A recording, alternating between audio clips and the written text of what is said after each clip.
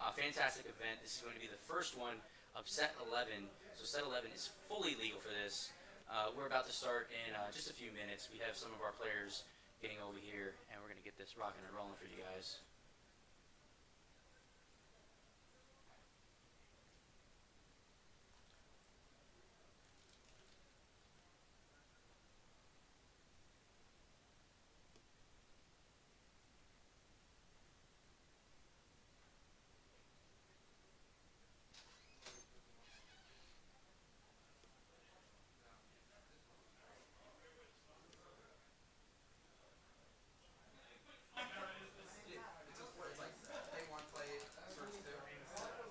Can I steal a chair or no?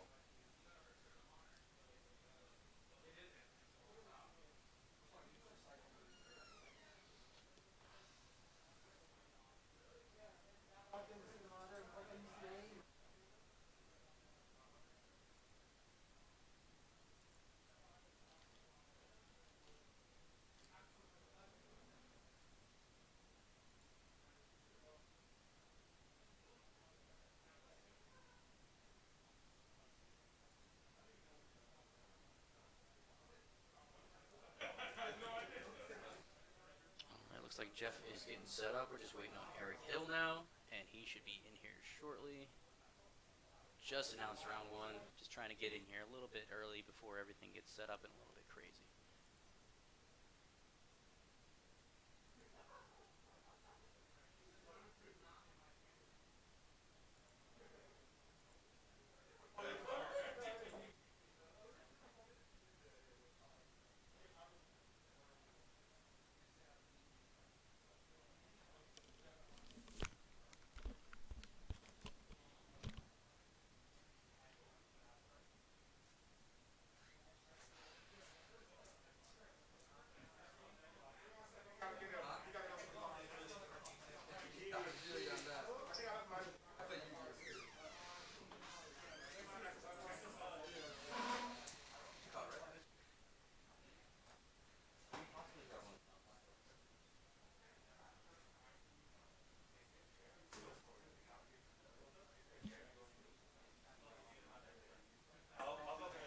Perfect. Thank you so much.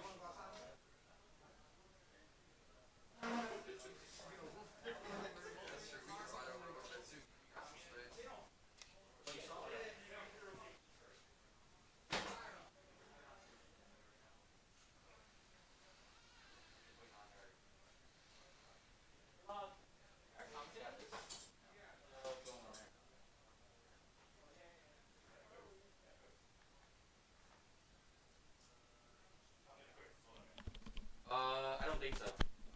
It's not mine, so.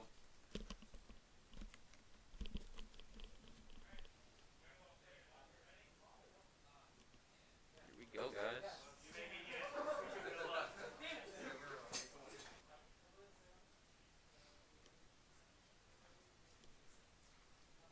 Being joined right now by Chris. Can't pronounce his last name. Don't bother. Let's try to get you a little bit more in focus here, bud. There we go. Scoot over a tiny bit. You're good. Little camera shy over here. So, Chris, you used to be in the competitive scene a lot, right? Yeah, I'm actually the last physical match I played myself was 2019 Nationals with like Shenron Gogeta.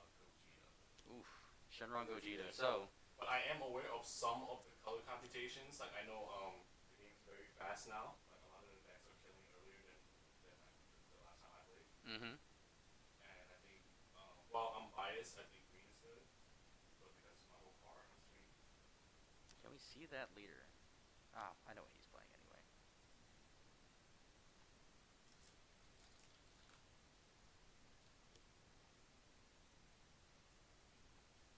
I'm not up to date on like the unison cards, like the Mhm. walkers, but I know they're powerful in theory. So Yeah, they're honestly meta defining, and the great thing about Unisons is it brings a lot of older decks that people love, like Beerus, set two, yeah, hand set you go. Set 2, Vegeta can get some stuff off of that. There's a lot of cool stuff that really becomes more powerful and actually playable Yeah. with Unisons now. As far as I know, it smells like fucking. As far as I know, yellow is like the weakest color right now. Yeah, unfortunately, yellow is very underwhelming at the moment. But they do have a lot of cool cards, though, I think. I think it's fair. Yellow was the powerhouse for a long time.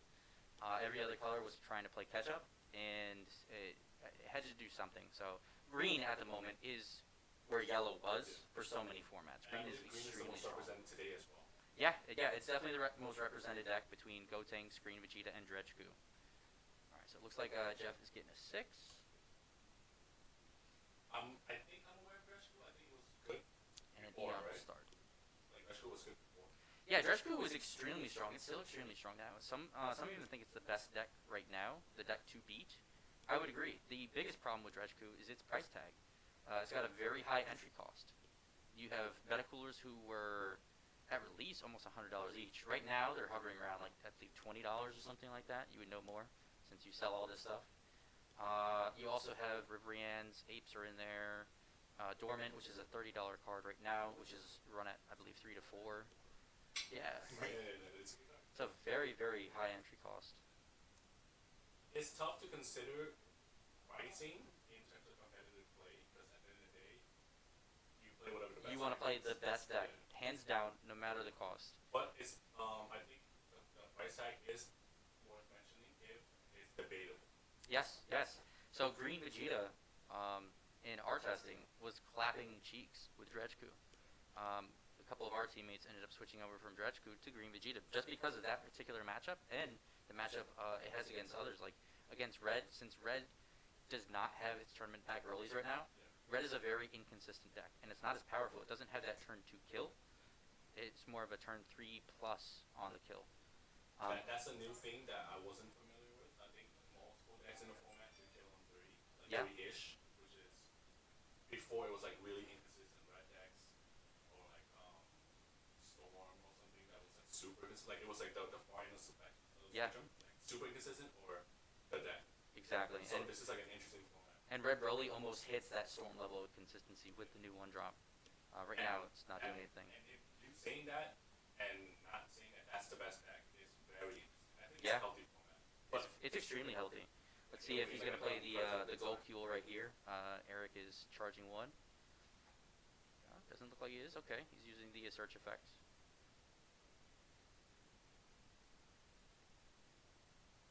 He is starting to, so it's a little bit unfortunate for Jeff who's playing Sin Shenron because Sin Shenron really needs that extra energy.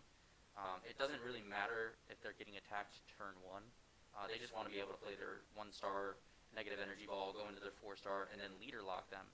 He's not going to be able to do that this turn, but next turn he's probably going to go for that play.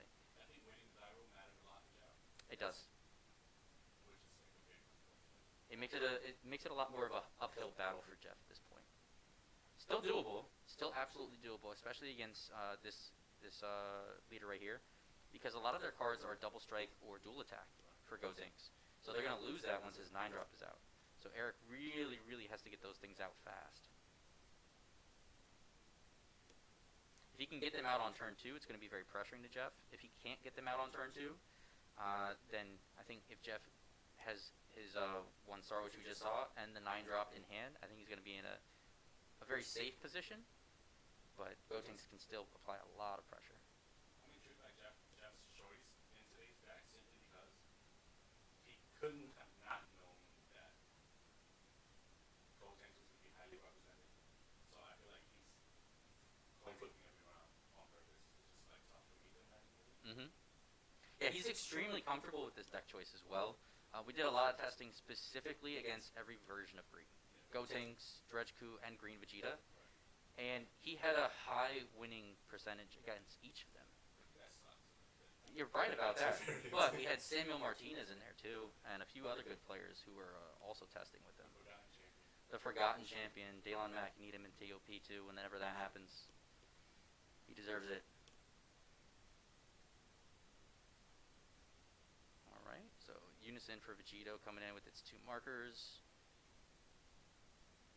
I like the Absolutely. mechanic of it. It's very close to like Planeswalker Yeah, it's It almost has a exactly very the same. DPS. Yeah. It has a nice DPS spin to it. I love that too. They didn't carbon copy it. They just said, can I see your homework? And they did some edits, which they were DBZ edits, and that was really really cool.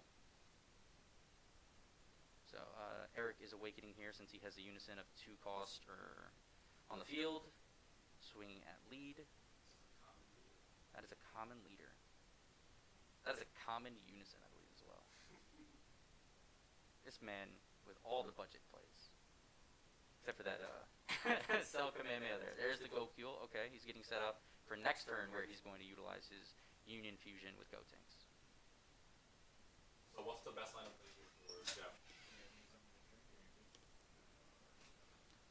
For Jeff, the best line of play, honestly, is to do exactly what he needs to. Use 1-drop negative energy, go into the 4-drop Sin Shenron, keep the leader tapped so he doesn't have to deal with at least 1 attack next turn.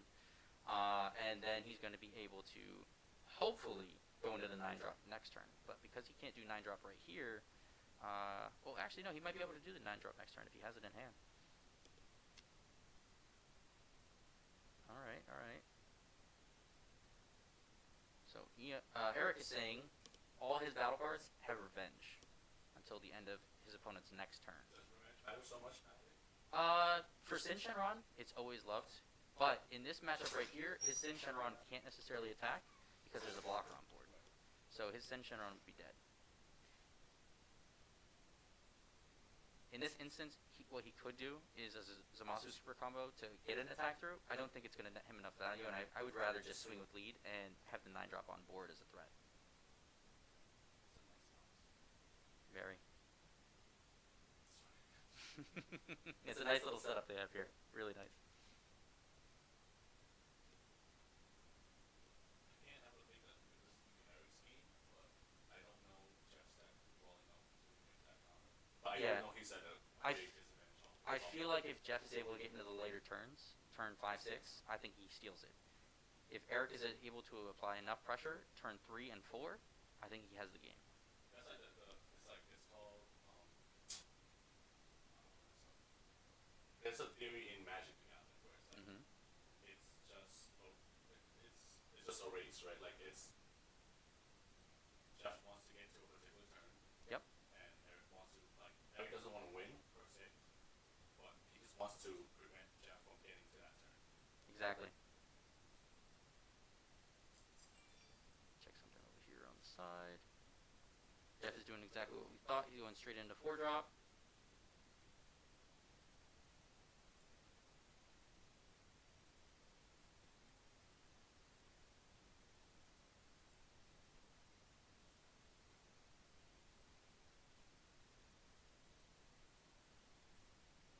Only one mic seems to work. Yeah, Brohan, I'm the only one actually wearing a mic. Chris just came over here to join me. We're doing that right now.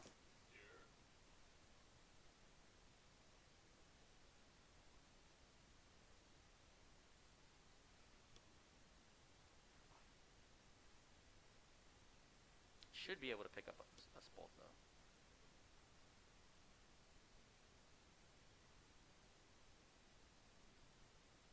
Alright, so it looked like Jeff had to go 4-drop into 4-drop. Eric played the Frieza counterplay, which popped the 4-drop. Very, very unfortunate. So he's not going to be able to go into his 9-drop play. Sometimes that happens, especially with, turn 2, he's going to have Frieza access. So. I think this is pivotal for Jeff too because he's tapped out. And yeah. If he still has his turn, I think it's a little different. Yeah, if he can get through this turn, it's going to be in a good position. His comeback starts by surviving this turn. Yeah. If he has a comeback. He's not looking at any crit damage either. He's not looking at a leader swing right now. Nothing on board has crit. Everything's going to have double strike or single strike. How's Jeff's combo? So Jeff has a lot of combo power in his deck. There's a limit on the amount of extra cards he's playing, so he's not playing a lot. Almost everything in his hand should be comboable except for the 9-drop Sin Shenron, Mechikabura if he has it. He does play a couple Nimbuses, and I believe we play 2 Vegeta Final Flash in the main. So it's very unlikely he has all of those extras. If he does, it is what it is. Let's see, swinging first with the Frieza, of course, 10k. That is his hand. Yeah, he drew one off of the ball because off of the Shenron when it was popped. But he's got a lot in hand there. Ooh, I see some nice plays he's got there. Let's see if he goes in with it. Yes, nice. So Jeff just did the Zarbon from, I believe that was set 2, right? Set 1 Zarbon to restand I love that card. his blocker. It's so good. I sided it in 8. Yeah, I remember you used to play that in 8s. Such a great card.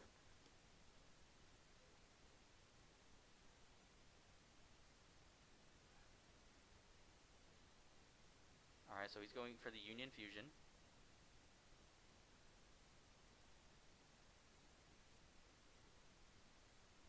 I believe that's the anniversary one that pops. So Jeff's going to get his effect again. He's going to be able to draw.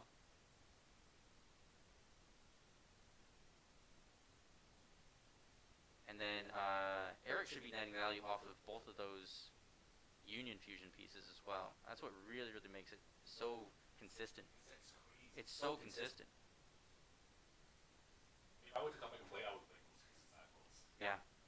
Or whatever saying so. Yeah, that's the real truth right there. What's good, Sam? Okay, we'll play that. Well, I played whatever he told me to play by nationals. So. Mhm. Yeah, that was a bad call there.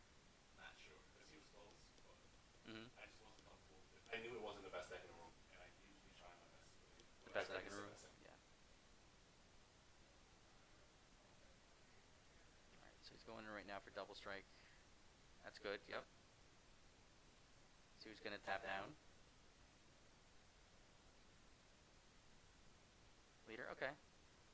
That's fair. He's gonna lock the leader down from attacking again, so stop him from drawing a card. That's one last attack next turn.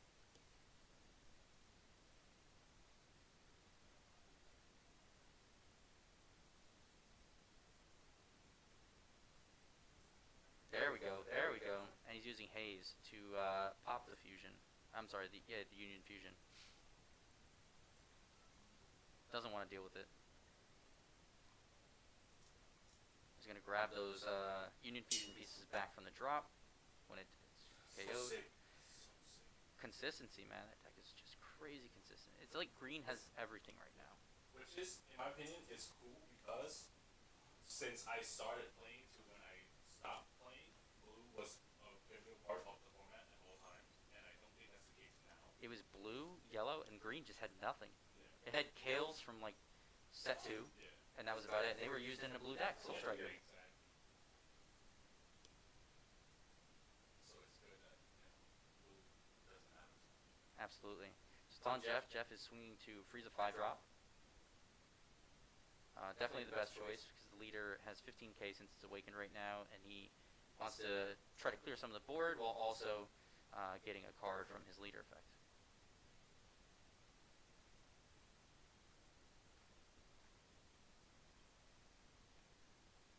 Oh, actually, he can attack it, yeah. Gotank's leader says you can't do it. So he has to go lead.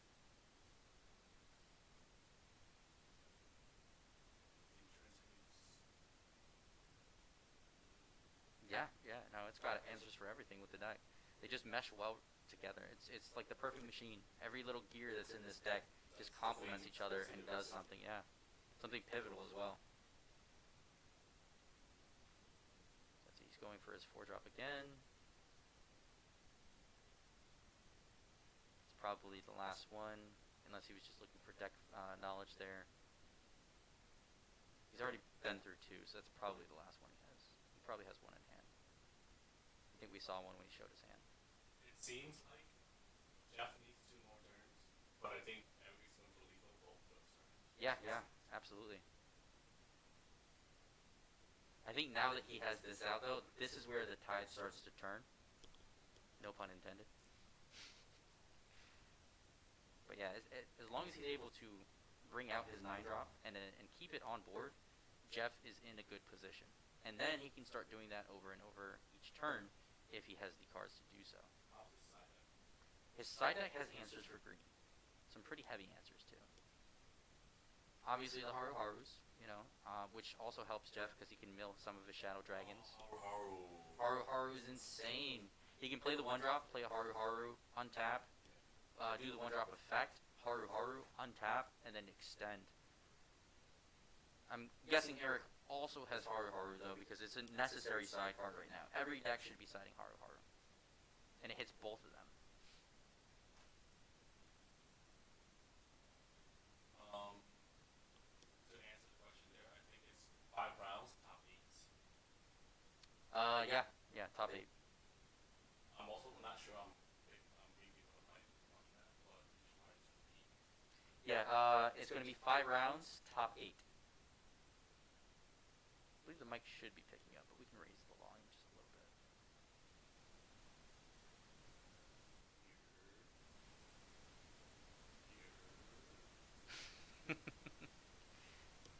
You're basically just going to have to yell in my ear.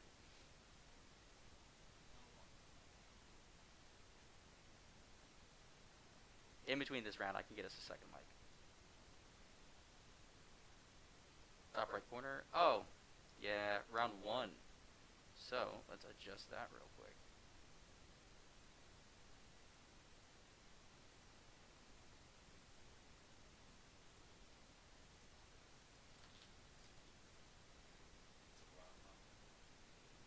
Yep.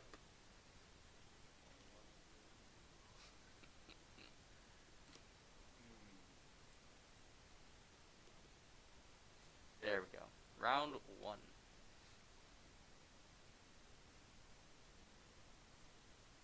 Alright, so he right away blew up 9-drop with his Union Fusion. Jeff has a book in hand right now.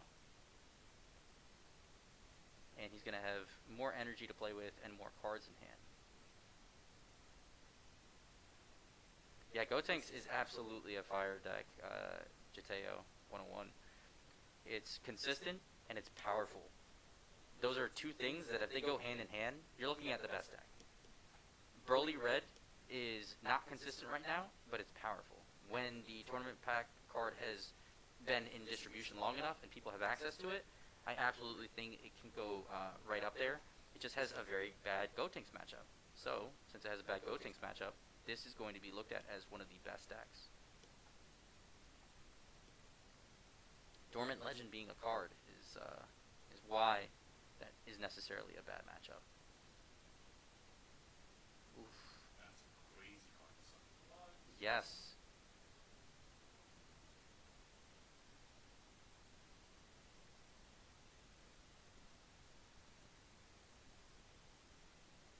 Let's see what Jeff's going to be able to do here.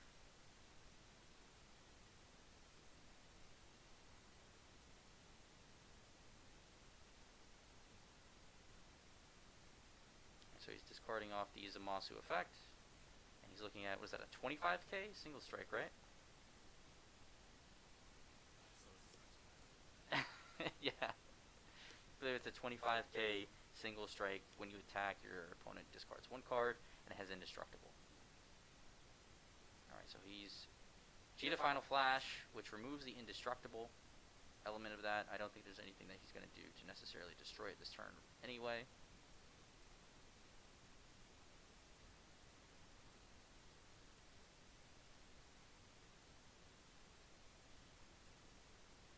Jeff has gone through 3 of his 4-drops. That's very concerning.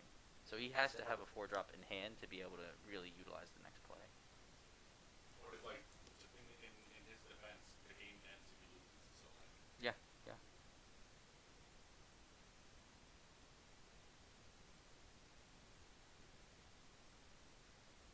Eric is still sitting at 6 life. So.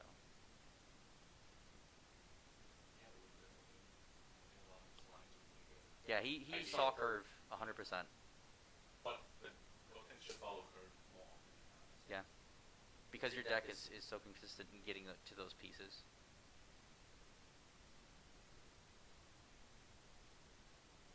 And his hand count is decent against Jeff too. I think he's like 7 or 8 in hand. Yeah, around there. Jeff's probably somewhere in like the 12 range, I believe, right now. Probably closer to like 10, 11, just because he's And he just comboed too, so yeah, it's probably like 10-11 now.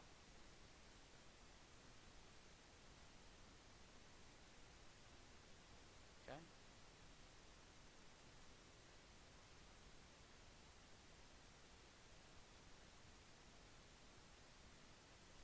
Looks like he's whiffing on that. Or just choosing not to grab anything. Chances are he's whipping. I can't imagine not to. Yeah. Alright, Jeff is still alive. Barely. These are the turns where he's going to be able to utilize just a little bit of energy and keeps him up hurt. For defense, though, this is usually what Sin's game plan is to put just enough on board to stop your opponent from playing their game, and then passing to them so that you can continue to shut down their plays.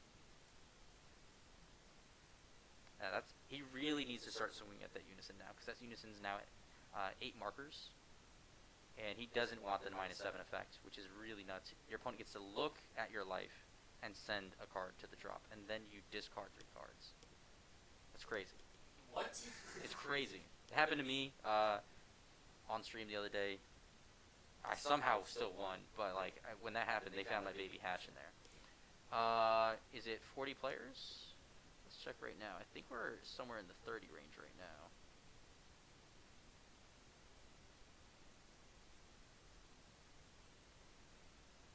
Is it like 32? I think we have 33. 29. We have 29 players right now.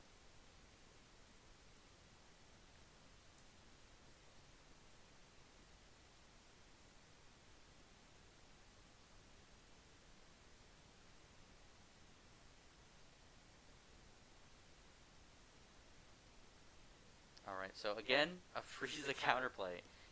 Eric has Frieza counterplayed him, I think, every turn. Every turn.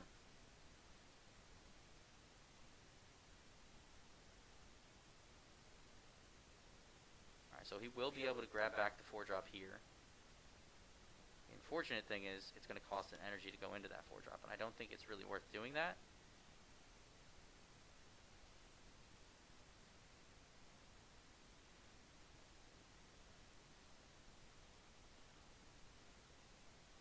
I think Jeff should really be targeting the unison here. I think it's a mistake to go for life. In the off chance that he does get the double strike through to it, there we go. If Eric has another copy in his hand, he can just put it underneath. So in that instance, you would want to take 3 markers off, so there's 0 chance for that unison to get to 7 and utilize that effect. That's a nice layer to the game. Absolutely. And it should be as powerful as you mentioned. Yeah, absolutely. It should be meta defining. You know, it should be almost like you have a second leader there. Oh, like, it's like it's a good reward system. Mm-hmm.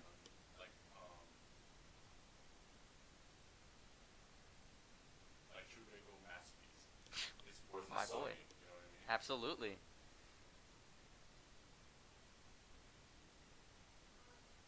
Now, should it be as powerful as that? Absolutely not. But there should be no question in your head of, should I play this? Yeah, exactly.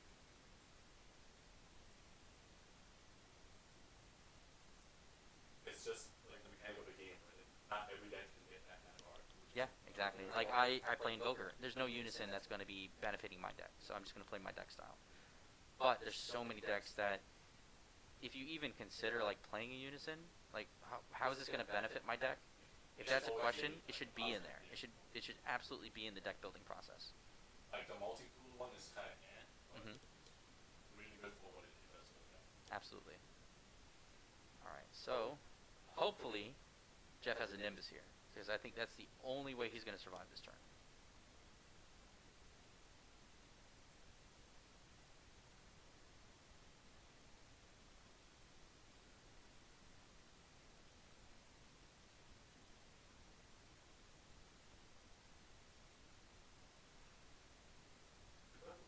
It is a best of 3, yes.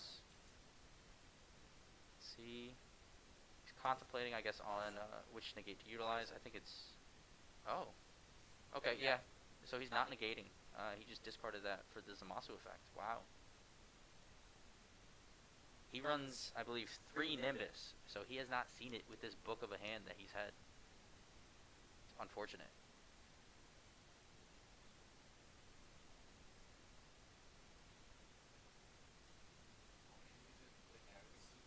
Yeah, yeah. It's at 4. You play at 4. I believe it's 4 less life. You draw 2 and then warp a card from your hand. No, I mean like you would play full Harrogate. You wouldn't mix it with anything. I don't know this new. Well, this one doesn't utilize the servant mechanic, so there's no point in bottom decking a card first. Gotcha. I think Paragus in this matchup is the better choice. Gotcha. For decks that run very extra card heavy, the new ones would be better because you could put one of those unusable extra cards at the bottom, draw into potential combo power. Paragus saying that you draw 2 and then warp also gives you more options for what you're going to send there, which in this matchup particularly is absolutely key. He is going in with double strike. Was that 25, 35, 45, 55? Oof, yeah, he had no choice there.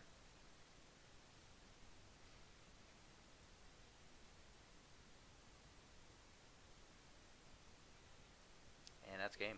Yep, exactly. I think the major misplay that Jeff had last turn was swinging crit to lead. Definitely had to go with the unison because as we saw right there, put it right under and he got it. So very, very unfortunate. But they now get to side, and we can see if there are some answers to Gotenks and Jeffrey's side, and if there are some answers to Sin Shenron and Eric's side, aka Haru Haru. He gets to go first too, which is great. He does, yeah. So now he's going to be able to utilize his style a little bit better because he doesn't have to worry about that Frieza on turn 2. Unless somehow he puts in a Demigra. Would he? I don't know, actually. I don't know. I haven't tested in best of 3 with Gotenks. I don't know if they really need the Frieza access, if they would even side in Demigra. So he doesn't normally main a secret? The which one? Oh no, the Demigra Unison. Because Demigra Unison you could play for 1 energy. Gotcha. And then you can redirect to life instead of having it take the damage. I don't know how... In this matchup right here, I absolutely think the Frieza was the MVP for Eric. Hands down. So since his matchup and the way he played was like that, I don't know if he would side those in for the matchups where he needs the Frieza going second. Gotcha.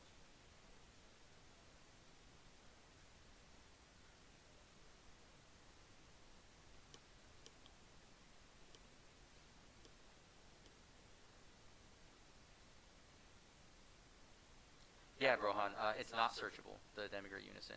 So I also doubt they side it, but I don't know how, his sideboard is going to look, and if he really needs that Frieza going second, which, if you don't see it, you don't see it, and for a side card, you really want it to be either searchable or build consistency around it.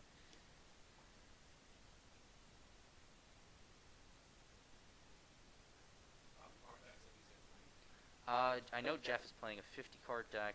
I don't know about Eric's. I'd assume it was also 50 cards. He's not playing a burst leader. Even though he's able to search everything, the higher deck count is going to make things a little bit less consistent. It's not like a Dredge or Clash Coup where you can run that 60 and feel safe with green. And I don't think he's, well, not he's, but I don't think BBS is at the point yet where like people are playing like 51, 52. Honestly, it is. It really, yeah. A lot of people. So, me personally, the Invoker deck, the Invoker deck that I was playing, I needed to keep everything tight because it's Invoker. The deck space is very limited, but I needed to have options for aggro. So I was running 52. Worked out. I won the top cut event. There are guys that are also running a few Sin Shenron builds where they're playing like 52. I think 52 is fine. Anything more than that, your leader either has to burst or you have to have some type of draw 2 engine, discard 1, like Clash Coup, But we are seeing a lot more lists that are going upwards of 50. I think there was a couple Boma lists as well, since she has the draw 1 on front side and then draw 2 on the back, so they can, play around a little bit more. That is a very fun deck. Just not last time we did this here.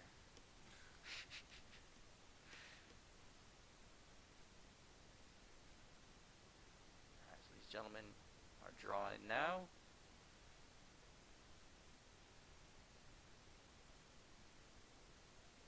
Jeff's keeping 2, same with Eric.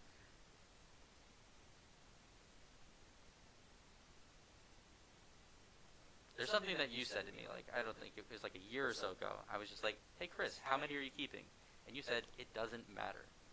Yeah. Do you still feel the same way? Because I actually agreed with that right on the spot. I was like, it doesn't matter, yeah, because I'm going to have 6 regardless. If I don't have 6, then that's a Yeah, problem. Yeah. I think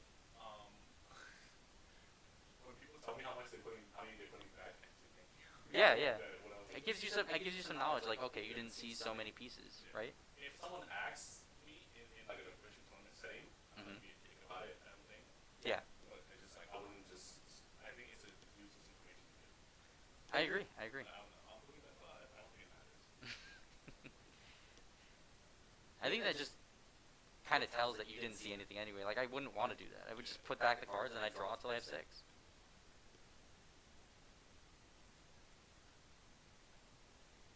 And I do think there are some circumstances where it tells power levels. Mm-hmm. Like if you have 4, for example. Yep. Like, that's Absolutely. pretty good. It says, like, okay, this guy has a good hand. Or, on the flip side, if he mulligans, that hand can get a lot worse. There's times where I keep an entire 6-card hand because I'm like, this is a decent hand, Yeah. but it's not bad. And I don't want to put decent hand back and get a bad hand. It's the knowing your deck, you know, what you could potentially draw. Because it's usually not going to be the best. Right.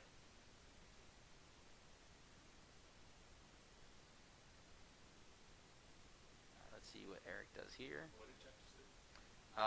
Jeff used Ice Shenron, which summons the 1-star, any of the 1-drop balls from the deck, which is great.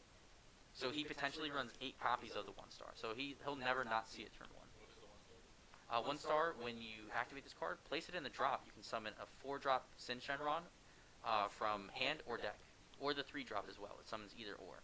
The 3-drop has deflect, so just in case they're going to use a counterplay, you can then do that.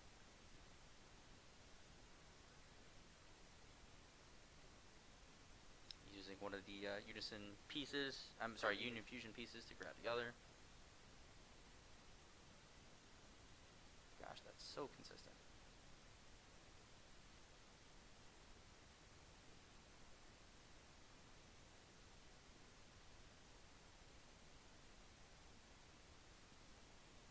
Alright, getting the swing in, which of course Jeff's going to be turning off next turn.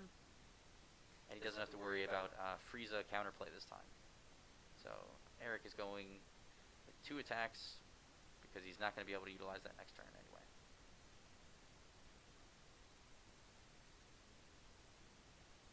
Alright, you grab the Unison. So good, man. Applies pressure and then sets up your next turn.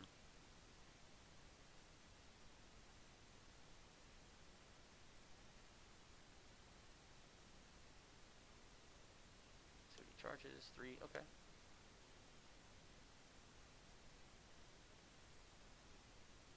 We can definitely see that he sees a 9-drop from the top. Yep, he's grabbing that.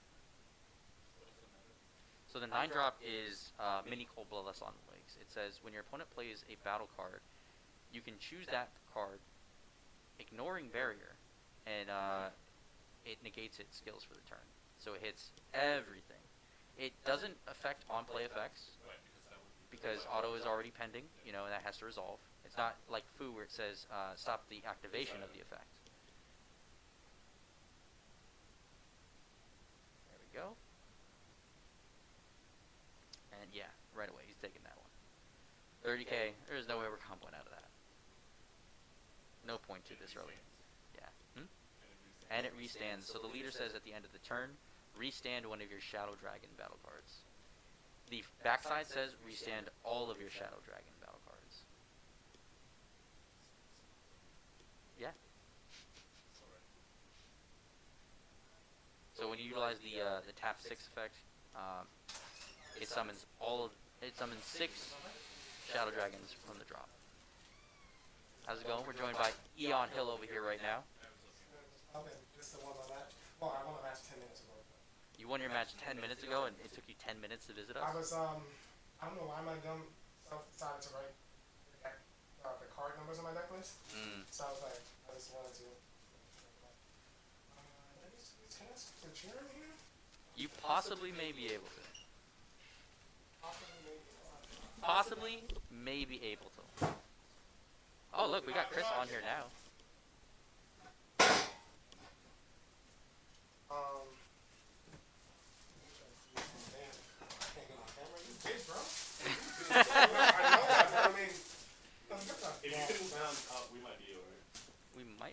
listen, bro.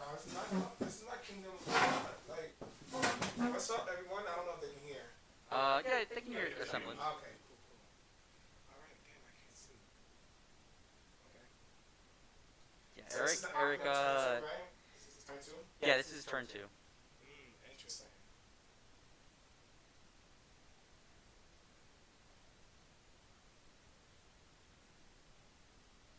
Yo, Arrow 1016. How's it going, man? Chris, what up?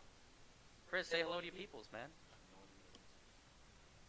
There's Johnny TM. Oh, you're what up? Yo, you're like around the block. Pull up. Surprised they didn't play today. Yeah, we're expecting a few other people to show up as well. Yo, pull up. I'll buy your cards.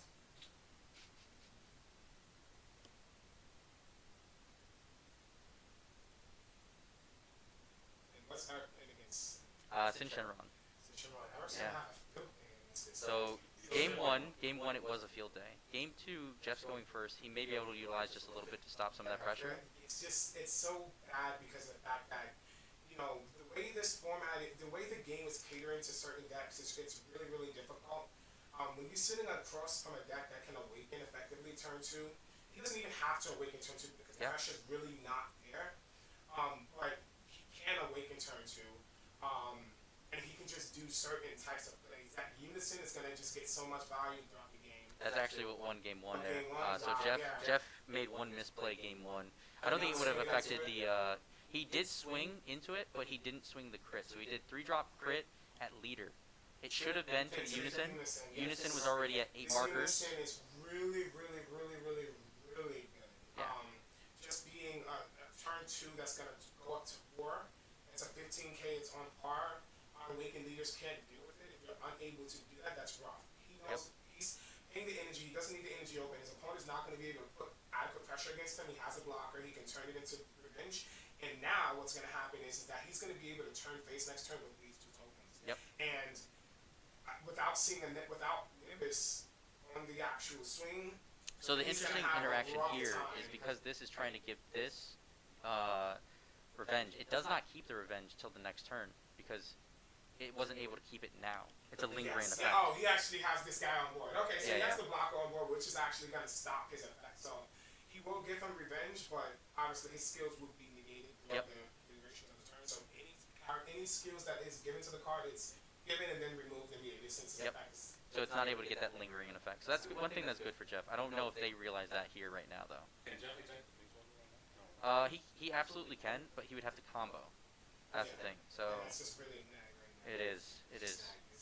He's just going to be able.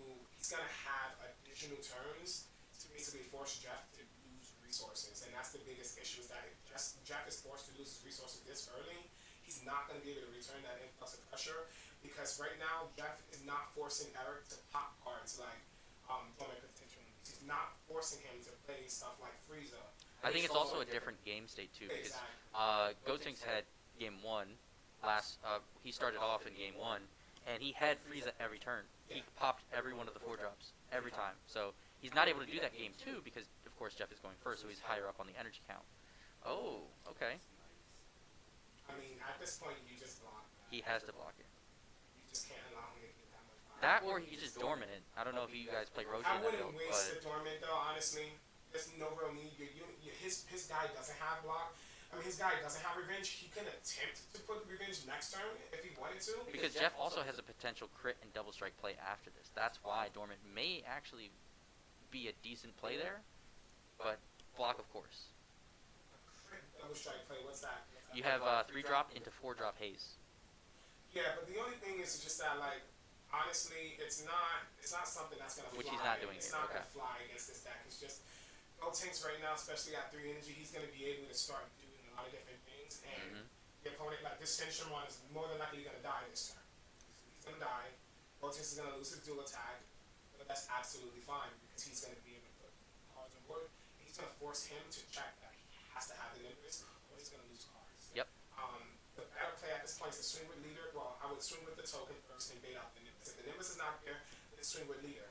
Unfortunately, if there is no Nimbus, you lose your leader swing on a super I combo. think he summoned 4-drop last turn, did he not? Jeff. I think he went into the 4-drop last turn and locked the leader down, unless it was the turn before. But I believe it was the last turn. No, it was the turn No, before. it It had was to the turn be because before. he It was was the on turn when before. he started. He started Yep. with the 6 shots, so it had to be this turn. So I wonder if he's going to swing I at mean, the 1-drop. it wouldn't be. It would not be. I mean, drawing the card versus losing an additional attack when he's already very low is rough. Okay, doesn't have the Nimbus. That's rough. That is Second very game in a rough. row. You see Yeah, that. he didn't You see it at see all that. last game. You see that, but that's really rough. That's rough. Right now, he's gonna have to address his board, and Eric doesn't even have to use energy right now. He doesn't have to use energy in order to do things. Yeah, he has combo power right there. He has Yeah. free cards with And see, having the a thing is unison on that board. since Sharon is okay with like comboing and losing the cards because essentially does come back at some point of value once he gets 6 energy. Or with but- even the 3-drop. Yeah. 3-drop just being summoned grabs one of them back too. Exactly. But the only issue is that the reason why Gotenks is one of the best green decks out right now, especially compared to Clash Crew and Dredge Crew, is because let's look at Clash Crew and Dredge Crew, right? They're really strong decks, but their main play was on turn 4. So the biggest issue is that other decks are able to push you to the brink, and you're not Establish making until up to turn 4. Yep. And so even though you have powerful cards like Frieza and It like is. Dormant, you have to use those cards early in order to mitigate that damage. Yep. The issue is that you're not returning that pressure, so your opponent it's costing nothing for the opponent, and that's kind of what he's seeing against this matchup right now. Yep. Gotenks is able to use cards like Dormant and Frieza, but also make 2 energy plays that can KO, draw cards, dual attack. I mean, he's able to just put so much more pressure while still relying on those defensive cards. Absolutely. And so that Sword and Shield kind of attribute that Gotenks has, that's going to really weigh in decks that don't do things, that have to wait till a certain turn in order to do things, right? It's a You know, consistent exactly. Like Invoker. way to chip the opponent down. Exactly. Invoker's going to have issues, right? Invoker has certain plays, they don't really make plays until certain turns. You see what I'm saying? This deck, he doesn't really make plays until he gets his 6 energy. So, even Dredge Crew and Clash Crew, they don't really make powerful plays until they hit their 4 Yeah. energy. And so there's this disparity between, these first 2 to 3 turns that you're losing a lot of advantage, and they're gaining a lot of advantage. Like, the gap between you two is growing wider just in those first 2 to 3 turns. And when you finally do Absolutely. hit your turn, there's still a gap that you have to hurdle, and it's really, really rough. Being able to do essentially the same thing by applying that pressure a turn earlier is just, it's amazing with Gotenks. Exactly. So, I mean, It's not necessarily hand destruction, but because your opponent has to combo out, yes, it essentially it's is. pseudo. It is. a It's the same pseudo thing. form. They're And losing that's- that value. And that's kind of what you see with the decks. That's what you see with things, and with all the aggressive decks in the format. Did he not have the 1-drop? The 1-star ball? Not sure. Maybe. That's rough. Oh, he did the counterplay. He did the counterplay to Doria, stopped it from coming into play. So the permanent is not in all areas. It's only, permanents are only when the card is on the field. So even though it says it's unaffected by your opponent's card effects, it doesn't matter. It doesn't say in all areas. Is he just comboing that, or what does that card do? Which one? The one on Eric's board. That one right there? So that's actually what he utilized to stop the 1-star ball from coming out. So when the 9-drop dies, it says summon the 1-star ball for free and draw 2 cards. He said, no, keep it in the drop, but he's able to draw the 2 cards. That could be the game-defining moment right there. Not even just the pressure, but that right there. Now he has to pay an extra energy if he even has a 1-star ball in hand. If he has an ice, he can always do that as well. But It's just. so he Tapping out probably for has a another. Mason feels Yeah. bad, but he has to. Yep. And it feels super duper duper bad, honestly. I gotta be Yeah. honest with you. And there's no He doesn't clear get target for him to value. steal He either. doesn't get value for stealing. He doesn't get value for resting a battle card. And I mean, he can't. He's tapped out. He's only going to be able to untap. He taps 1 energy, right? Yep, 1 One, energy. 2. So he's only going to be able to tap 1 energy, which he can sit behind Nimbus and have the block is fine if he has the Nimbus. Yep. And a lot of Shinramon players do like to try and survive because they know that they have that condition to awaken at 3 life anyway. Yep. So they try not to use their resources earlier and they try to give themselves additional turns. Yep, you So just- it's possible that he wasn't going to use the Nimbus until he was able to awaken. Yep, roll on the ropes, take the hits, and then counterpunch as hard as you can. Exactly. Which is still difficult because you are playing against Dormant. Now, hopefully he's mainboarding or sideboarding, Cooler, because Cooler is going to be the crux in this matchup as well. Yeah. Especially if he makes it to 6 energy, being able to turn his whole board sideways and, deal with the dormant, that's going to be really, really good. Absolutely. I think if he's able to get through here and sees Haru's next turn, Yeah. of course both of them should have Haru access They both at have this moment. access to Haru. But that's going to be a huge extender. It's basically who has the Haru here. Yeah, at this point, you just swing with the battle card, and you One allow of those him should to be rest. tapped. I think it's the token is tapped. I think Jeff will catch it in a second though. He did use Mechikabora's effect to keep it tapped and draw one to uptick.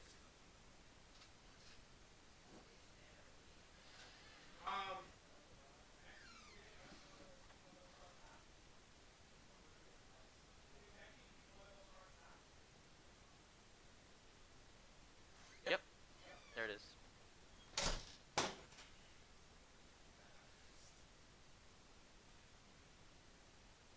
It's definitely an interesting match to watch, though. Wow, You think so? Yeah, it's interesting because it's just interesting to see how decks that are unable to employ a strategy early deal with. It's interesting he's choosing Unison. I think that's the wrong call there. I think he should have chose Energy for sure. What he vested in Unison? Yeah. He doesn't have Nimbus at this point. Then. Yeah. He doesn't have Nimbus, so he does need to deal with things because right now he can counterplay, which would be good. Well, no, he couldn't counterplay. He does have Flex. Would Eric know that? That he doesn't have Nimbus from that play? I believe so, wouldn't know yeah. that. There's absolutely no value in blocking first before the Nimbus. Yep. You can Nimbus and then do the block. And then the block. That way you would tap down the Unison afterwards. And so at this point he can only attack, such and such. At this point.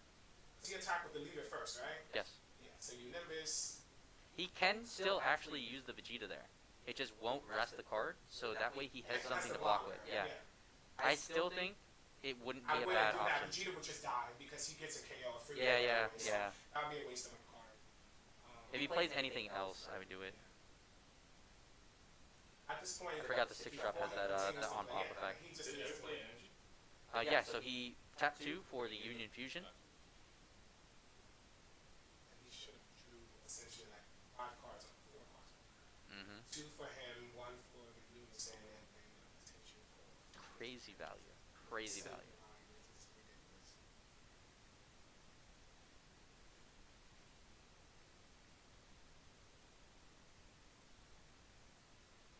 This is just rough because Jeff's gonna have to deal with this for one more turn before he's able to employ a strategy. And Yeah. even still, tapping 6 and being dormanted is so bad. Yep. Especially when he can drop a card that's just gonna KO your battle card. So your big blockers, okay. So I think the true turn play on 6 for him isn't actually the leader effect. It's Shrouded. Yeah. Shrouded would be good if and only But he if needs he's to establish a actionable. board by turn 4 and 5. Because if he loses his drop, which is bad, because essentially all the cards that he wasted to defend, he just loses that value. Yep.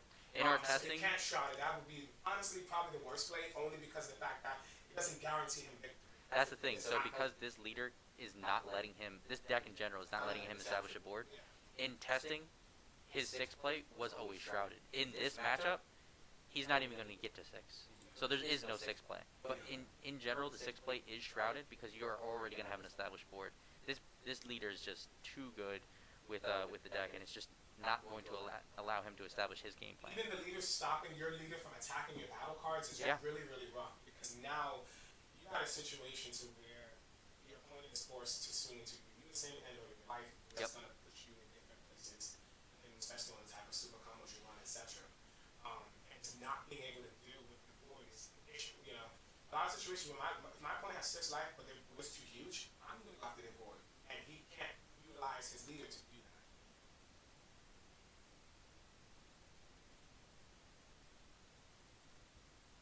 Checking some of the standings right there. Seeing who got what.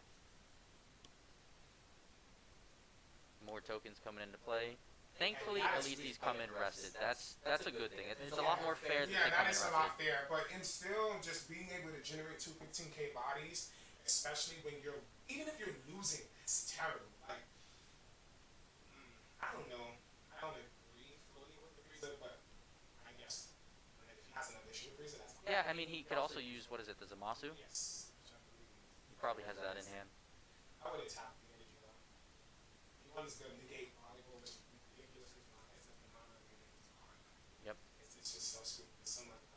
Yep, there it is, Zamasu. And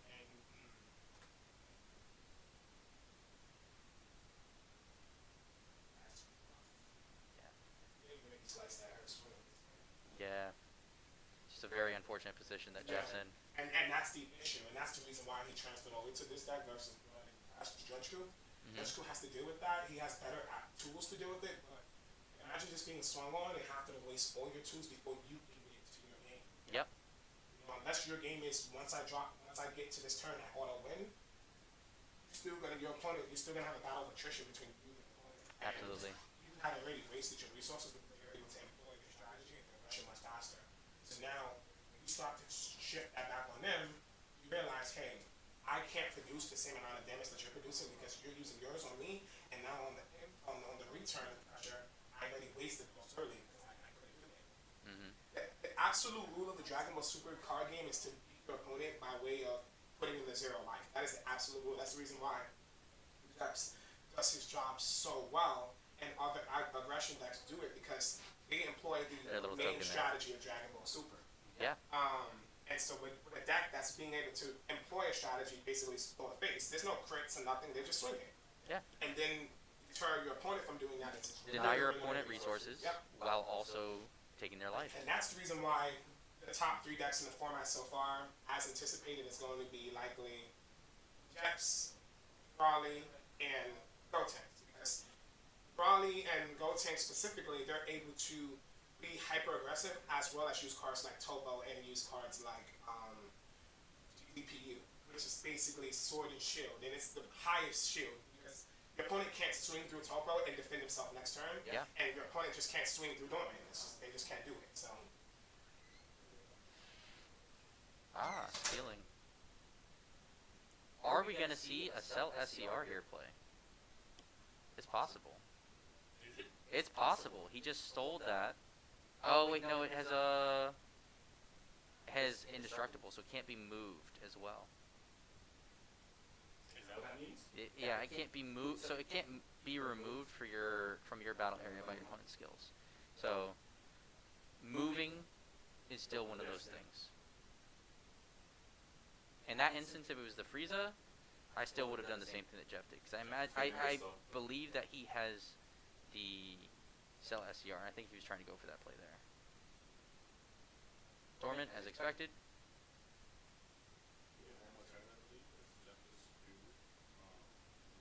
Yep. He could still die through that, though. Yeah, it's like 1 damage, 7 on the Planeswalker. Yeah, so more than likely he'll swing with the Zamasu first.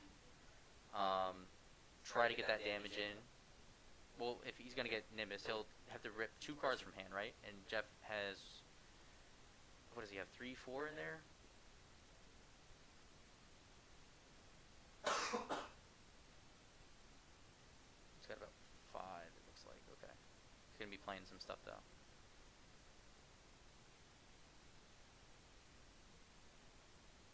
Is it 1-star ball? Yeah, it's 1 star. Okay. Gosh, what's unfortunate about that is it's not staying on board next turn either. He's going to do the same Union Fusion. Oh, Haru. Alright. Definitely helps a lot. So he can at least swing with a crit if he wants to, but the main thing is just extending the play.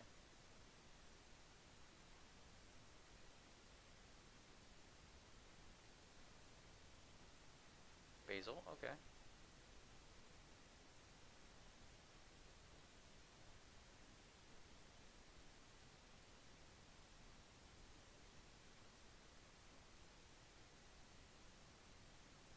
Basil's absolutely the correct play there. He's going to have to swing it at Unison, though.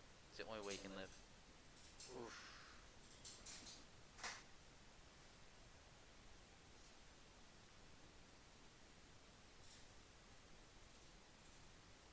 So I don't know what that card is on top of that for. Yep, it's dead.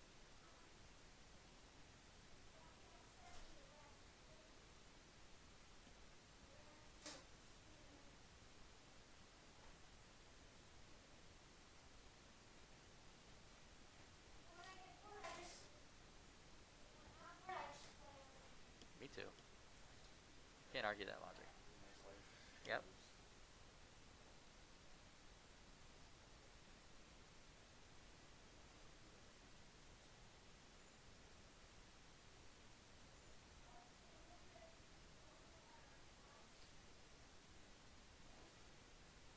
Yeah. So he just lost all of that. He had to because if he had the Nimbus, that was it. So now he can swing in free. Nimbus doesn't have another card to ditch, and it's 100% in Eric's favor here.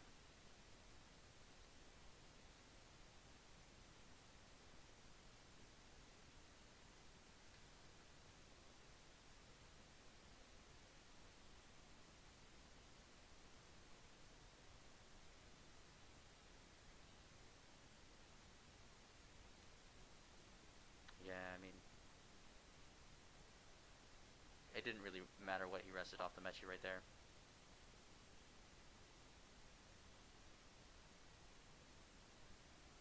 Oh, okay.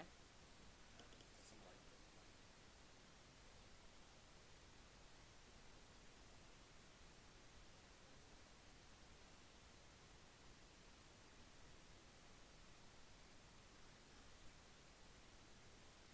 Yep.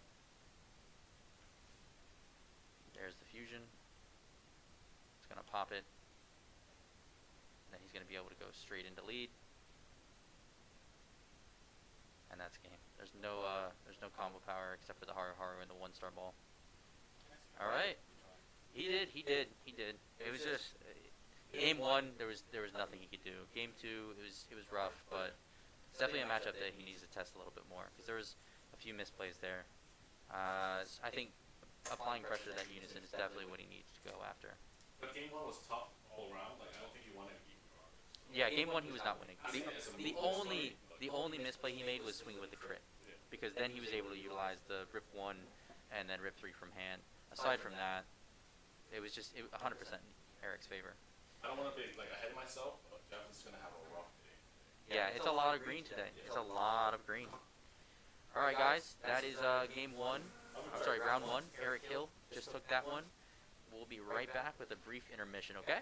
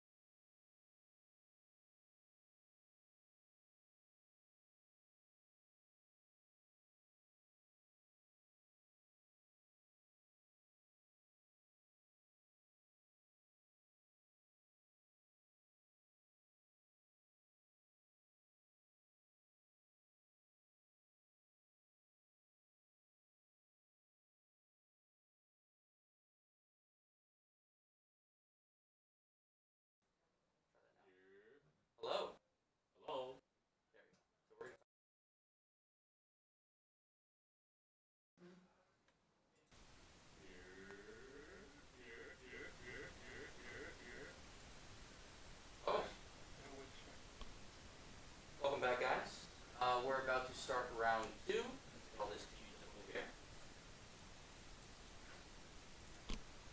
My space too.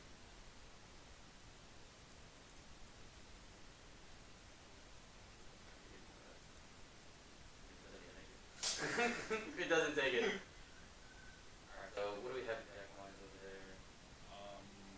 They're just playing blue. That's just all blue. Dueling. Oh.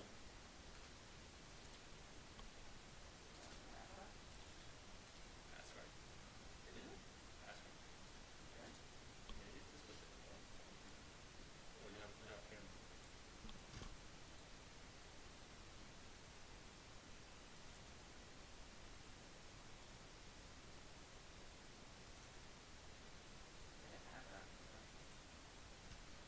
Maybe he's not playing intentional. He's playing. Oh, okay. No, that's. Oh, there's no. He's playing access forward. Shit.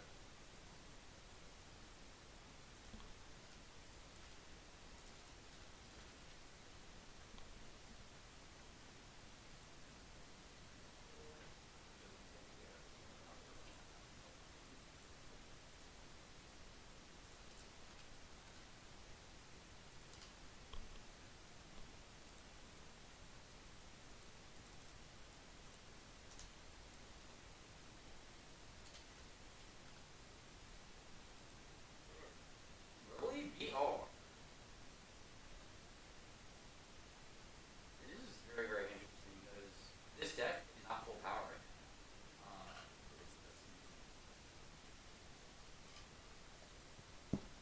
100%. I feel like this is the game. As long as he thinks that's just game plan, keep going. I'm interested to see the blue deck because I was so mad shit about it last round. It's good. It's solid. I run the Soul Striker variant instead of the SS4 ramp. But SS4 ramp. The coolest thing about that leader is turn 1 and 2. Your opponent is either out comboing your 10k or they're letting you ramp. So they're losing card or they're doing that, which is awesome. They're not going to want to take that life, which is going to generate them some value on there.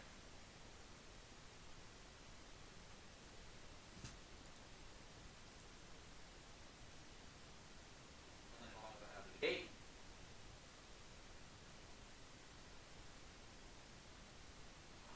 The deck is just so underwhelming with the different Have you seen it in action or no? No. So it's essentially a fairer version of Storm. And it rips cards out of your opponent's hand on each Storm. That sounds so good. Yeah.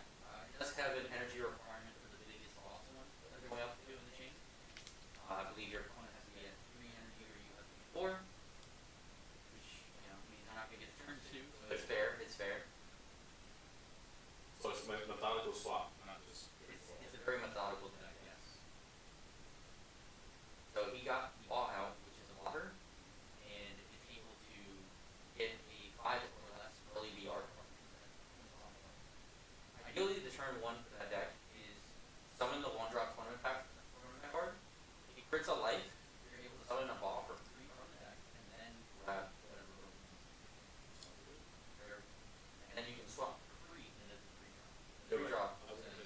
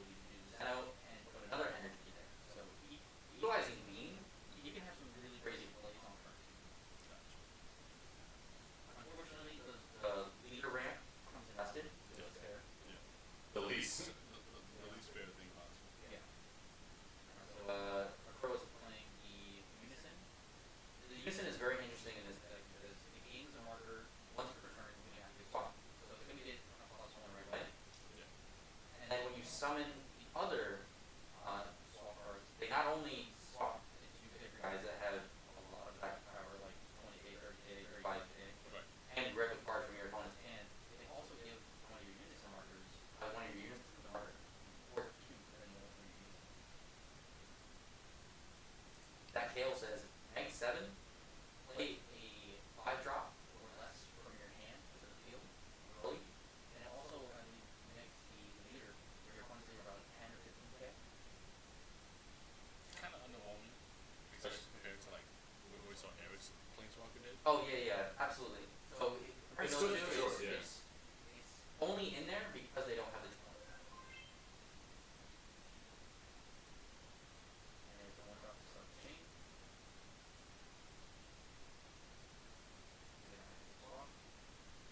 First. Judge Nelson. I believe that's the water one. That's clear as well. Oh, I just meant those dice there.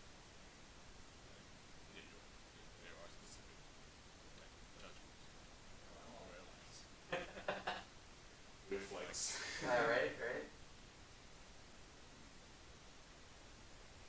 There's the Argus right there. So he's got his search 5. And grabbing the 5-drop.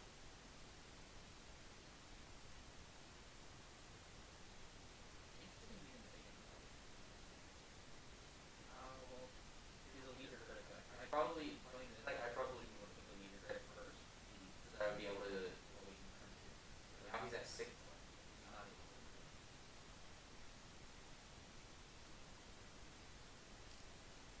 This is gonna be very. And did you talk? No, I don't think you talked it. What What is that? the plan office says, add a card from your life to your hand. You look at the top 7 cards of your deck. You can add a Bob, Broly, or Argus, and they give you have to be 5k or less from the top plate. Yeah. That's how we played Bob turn 1. There it is. Bob's doing a lot of attacks, so it's stop from ramping. And then you discard a card and place it in the top. There's Zeno. And start to slow ramping. And he keeps. That one doesn't stay there. Oh, it has to be blue. Yeah, that at the end of the turn, that'll fall off because Zeno says at the end of the turn. If he's able to utilize both the leader and the Zeno in one turn, he ramps 2, one of them stays. Gotcha, that's right. He has to do leader first though because Zeno says if you can't place energy in your After. yeah afterwards. Yeah, It's a good card, I think. it's not good this matchup for sure until turn. Probably on the curve, he'll turn. He's not really seeing his curve right now because he plays a lot.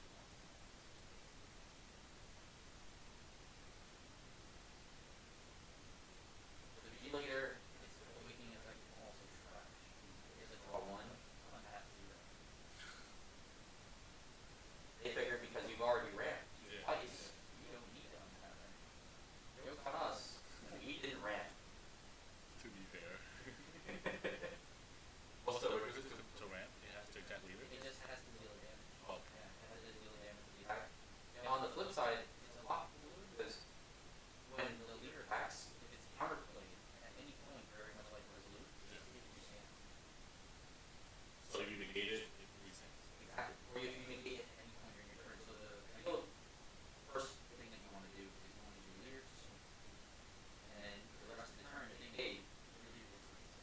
So you have to do it for a ramp. It doesn't have it has an auto once per turn off, so it's not like it's gonna be negative or you're gonna swing. Too nuts.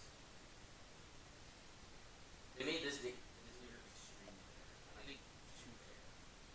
I think the auto for a draw should not have been. You're right here. Alright, so I'm gonna pop this baby on. Chris is gonna yell into my face. Alright guys, we're trying something new since we don't have another mic for Chris, so he's just gonna yell straight into my face. Yep. Welcome. Thank God these headphones are noise canceling.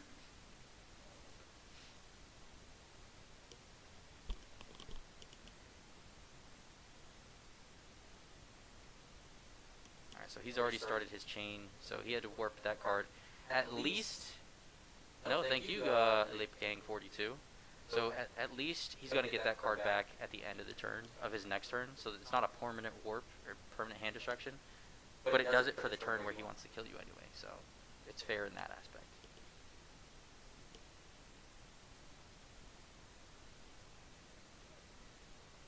Alright.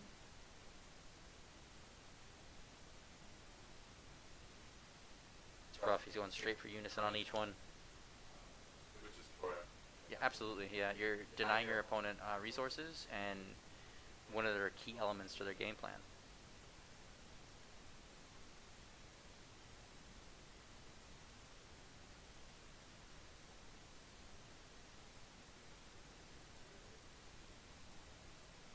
Alright, 3-drop comes out. Let's see if he has a Paracus. He does. So much value with that right there. I think he's going to whiff here. Oh, no, he hit the Ba. Oh, he's going to grab 1-drop. That's right. Keep thinking it's Planet Vampa. So he's not going to play it. He's just going to add it to hand. So that 1-drop can only be played once for the entire turn. Once it's played, can't play another one. So even if he sees it off Planet Vampa or anything else, he's not going to be able to utilize it. That boy is gone. So that leader right there says, swing, gain 5k, and draw a card. Permanent. If you have a Broly BR in your battle area, this card gains crit. It's fine. Yeah. Like it's not as bad. Like it's fair. Like it's a good effect. It's not crazy. It also has another effect. If your opponent blows up one of your Broly BR cards on the field, you can discard a card and summon a 4-drop or less. It's not once per turn. That's pretty good. Yeah, and it's not once per turn, which is crazy.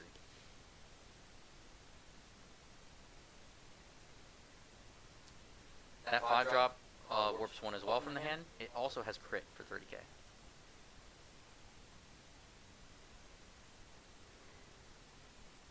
I'm not sure if Dylan is playing against a Wow, wild matchup. he just hit 3 unisons back to back. So killed the unison, crit a life, crit a second life. That's all of his Zenos are gone. He can't activate swap there. That's an illegal play.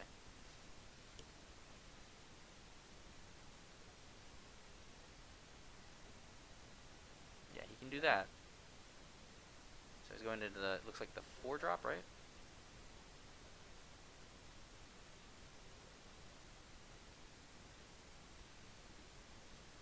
I feel like if Dylan can win, I mean not win, but if he can survive this turn here, because he's able to utilize those cards on his next end of turn, I think he'll be fine. It's just surviving.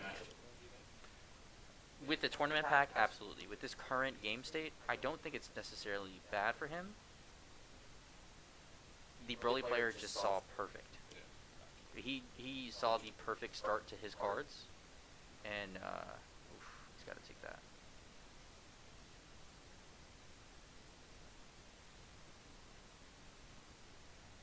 Alright, and he's swapping again.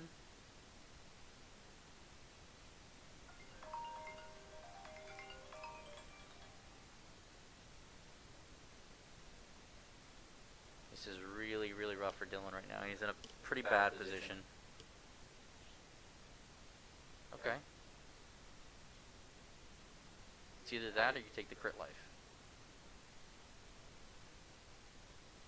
It's definitely going to end the Broly player's turn, Arturo here.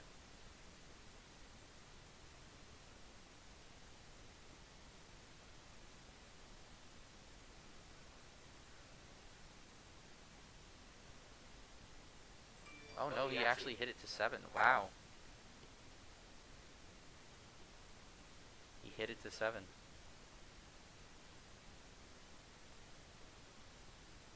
With the hand side. Fair. Yeah. Yeah, deck has no true draw power outside of lead. Everything just grabs the other pieces for the chain.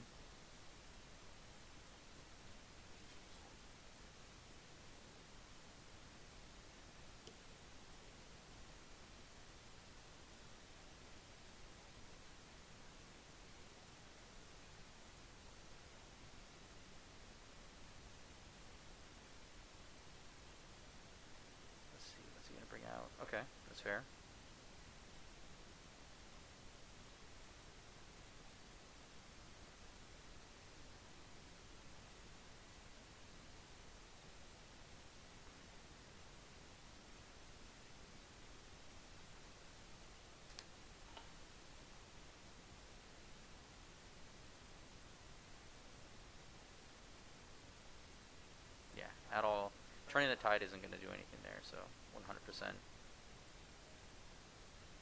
That's getting charged. That's a turn 7 play. Or if he was seeing his curve, it would have been a turn 5 play.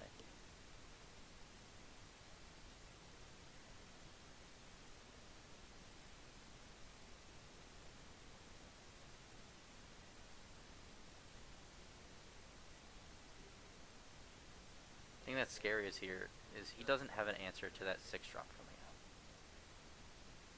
And that's probably going to be the start of his opponent's next turn. He's going to try to bring out that 6-drop and rip 3 cards from his opponent's hand. And it's a double strike crit. The only other thing I might see him do is utilize Planet Vampa to take a life, see if he sees the Ba, and summon it. It is not.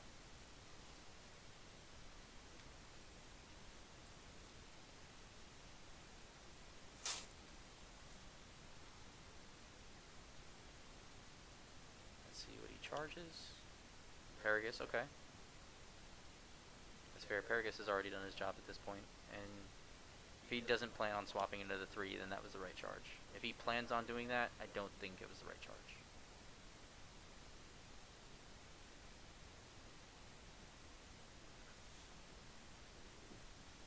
Yep.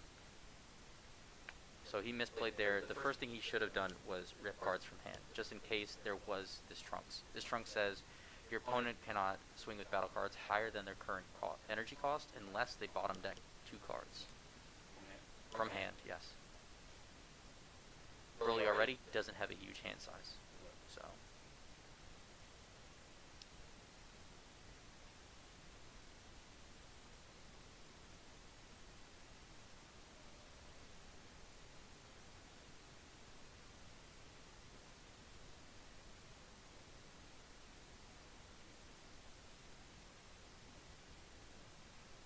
Let's see if he combos. He's definitely not negating. He's fully tapped out.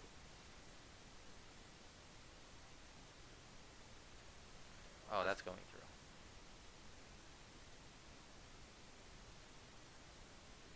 Does he have a Champa to end it here, though? Or a Hidden Power E-Sky?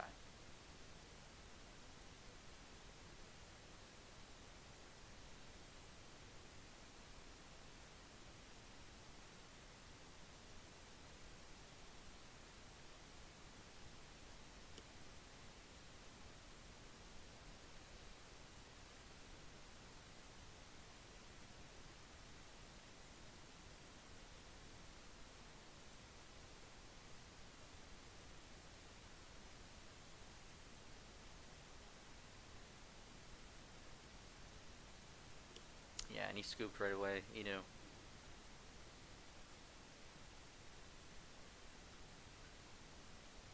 Yeah, that deck is really scary, man. And to think, like, that's it, not optimal.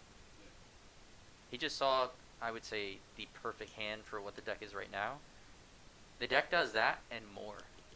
I honestly, like, I'm not feeling the play style. Like, I get how it can be powerful, but I feel like Green answers it really hard with Dorman.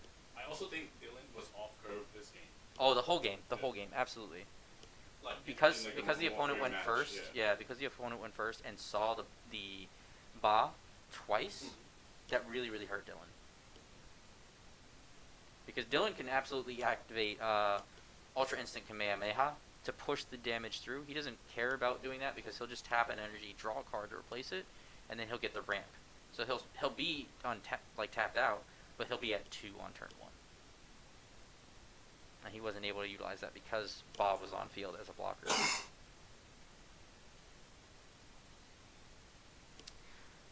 He should have just fluted it back, you know? He should have just fluted Bob back to hand. Oh, Dylan, misplays there, bud.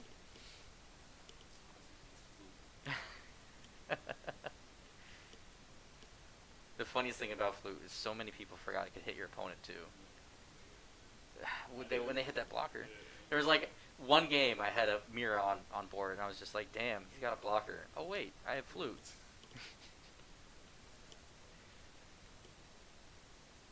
Good times. Was it? Yeah, I think Storm was an amazing format. You were playing Shenron though, so it wasn't amazing for you. I'm not smart. Thank you. If you're not playing flute, then you're bad. I have 2 storm decks sleeping in my house. Let's get it. 8 flutes, baby. All foil? Maybe. I think one of them has 4 foil. Okay, good. I think I have all 4 of mine foil too, just in case. I keep taking sensu beans out of it though because I need sensu beans. You need beans, man. Alright, let's see what Dylan's able to do. Did he go first last game? I don't think he did, right? No, he didn't. That's the correct spread. I also don't agree with the field spell in Dylan's deck. I feel like the deck is better without it. So, the field spell, it's basically you put a card from the top of your deck. No, not the top of your deck. Yeah, top of your deck underneath, and then you have the Bulma that puts a card underneath of it as well from the top of your deck. Once it gets to 4, you can take 2 life, add them to hand, take 2 life, crit them, and then awaken. Sounds good. It's like a newer Results of Training. It's 1, right? Plus 1? It's a 1 cost, yeah. Plus 1. Okay. I just feel like I would rather utilize 1 drop. Double strikers, things that are going to apply pressure. And Is this deck a pressure deck? it can be. It feels like it's a tempo deck. It needs to apply some sort of pressure because the leader is always going to be blocked or negated. So I feel like you have a follow-up there where you can apply pressure. No one's really doing it, though. I hear your point. I'm not sure I could fully agree. I think it's a tempo deck. It 100% is, mid-range. but because people know that it's a tempo deck, they're playing around it. So you may have to do some adjustments to make it a little bit more pressuring so that they have to answer that and you can go back on tempo. Do you want your hammer to be able to cut as well, or do you want your hammer to be really good at banging nails? Well, as we saw, that hammer was not really good at banging nails. Well, he's off curve, right? But, Yeah. Like But- him playing a 1-drop that's double strike didn't help him. Yeah. Period. I just know, as me testing this deck, I ended up going full on into Soul Striker. I feel like Soul Striker just does everything better, and you don't need a ramp. You don't need to Yeah. bank on, am I going to get this attack through? Because if I don't, I'm off curve. So in that regard, I would say that you guys are probably having like maybe a 40 out of 50 card similarity, maybe 35, 40 card similarity. A lot bigger, actually, because I'm playing non-mono blue in Soul Striker. I adjusted it because of that. In this, you have to play mono blue, because if the top card of your deck is blue, you get to charge it. If it's not, you can't. So my point being, even though you got your decks, your physical deck are Mhm. similar, because of your leader choices, you guys are playing 2 different decks. Yeah, 100%. Yeah, that's why I went fully into Soul Striker and adjusted that deck. I started off with more or less this build. If I had to choose, I would probably play this build too. I really like tempo decks, and I think I get your point with the field spell, but Mhm. I would probably play it myself because I think it's good for the tempo. So the Soul Striker is also actually a tempo deck. It just has access to cards There's that a can difference protect you. between tempo Yeah. and mid range. Uh, You know what I'm saying? I think you're yeah, more yeah. on the It would be mid-range more. side. It would be more a little bit more mid Which range. is You're fine, right. You're which right. is perfectly fine. Like the ramping and everything. Like, Yep. I think the field spell is really good for the leader and for the mono blue. Absolutely. I think I cap myself at 2. Though. I'm not even sure I would play 2, but he does, so it's fine. He got value from it, so. Yeah, absolutely. I do think Draft Box is going to help this leader a lot, though. I think it's a good leader. The extra card that was revealed already that lets you look at the top 2 and then untap one is really good. So, So if just look. you look, grab one, I think you bottom deck the other, and then you untap an Oh, yeah, energy that's at the end right. of the turn. That's Yeah. right. It was already good if you just get to look at 2. Yeah. Because if this leader, if you don't get your attack through, you're going to have an open energy almost every time. So you do your attack first, see what you get, and then from there you activate that card, and you set up your next turn.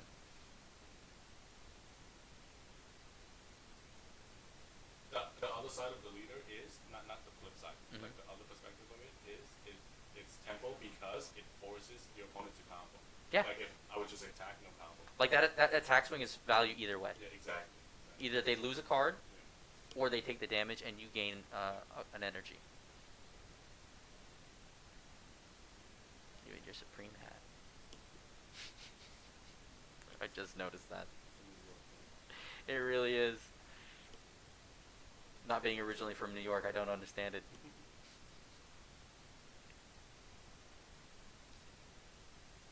Yeah, people not from New York think of it more of it than it actually Yeah, is. yeah, It's yeah. just in New York.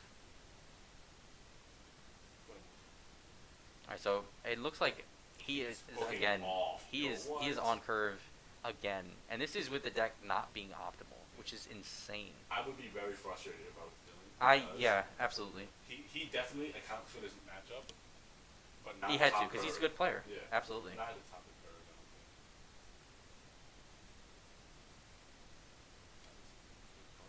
think. Definitely is. Yeah, that's the only card that is able. Like Kale is the only one that can grab that out of the ones that looks. I believe Paragus also says 5 or less. I could be wrong though. It could be Paragus and Kale. Boss specifically says 5 or less. I know that.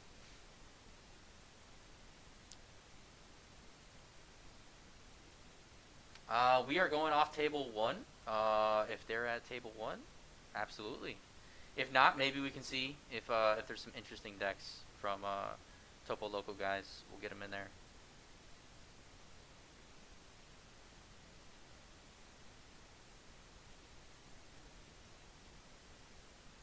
All right, he is swinging straight at lead.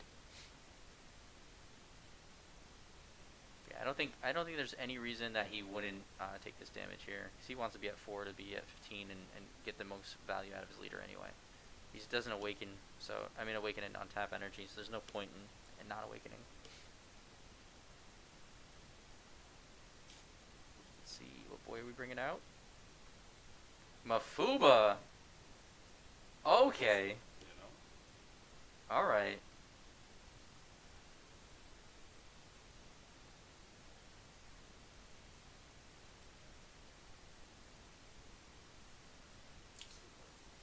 Yeah. In baby, it's a 1 cost.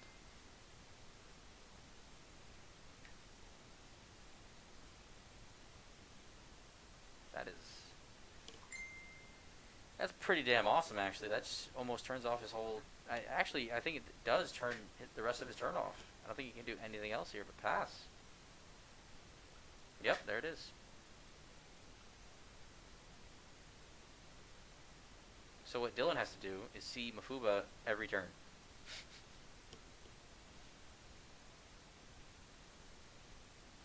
Alright, he's swinging to lead. He's gonna block.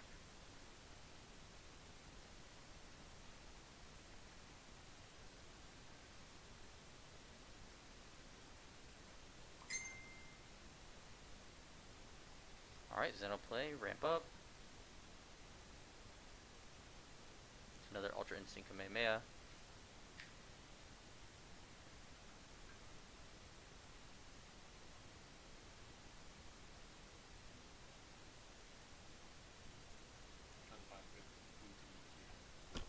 Oh, I am absolutely down to join you on that.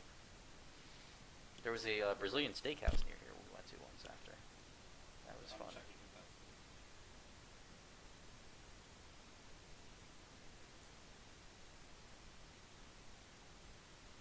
Alright. So, Broly player has 3 energy, and he has to restart with his chain from the beginning. So he's not going into the 6-drop this turn. It's not possible.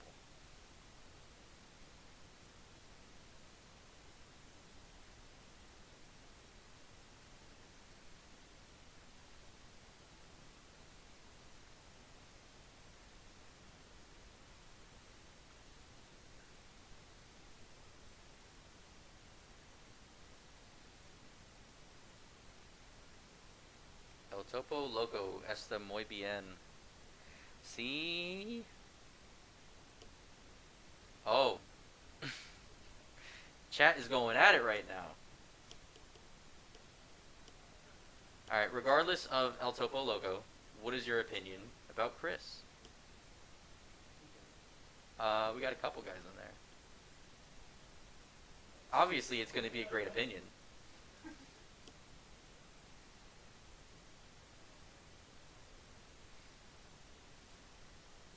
Hey, there we go. I'm cool with that.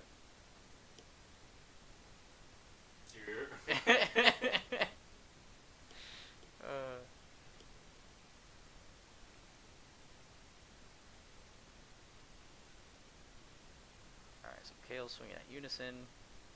Combo with the Paragus. Looks like he's going to try and start the chain read back up. Oh, he has the Broly SCR in hand. Okay.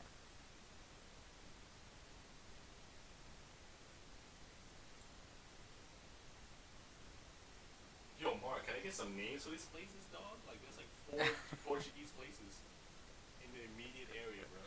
Like like Portuguese steakhouse. So apparently there's a spot, and then he's like, there's a place where you get a whole chicken and rice for $3. Oh. That sounds like, yep. Oh. Alright, Bardock swinging at lead. Dylan's gonna awaken here.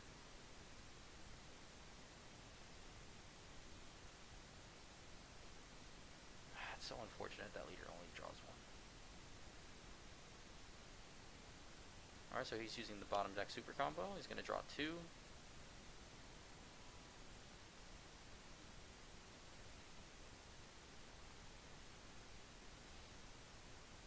Definitely in a way better position he was last game.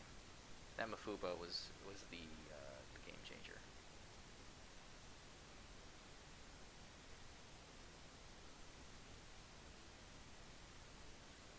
Who's Danny Banks? Danny Banks? I don't know.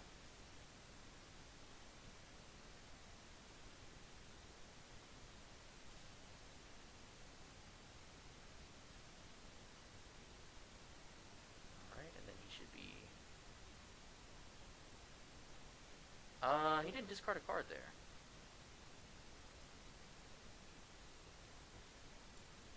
He's got to discard a card if he used Planet Vampa. I think Dylan might be catching it right now.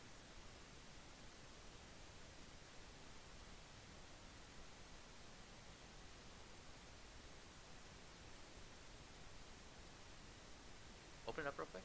Just let them know he has to discard a card. Oh wait, no. He's doing it differently though. He's putting his warp and drop together. I don't like that. Oh, he did it. He did, but it's very confusing. Very confusing. It's not a clean game state right there.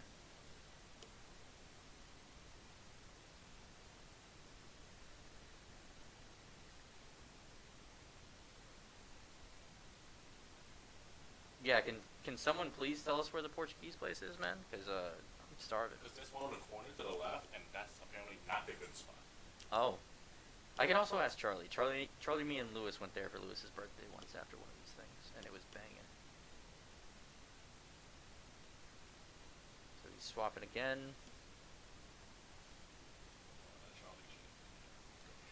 Trust me and Lewis. I'm literally not going to Vegas because of this. Oh god.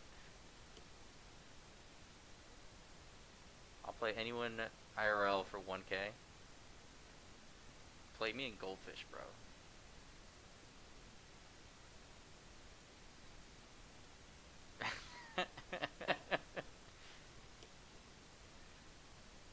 Oh.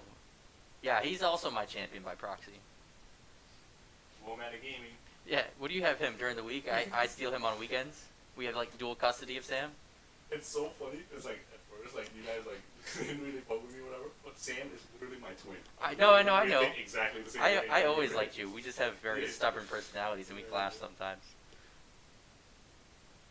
Henry Monarch? Yeah. Okay. He's a good guy. Good player. I say good player. Oh, that's free. I don't think I've ever played Monarch. I played Chris. I was just gonna leave that there. Alright, so Dylan, let's see what he's gonna be able to do here.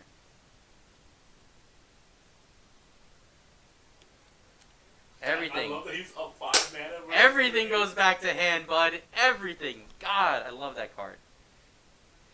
So, this unison says, on play, your opponent during the next turn can't attack unless they put a battle card that's 2 or less cost at the bottom of their deck. He has 0 cards on the field. Obviously, it's a Nimbus. And then it has a -2. Bounce all of your opponent's battle cards to hand, ignoring barrier. So...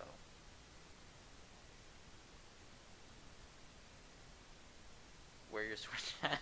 I have played Monarch. I forgot. Oh my god. Oh man.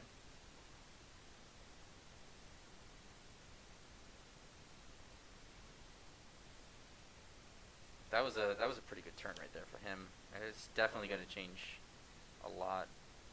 I played Pipe A in a Pipe A tournament, Mhm. finals in versus Monarchs, game 3.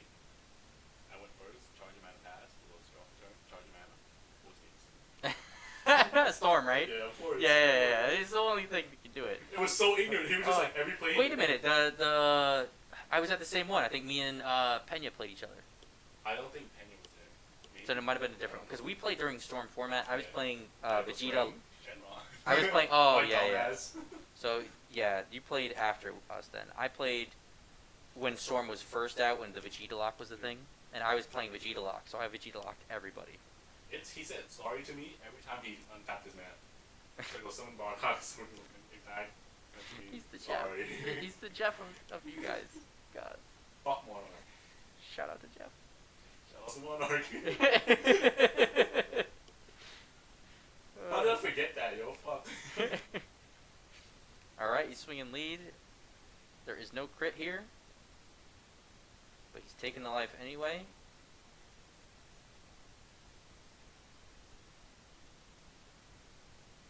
If he had combo power, I don't know if I would have done the D magic, but I don't know what he has in hand right now.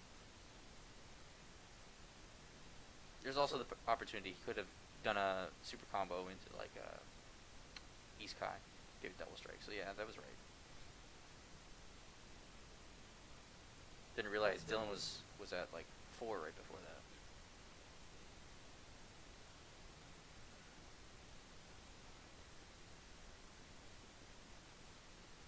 Alright, so these boys got about 25 minutes left for the round as well.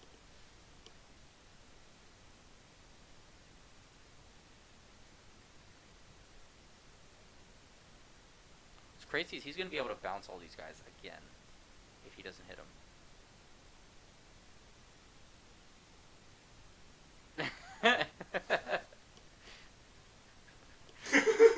That's my kind of buy-in right there. $2.39. Get me to these poker games, man. I've been doing like $10 games. I want to be cheap.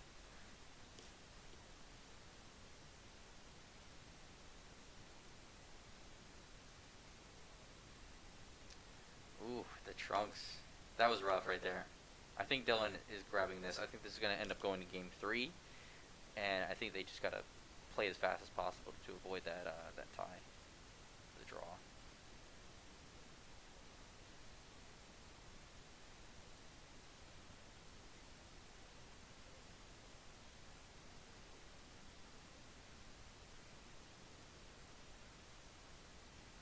Are we on Ferry Street or on Ferguson? That is a question for not me. Yo, Mark, am I on Ferry or Ferguson?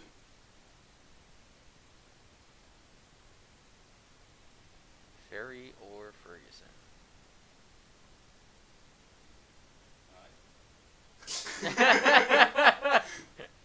Have you tried living here? You should. It's a nice place. That's not true. That's not true at all. New Jersey's just literally one big street. Same thing as New Orleans. It's one big street. I think I got it. I was Perfect. looking at the map upside down. Alright, he's swinging with his unison.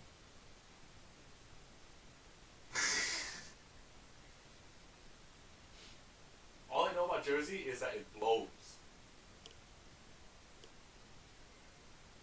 I can neither confirm nor deny.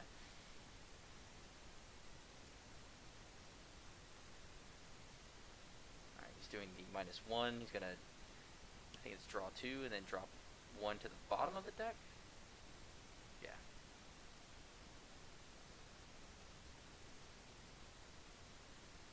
That unison as the SPR is so pretty. I really like the new ones. They're just really clean design with the art.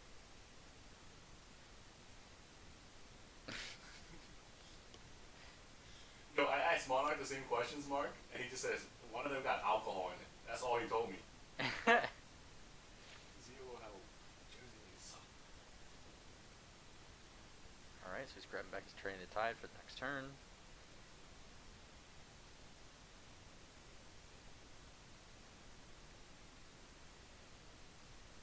This is interesting, man.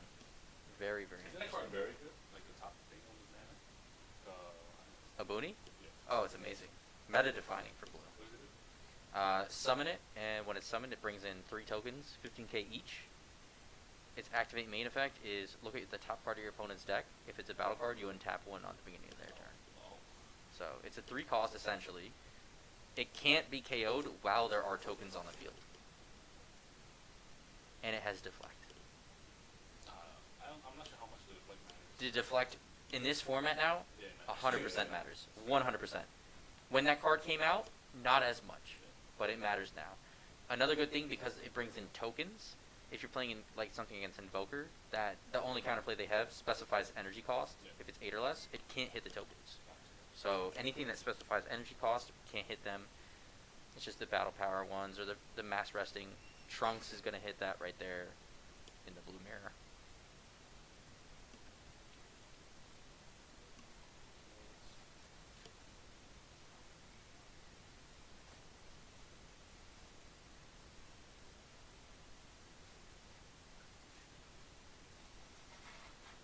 Nice ass ball. Foil Bardock, man. You can tell. Let's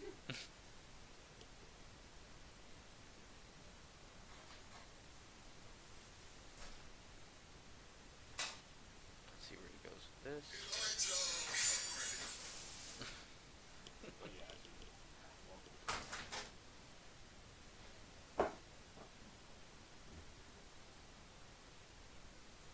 Yeah, now that it's turn 5, like there's 5 energy up, I don't really see a way that the Broly player is going to be able to establish damage. It's just not happening. Yeah. I'm not sure if this is top of the curve for Dylan, but this is where he wants to be. Yep. So he's making sure that that can't be played right now off the Kale Unison. So the Kale Unison just went through, and he netted no value off of it.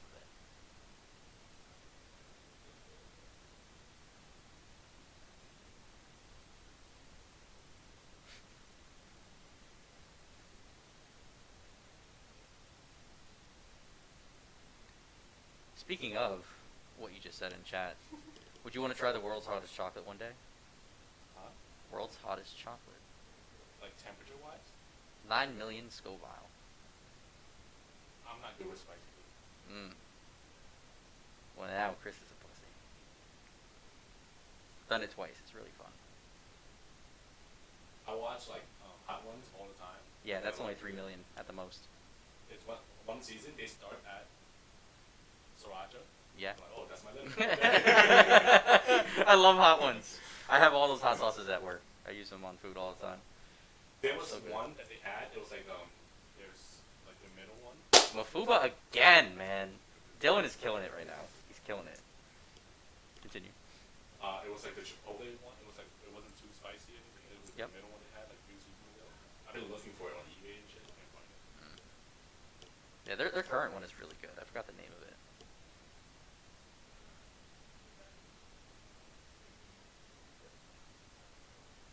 It is for me. I go everywhere in Jersey. Ah, he's got a point. Damn. Gotcha. Got him. Got him. Yeah, at this point, they're about to go into game 3, and there's about 25 minutes last. When we mentioned that, it was about 10 minutes ago, maybe. It's going to be a 15-minute game 3 if they don't just scoop up now, which obviously the Broly player doesn't want to do. But Dylan has to win like super fast, because otherwise he might be just trying to get a draw at this point, and the Broly player wins.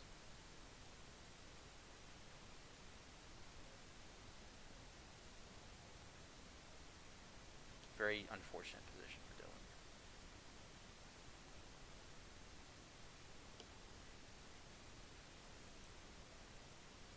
Or mine.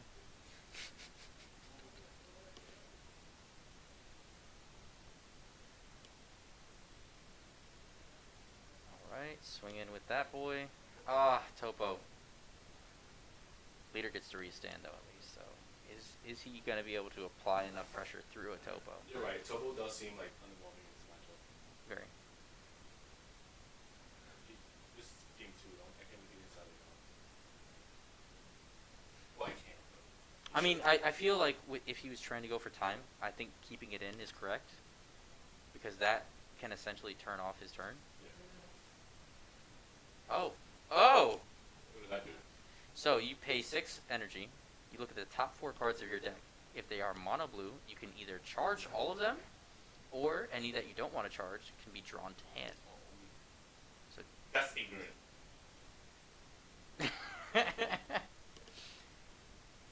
usually what I do with that is I'll charge, like, depending if I have a Boony access, I'll just go for the Boony charge like 3, and then swing and use a bean, and then draw the fourth one. But it really depends. Like I think he has an Boony in hand, so he doesn't necessarily need to charge all 4 of the cards that he sees. Unless the card revealed were on my curve, I would charge all of them at any given time. Yeah. I think he's not charging. He's charging 2. He has the 2 beans in hand, so he's going to be able to utilize the beans to uptick on energy. I think at any given time, I'm charging 3 minimum. Yeah, that's what I'm saying. Like 3, and then do the 1, because that way you still have another bean in Unless hand. it's like fire off top. Yeah. I gotta keep these Yeah. shit, you know. But I think not charging 3. I think the 2 cards that he did keep are going to help him, though. But I- one could have been charged, I'm pretty sure. I don't know the deck, but I'm pretty sure one of those cards he put in his hand could have been charged. Should have been charged. It was super combo, and I think it's a 2-drop Gohan negate that says when your opponent swings, they have to bottom deck a card from their hand.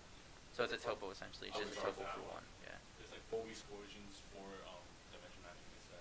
He just also might not be seeing some of those negates to live through. So it is fair to keep that, because for Broly, since they don't have a large hand size, that is very relevant. Yeah. I think he's just up on tempo, so he's just playing conservative now. Yeah. But the unfortunate thing is, like, he really can't afford to play conservative because he needs to win. So therefore, that was incorrect. I would have charged. Yeah. And I think I would have went, if he has an Abuni in hand, I believe I saw one in hand. It might just all be an energy, but I would have summoned the Abuni, and I would have started attacking a little bit. Yeah, I would have charged for Yeah. sure. For sure.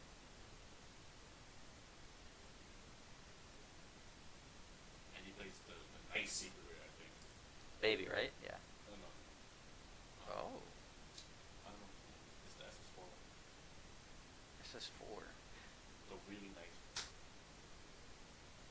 Gogeta. Yeah. Oh. Oh. I Okay. can't imagine not playing that if I'm on blue. If I'm on blue, I'm playing Baby, I'll be honest. Really? Yes. Baby Hachiak is hands down the best SCR, aside from Cell Xeno. You gotta read him. It says, I go again. Your turn's over. Mine's 4, how is 64 cents? Sounds like a buyout. You heard it here first, guys.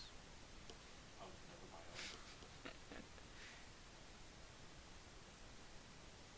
Oh yeah, I don't know. Yeah. It's blue or it's black? It's blue.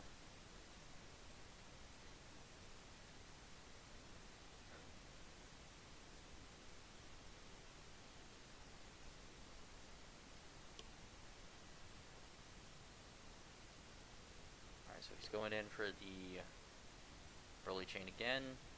Straight up to the crit one. What's the name of the Gogeta? SS4 Gogeta. Should be the one. Yeah, I believe it's the only one.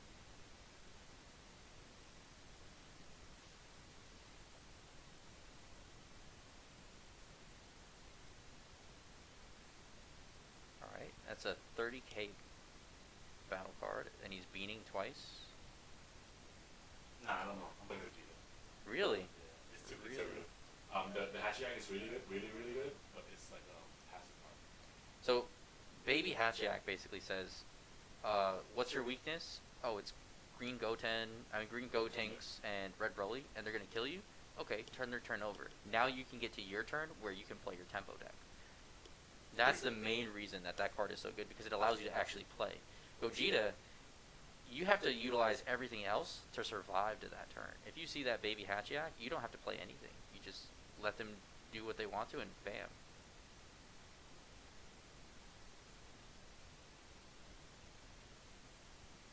Oh, he took the life to restand. What a wild man.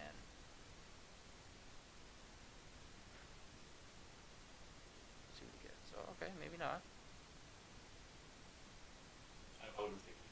I would come. Can't see how many cards he has in hand. Depending on what he has in hand, he may not need to.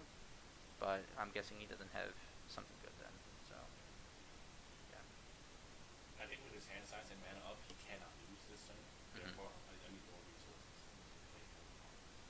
That card all the way at the end. I see one Trunks there, which is good. He can play that. But that's why he did it. He did it for the Trunks. Yep.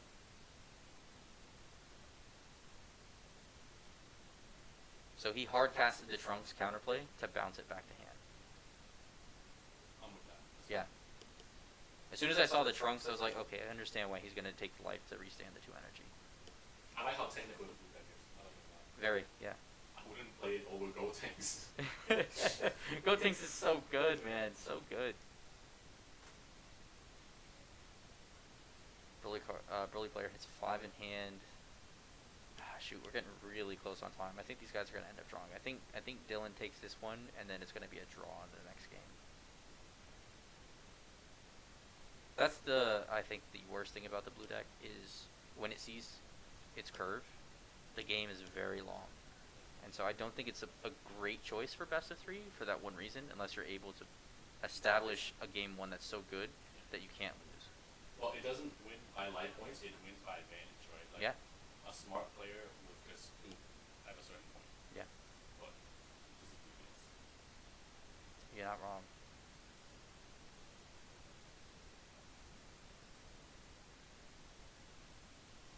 What is he playing here? Oh, okay. Shuffles everything back into the deck. It's basically Zeno, the 7-drop Zeno. It shuffles all battle cards in the hand and drop area. Or all cards, yeah. So all cards in his hand and all the battle cards get shuffled back in. But not the board. These were warped. Remember, he used the Bardock, yeah. What? The board stays. I mean, he has a 3-drop and a Paragus. Like, that's 10k combo power. No, I just don't know what the Android does. So the Android shuffled all that stuff back in. They don't get to draw. Yeah. It's just shuffled in, and he has 30k crit. So he's swinging with the crit boy first.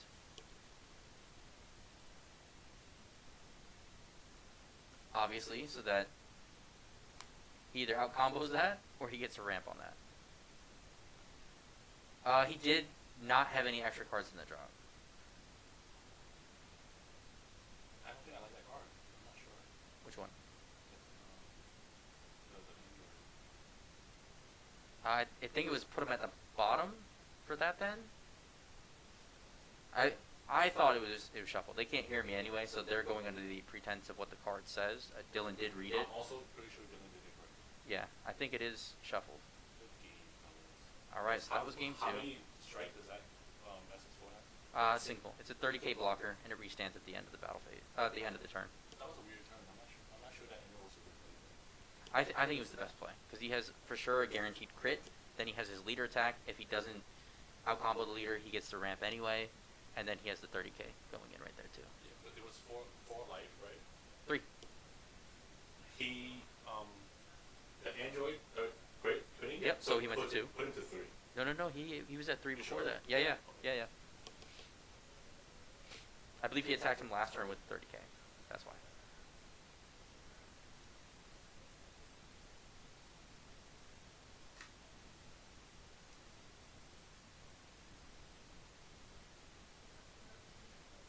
Can they play a game in 5 minutes? That's the question.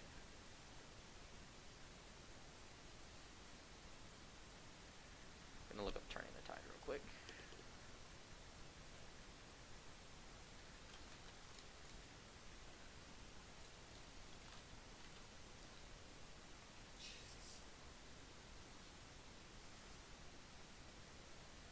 Yeah, it is shuffled. They did it right. It's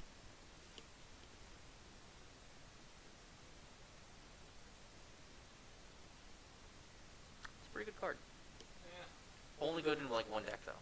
Yeah. It was used in Zamasu previously. I don't think Zamasu is currently a deck right now, just because of all these other decks able to apply better pressure than it was. And green Gotex specifically just says you're dead.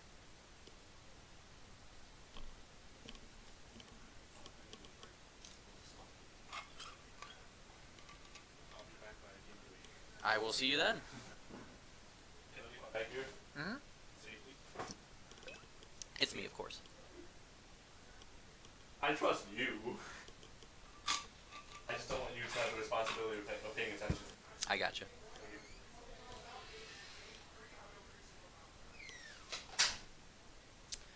All right, these boys are really, really low on time. So that game 2 took a lot of time. They really got to finish this as fast as possible, otherwise they're drawing. So.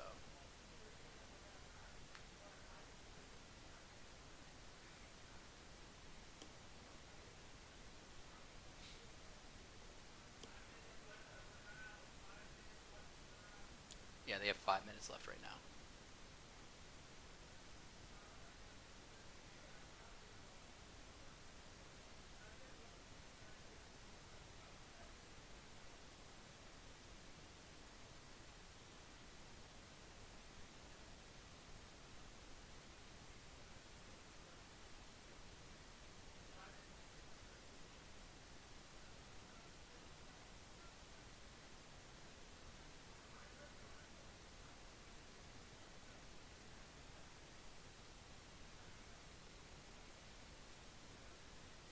So what's funny about this too is DBS players will take a long time, go through their turns. The second you mention time, these boys play as if a fire has been lit under their ass.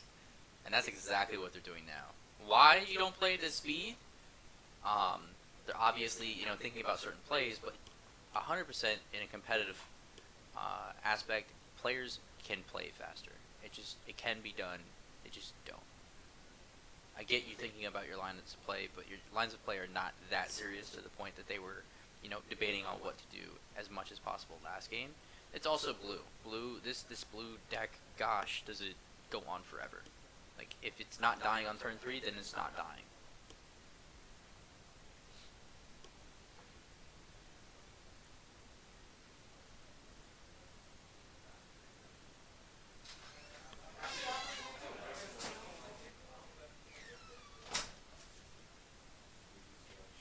You're good. These boys are playing at a speed where it's like we fast forwarded the stream. Yeah. Yeah. It's almost like they could have been doing this a little bit faster from the get-go. Alright, he doesn't have a block this time, so he's either got to out combo or allow it. Well, because it's alcohol.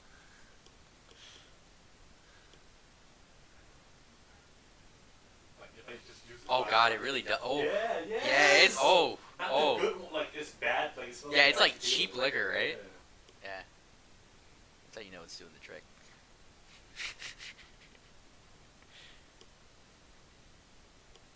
Alright, Dylan is 100% on curve right now.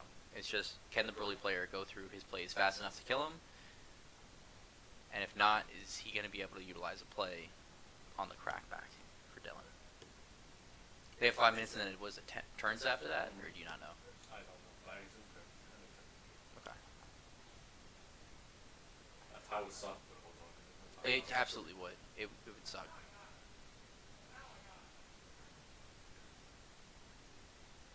It's very ballsy that Dylan took this deck too, because me playing it, I know how often you can go in time with it. It's arrogant. It's very ballsy. It's the deck to choose if you think you're better than your opponents. And that's why I'm saying ballsy, Yeah, because yeah. I'm not trying to be insulting. But we'll find out afterwards. Like, I actually do want to pick his brain, and we can let you guys know on stream. Well, Dylan prefers Pebbles anyway. Like, Okay. He was like from our history, he was the first person I saw with like the baby decks, like the red baby decks. Yep. Like he's favored towards Tempo usually. So it might be a playstyle thing, but it's also comfort. But also Yeah. I also believe that he thinks that this is good enough. Or better yet, he might think it's the better deck. I definitely think it's a good deck right now. It's definitely not the best deck. I don't think there's any universe where someone says this is the best deck, because it's definitely not. Because DBS as a game favors aggression. Yes. So it's to be very rare for tempo and control decks to be the best deck of this game. Yep. But I did have a conversation with him prior to the tournament. He's comfortable against me. He's Okay. comfortable against. That's the most important thing. If you are comfortable in your playstyle and that you're able to survive those aggressive decks that are going to be highly represented, then by all means go for it. That's the same thing with me and Invoker. Like I felt very comfortable with aggro and tempo style decks, and I was able to do well with that. Not to say, because I think I have an objective opinion on metagames, whereas like comfort doesn't edge over optimal. Yeah, of course. You have to have a balance between the two. Like you can't play a crappy deck and feel comfortable in that crappy deck. You have to play a really good deck and be comfortable with it. Like Dylan with a Gotenk stack is probably much scarier than him with the blue deck. Okay. But he'll probably never play a green deck.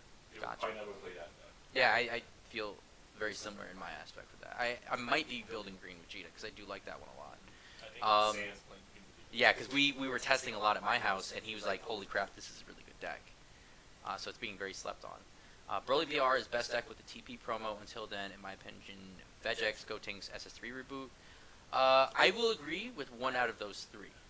Gotenks is amazing right now. Vegex is still good. I don't think it's in the top anymore because it lost that infinite combo power to go in with the double strike. It still is able to apply pressure. It still has a board. It still does what it does in the early turns, but its closing is what it lost. It doesn't have the close that it had before, and if it's not able to kill early on, like the Broly deck does with the TP promo, or Gotenks can do on turn 3, it's not going to be as strong as it once was. SS3 reboot, I 100% don't agree with, only because you lose card advantage early on for the ramp, which SS4 does not, and Soul Striker loses no advantage because you just end up untapping every turn.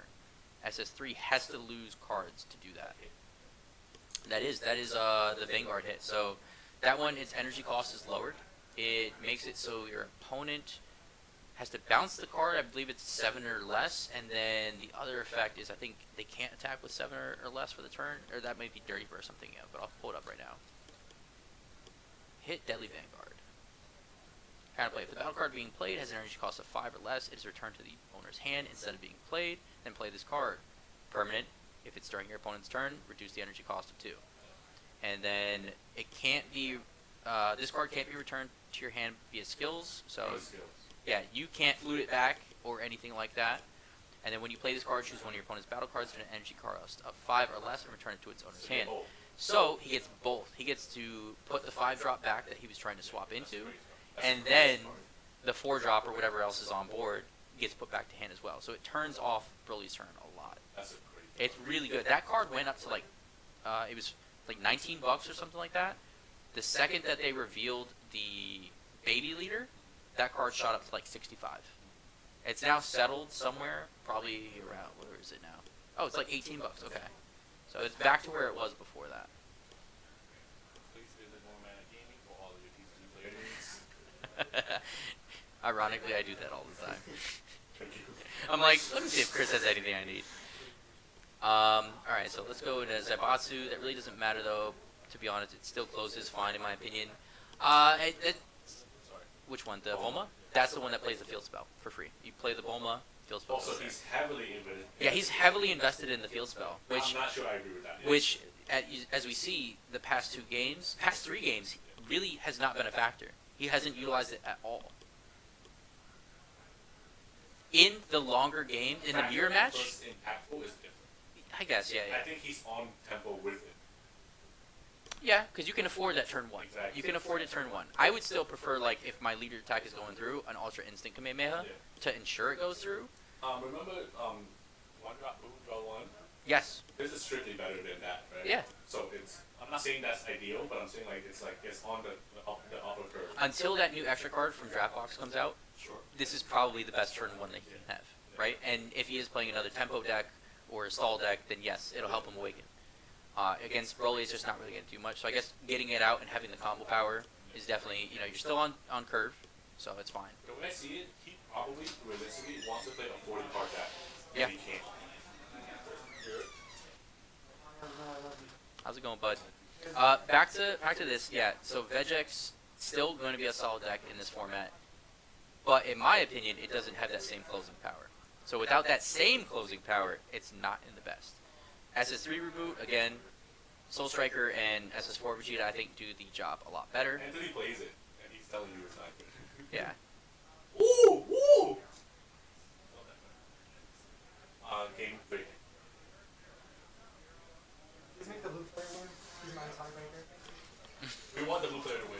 Yeah. We want the blue player to win. We're not biased, but we're biased. Oh, okay, cool. I'm not being paid. I'm biased. Same. How's it looking in here, boys? Looking good. Who's watching? Who's watching? We got a few boys in here. It's on the other one right now. You sexy boys, you got 13 viewers. About that. We're watching. We got Dylan Ashcraft with his SS4, and we have Arturo with his red Broly VR. It's a fun matchup to watch. Is it? Are any of your boys undefeated still?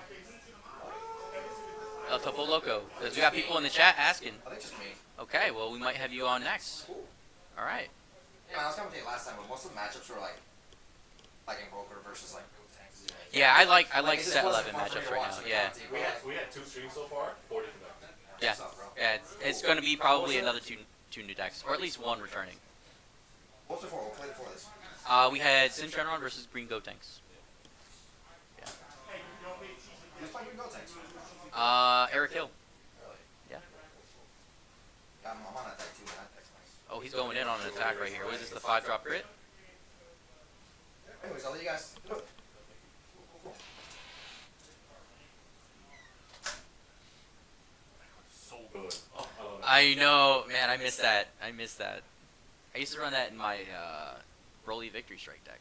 Yeah, same. Yeah, yeah. The deck we played against each other at AC. That was a fun tournament, but it was dumb. That was the definition of how I play. I swung with the Mira, double strike. I was like, if he has the time match, he has it. Fuck it. I don't What a care. ridiculous leader, yo. Yeah. That's 7 effects. So Game good. sucks. So good. I just gave him flashbacks. Sorry. Let's get that salty face right back in view. There we go. Oh man.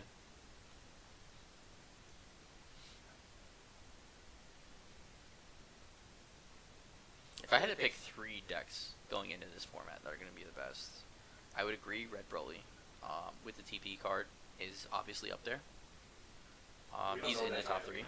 We have a good idea. It's I've been consistently like testing with a bunch of people on the West Coast, East Coast. All of us have come to the same conclusion. I would be very surprised if it turns out differently. I'll say this. The play style of Red Broly Hmm isn't on theme with good decks, historically speaking. Yeah, no, agreed. I think that it's going to be within the top 3. I think there's going to be a meta shift, and it's going to be phased out. But I think early on, I think it's going to be within the top 3. Actually, Then we're gonna see a match. just still on this beat. Who is? This might kick her.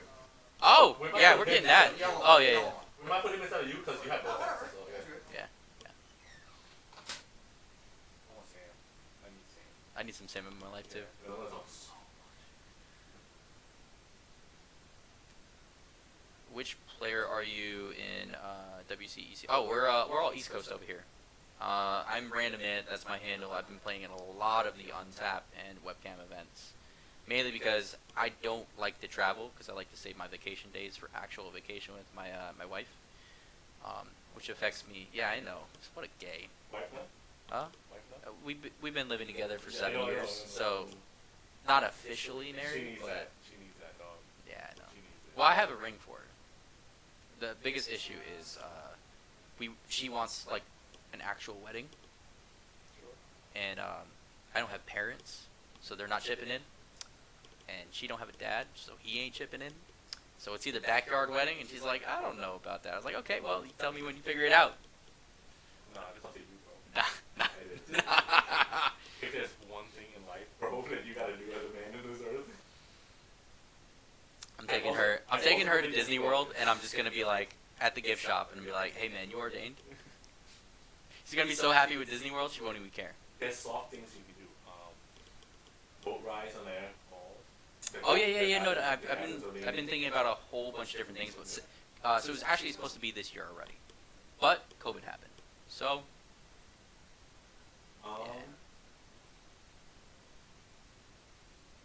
I'm not even saying that. Yeah. There's a lot of things I have in the pipeline, but I really just it's gonna have to be towards the end of 2021.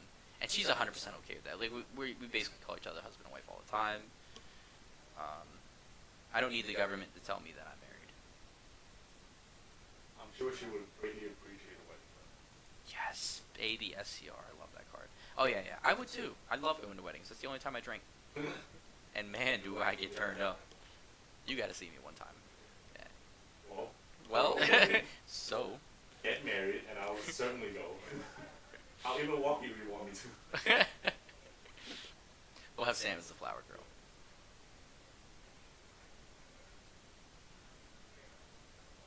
All right, so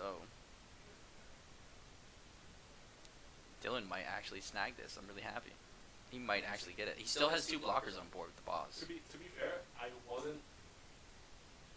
I have Dylan favored going into third Hmm. because game 1 was. If they had an unlimited amount of time, I also would be favoring him. It's just time is a factor right now. So that's what I'm thinking of. Because I think they might actually be on turns now. Unless they're allowing an extension, which is fine. I'm okay with an extension. I'd rather them, have a clear defined victor.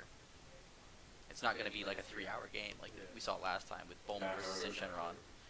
Oh god. I turned in stream for that. I was just like, nope. I'm going right back out.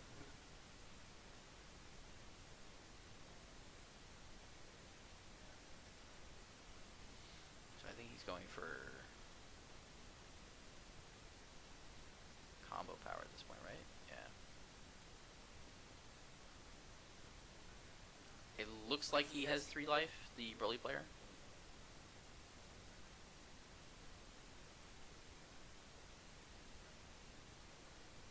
Got 5 in hand. I hope you're not in turns. Yeah. I think Dylan's at least 2 turns away from Google. At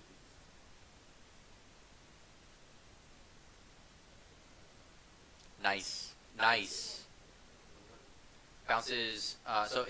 Again, it's like a Nimbus. It makes it so that your opponent can't attack with a battle card unless they put one with an energy cost of 2 or less underneath.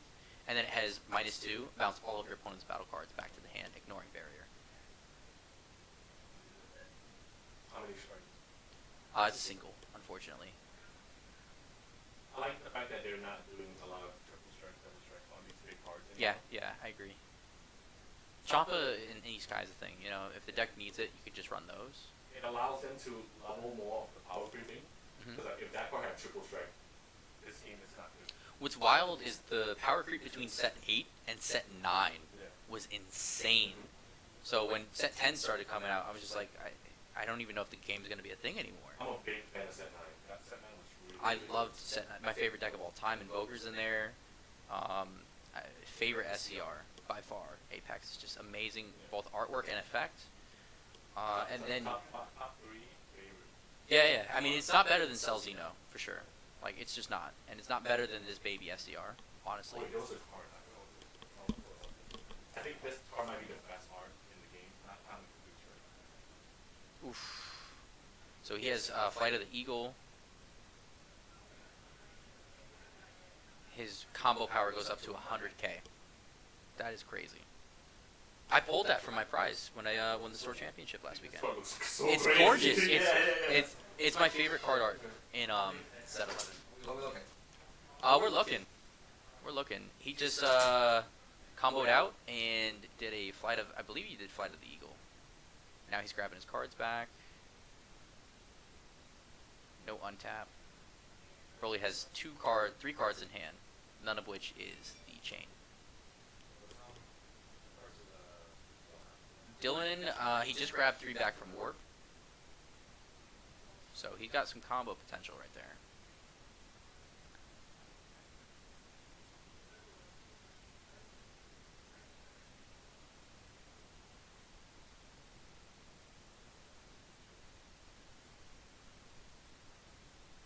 He's letting him know what he grabbed back from Warp. Yeah, it's 2 negates. Game or game? I think 3 actually negates. Yeah, they're in game 3 right now. I believe they're in turns.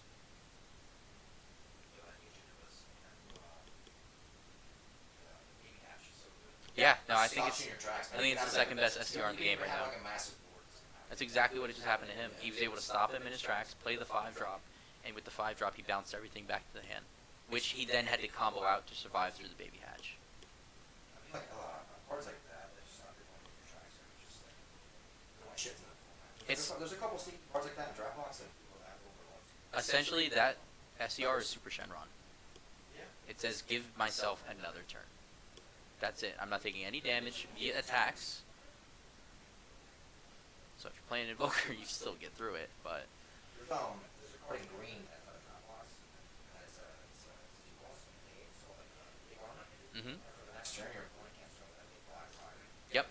It's like a time skip. Very It's like a similar time skip. to Dirty Burst. Dirty Burst says 7 or higher as well. Or 7 or less. I think it's higher. It's the counterplay. Yeah. Counterplay and counterattack. Alright, he's using the minus. You guys share the link on the DPS? on the DBS page. Oh, yeah. A lot earlier. I did it before we started streaming. Like There's also, 15 Mad Max. minutes. There's also, Mad Max one. Yeah, there's PPG. PPG had their event already as well.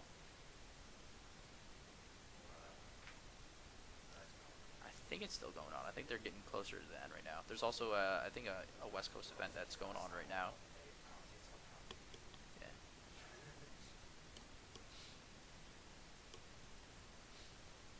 Alright, so he's going into the Kale Unison after using the Kale Unison -7. Which he didn't even see a card off of. He just did it to get the leader down. Which is fair, because he's trying to go for game right now. No, I think it minuses the leader by like 10 or 15k on the -5. Yeah. Let's check it out real quick.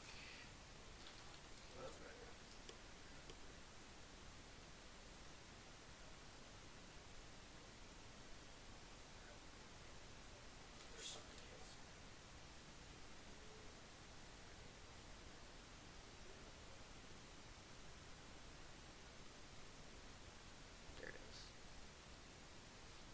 Choose one of your opponent's leader cards and it gets -15 power for the turn. Then choose one of your mono red battle cards with an energy cost of 5 or less and swap in your hand and play it. So he didn't see the swap skill, but he did the -15 so that this can at least push for damage here. He's at 2 now, yeah. Yep, absolutely. Every card swinging, he has to combo out. Even more now, and he just doesn't have the combo power.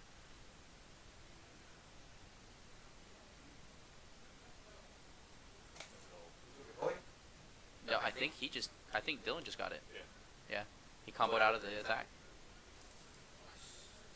Yep. Alright, so it looks like Dylan took that one.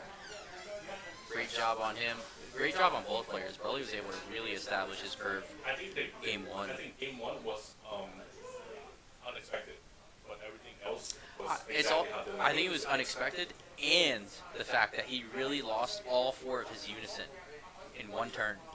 One was killed, 2 were crit, and 1 was charged. Yeah, it's Dylan's off curve game 1, and Yeah. the one was super on curve. Yeah, 100%. He saw the nuts.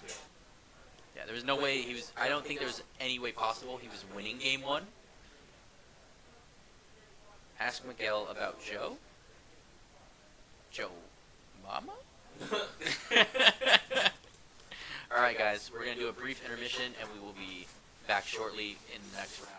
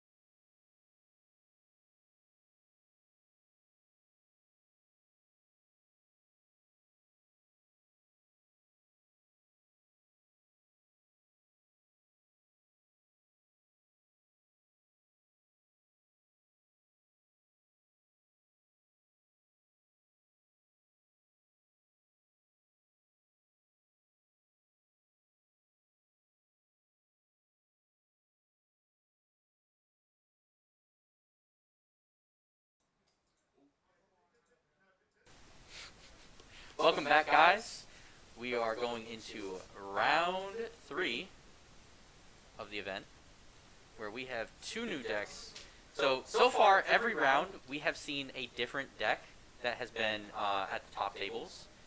We have Green Goku, Dredgeku, and we have Skillless Gohan, which is undefeated right now as well. So this is really, really cool to see. Unfortunately, the Green Goku player is 1 and a draw, but the Skillless is still undefeated. So we're having them as a feature match because we really want to have some diversity in this this tournament today. Without forcing it too much. You Yeah. guys are still in good content. Yeah, they're still in contention. Let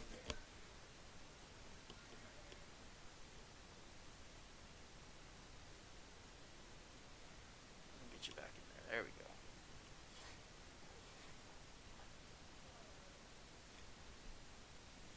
Chris keeps trying to be shy. Well, I was just like repost you. Oh, they off-centered the camera. We can still see. It's just at a weird angle now. We'll get them to fix it after this one. We don't want to interrupt the player's game. Go get it, George. Yeah, man, this dude's playing Skillless Gohan, man. I'm excited about that. And he's doing it without the draft card that was just announced as well, which I think... From the Bronx, you know, I gotta present one time. Well, here's the thing. I said good luck to both of you. And then George said, thanks. Good luck to you, too. So, now I'm biased. You know? Nah, I love the guy. He's a really cool dude. He buys all my cards. I love it too. He's telling me all his cards. He's like, hey man, I really need this this Path to Greatness Goku that's foil. Alright, Yeah. trade me a baby for it. When that was foil. And he's like, okay, I'll trade you 2. Okay. I hate George's setup. It stresses me out. I was doing the life in the Right deck. next to the deck, yeah. Yeah, it's really weird. It's really weird. It's giving me mild anxiety as well. If you're a lefty, just put the light to right. Yeah, Doc does that actually. Where is... Let's see the rest of these guys, how they're doing. Same how it was. Sean is... Oh! Duck is undefeated going into this one. He's going against Red Broly. I think that's a free matchup for him, in my opinion. Sean, nice. He's 2-0. Kevin, 2-0. Did you check who Sam lost to? Yeah. Oh, Eon. That's unfortunate. Shoot. What's Eon on right now? I think black. I don't know the deck. Oh, Vegix. He's on Vegix. I love that. I love that play so much. So the Skillless players that I've been seeing testing have been playing the Cauliflow 1-drop Skillless, and then just tapping the energy for the 4-drop from, God, was it set 8? Set 7? It's so good. Taps the energy down, and then you can utilize all your plays. So if you do that while you have the Unison that he just had right there, oh, so much value. He's already at 4. And he's not awakened as a Green Goku player. That is scary. That is scary. He also is not going to be able to utilize Maidens. Only the Ribrianne and drop, because by turn 3, he's going to have Unison out. 100%. So it's going to turn off the board. And those on-play autos will not trigger, because they have 0 effects, since that permanent is a thing.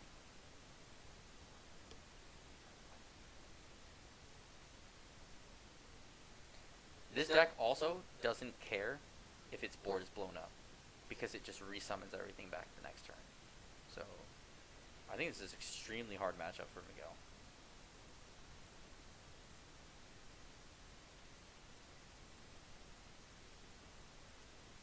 Let's see what he's able to do here on his turn, though.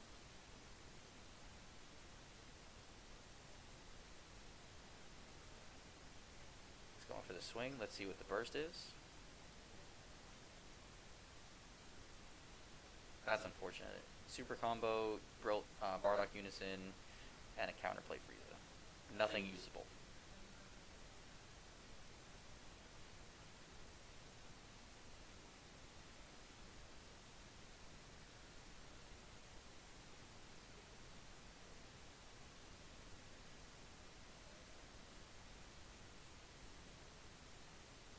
think in this right here, what he has to do is just leave his energy open. He really doesn't have a play.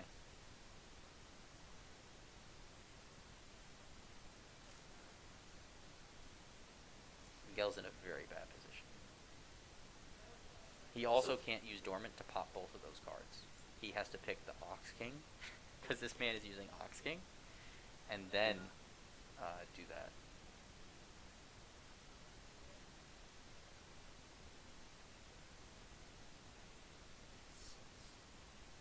Yeah, we knew that was happening, but the thing is, to be honest, because Ox King gives them barrier, he doesn't want that on board the whole time, because anything that says, you need a skillless for, you can't do. They have barrier.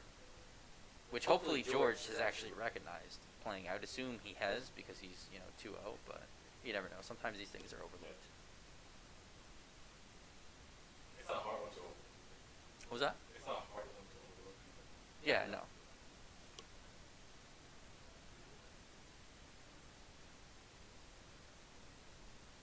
Your opponent, though, won't see certain things. So, like, let's say if you had that plus the cauliflower and another cauliflower, if you go into the 6-drop and stack the 2, your opponent wouldn't stop and think, Right. yeah, it's a skill list, that's fine. But you, knowing that you gave them barrier, you should know, I can't do that. Again, not saying George has done that, I'm just saying a lot of people overlook these interactions.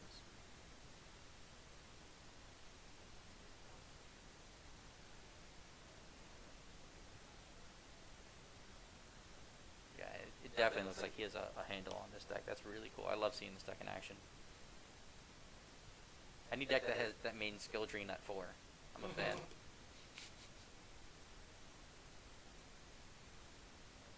Okay.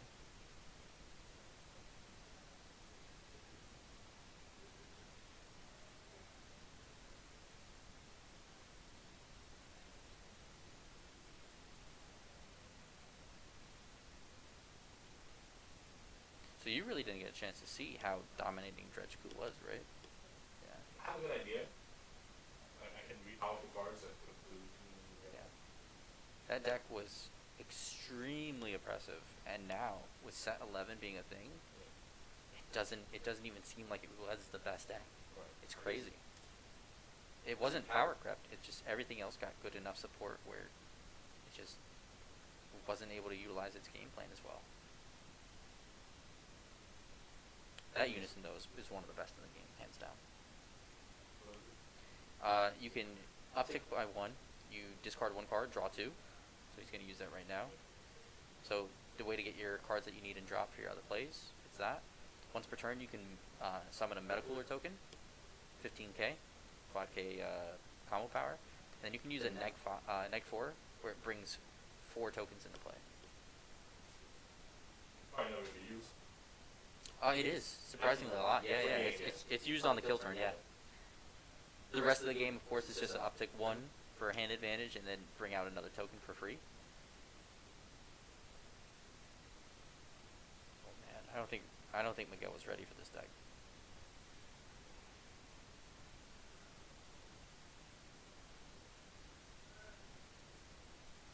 People saw this Gohan deck and this leader, and they said, "That's trash." Okay. It's so I perceive it to be a glass cannon deck. It has a very glass cannon element to it, but when it goes off, you feel it. You feel it. A lot of people just weren't preparing for it at all because they just wrote it off. I feel like that's a huge mistake.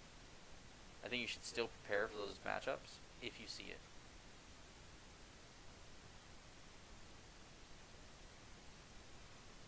Yep. It already feels weaker than anyone. Yeah. So it's like It's very explosive on the early turns. On the later turns, it's a lot of setup. So like he's probably going to try and bring out the Unison and then go from there. I personally don't even see a need to bring out the Unison against this leader, honestly. What is he going to do? The Maiden? That's about it. I feel like I would try to win this turn. That's correct, yep. There we go.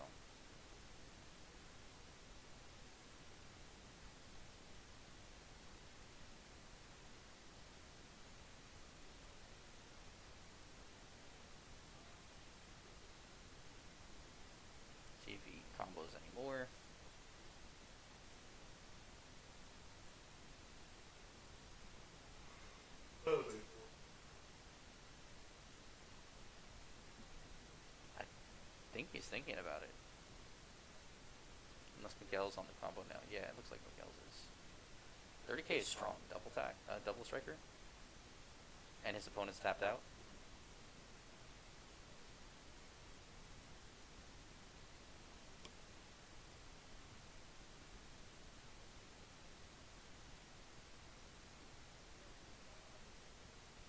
Yep.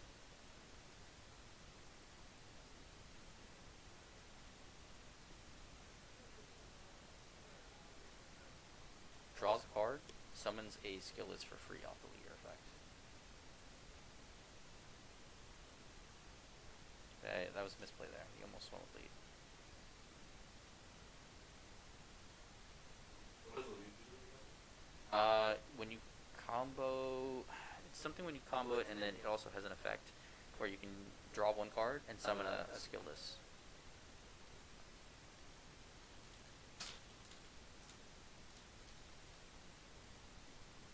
Oh, it's higher dragon.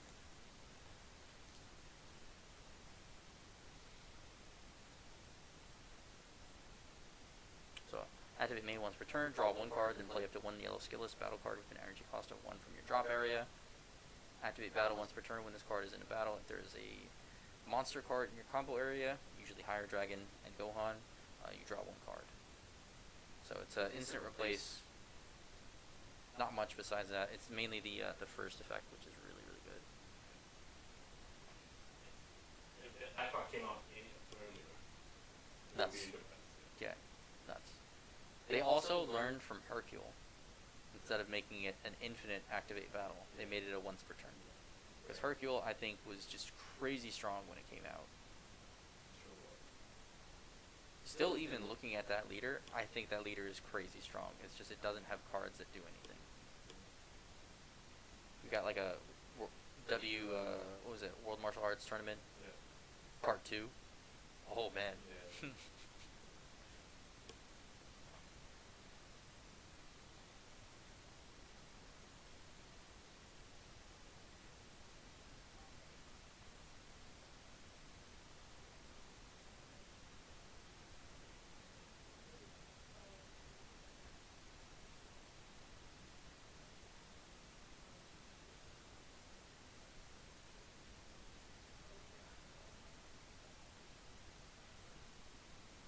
There's the Nimbus. Does he spaceship here? Or do the maidens?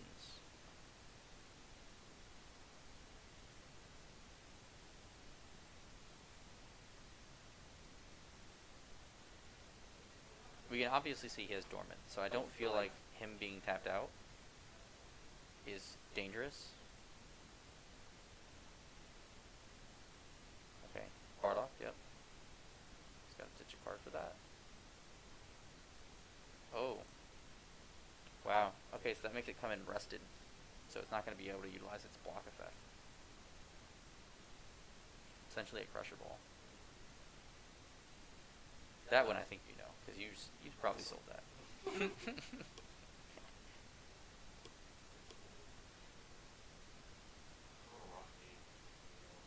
Yeah, as soon as I realized what he was playing, I think it's favored for the Gohan player, honestly. This is one of the matchups where that Gohan player is going to be like, oh, cool, I'm playing Green Goku.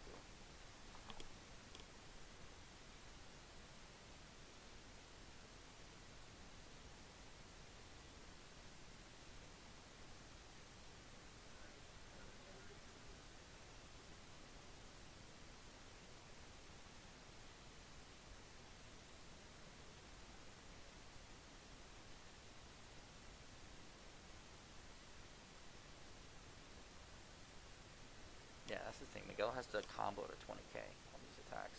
Otherwise, every time he's going to use that lead effect.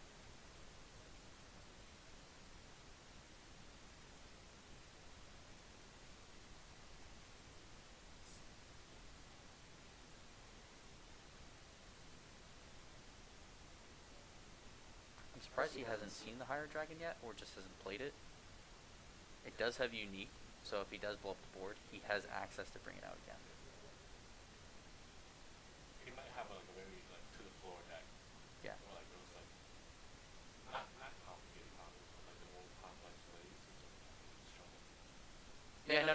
I'm saying. Like I would assume that he would have played it earlier. He may not have had it in hand, but usually you would swing with this, of course, try to get the damage through, which he's doing, so that he can't utilize that effect. And if he does utilize the effect, everything else you play for the rest of the turn is golden, because Dredgeku can only blow up once per turn. I'm really surprised Miguel did not use Dormant.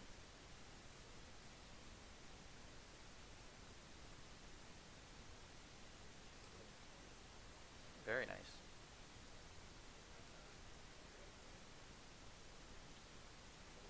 It is a lot, yeah. Okay, Cauliflower. That potentially hurts as well, because he could have brought that out. He still can, well, if he has another one, but...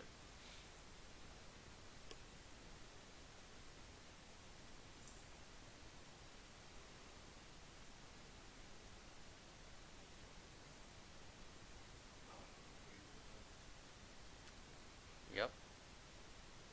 He's looking at the cauliflower. I think he might have another in hand. Okay. He's not going for it.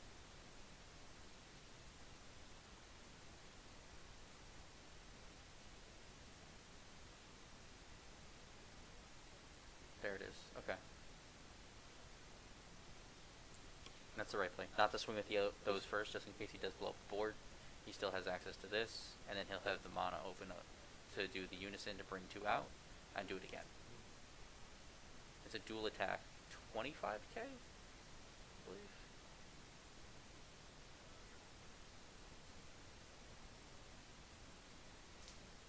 He has to dormant.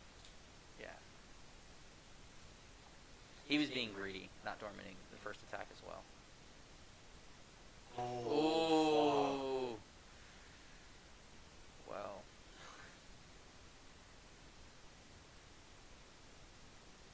I know what that does. Yeah.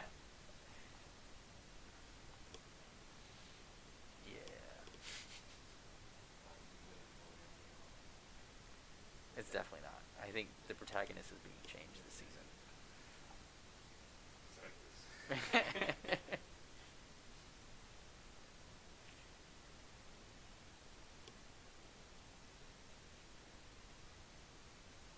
That's rough.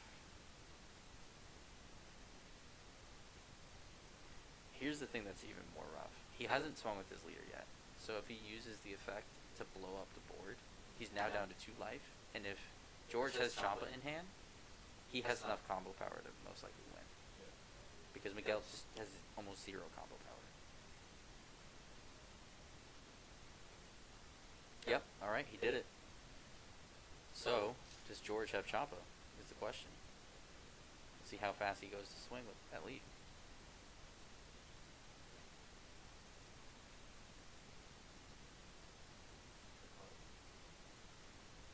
Interesting, he just pitched it.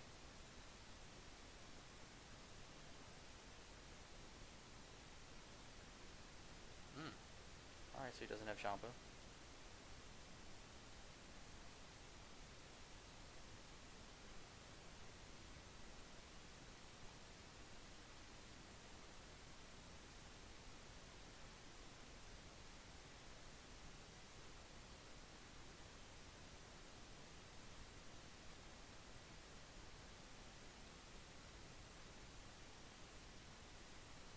Yep, okay. So he had the second one. Makes sense. Swung at unison so he doesn't net him value. Yeah, no. Does that leader also draw an attack? It doesn't. So I don't know why he actually decided to do that then. Unless he was trying to bait out a second dormant, which is also an option.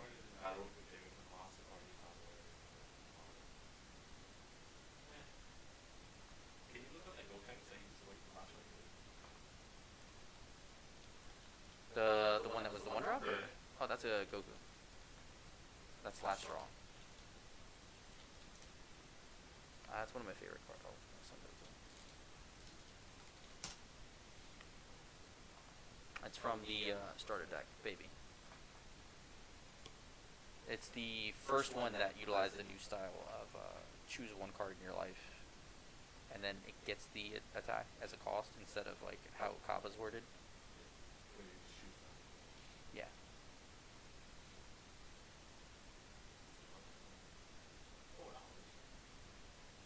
Well, you can still choose not to with this. Because everything before the colon is cost. So if you choose not to pay the cost, then it just doesn't happen.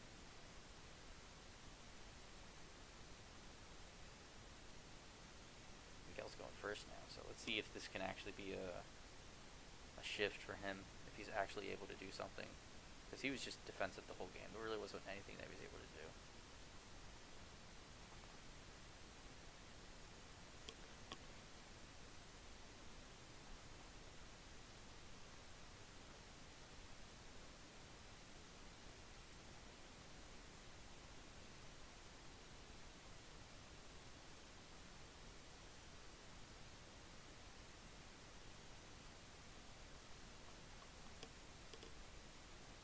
My good thing has like a little bit of a tint to it, your screen.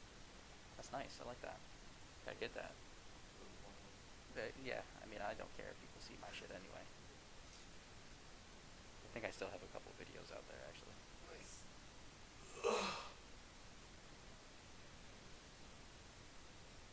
I almost airdropped them at Truly Urban for the screen.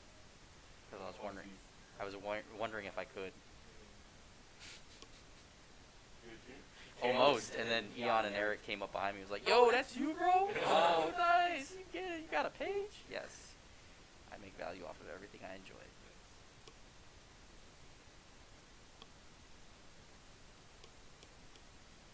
By the way, this stream is PG.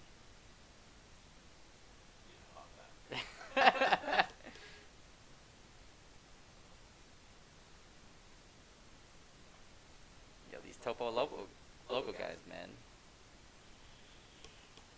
They were hyped for their boy. Is Tato part of the logo? I don't know. He was asking. He was asking for him.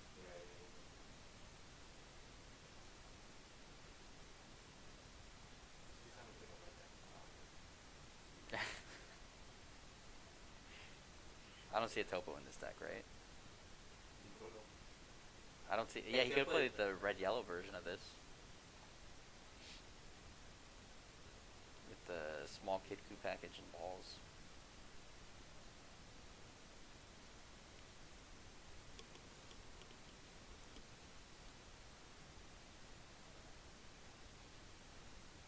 You figure out what you're getting for food?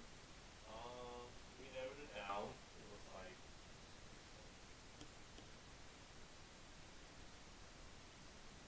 Cybermen turn 1, okay.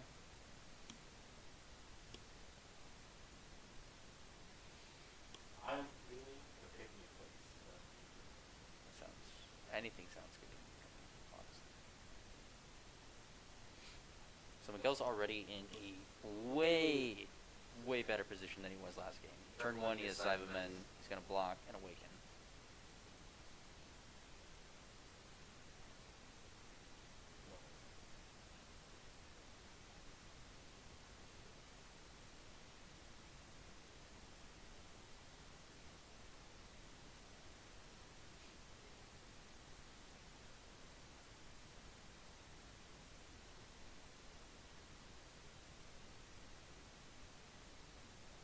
It's almost like he's playing a different deck this game. Because he was actually able to see that. Yeah. See if he gets good mills. No.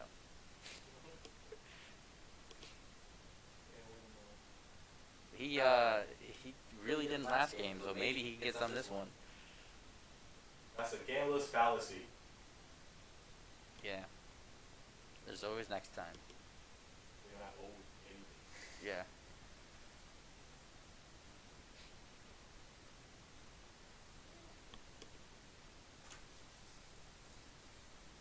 Sam does that same sound.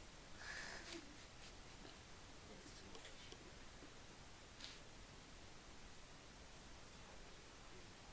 Yeah.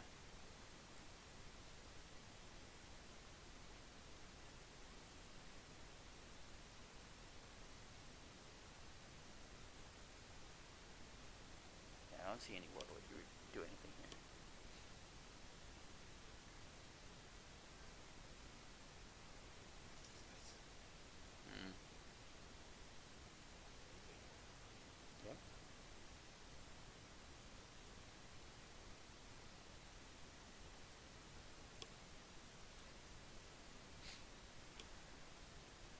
that super combo on field, he might just take it.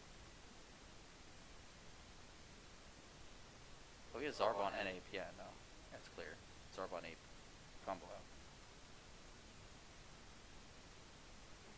Yeah. The Zarbon is nuts. It can summon itself back from the drop, and when it leaves the field via KO or opponent's skill, it makes, or by a skill, I believe, it makes your opponent drop a card from their hand if they have 5 or more cards in hand. It's also a blocker. Yeah, so it's dormant. It summon that. You have a dormant. You block. You make them lose a card. Pretty good. Essentially, the card they drew off of their leader swing just doesn't matter. Yeah. He needs a Roshi in the drop. So whether he has to combo it, if he has it in hand, he needs it there so he can start recurring those dormants.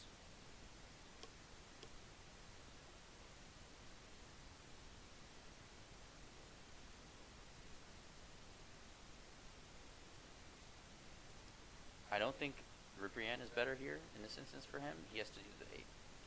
He needs to draw, but he also needs a unison to be able to use dormant, so it's kind of rough.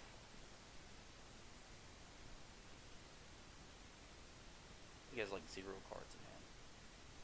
Oh, he does have Roshi there. Okay, good.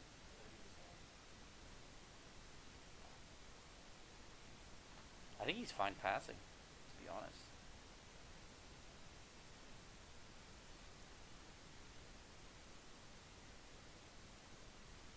I don't like him trying to play anything right there. I don't like it. Like, yeah, he could bank on his leader effect, but this deck is going to be able to summon stuff even after that, too.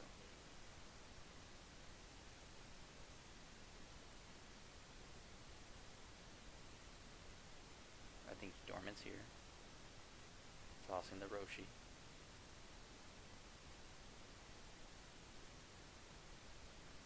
He didn't do it. And then he would block the next follow-up attack.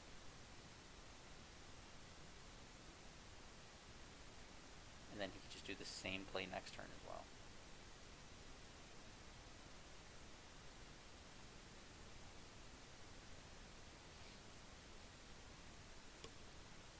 Yeah, I don't get why he didn't dormant if he kept the energy open. He's, I think, very greedy. Yeah.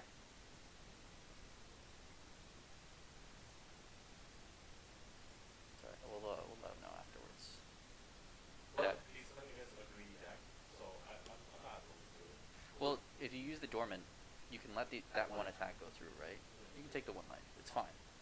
Then, when he swings with the 4-drop, he just uses the Zarbon to block. Yeah, I'm agreeing. Yeah, yeah.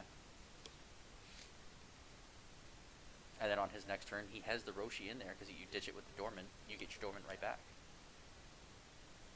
I think he's really trying to go for the maiden play next turn, and I don't think that's what's best for him.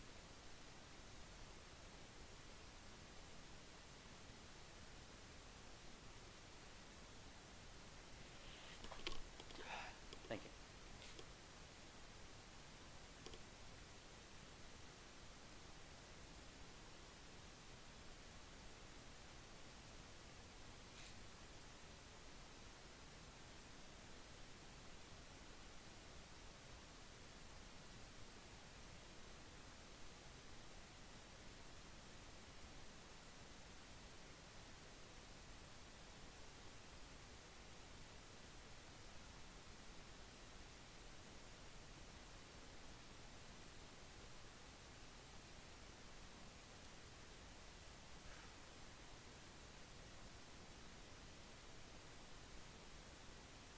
Be very interesting to see his line of play right here. I think it's just going to be using the... Wow, he charged the Roshi.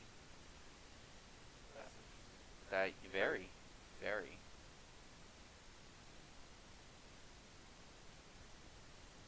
I know he has at least 1 Raban Rim draw. Because he charged the other.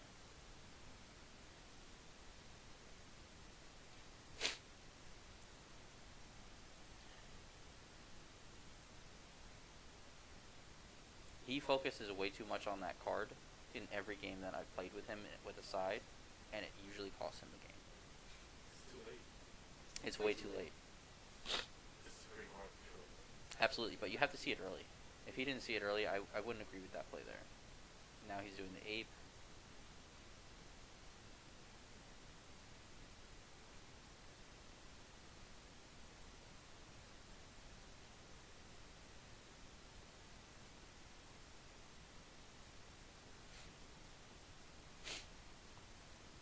The fact that he didn't attack first is also very upsetting, because if he does something to rest anything, that Black Mass Saiyan is going to be attacked.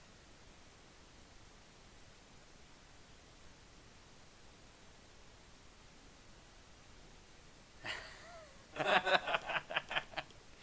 just saw that in chat. Yeah, the yellow player is 100% in the driver's seat. And I don't even think with that the plays that Miguel is doing, he's not playing to survive right now. I don't think he's on the same game. Yeah, I think he's playing with a different line of play in his head than what is actually on the board. It's really weird. Yeah, see, in there, it's popped right away, so it doesn't matter.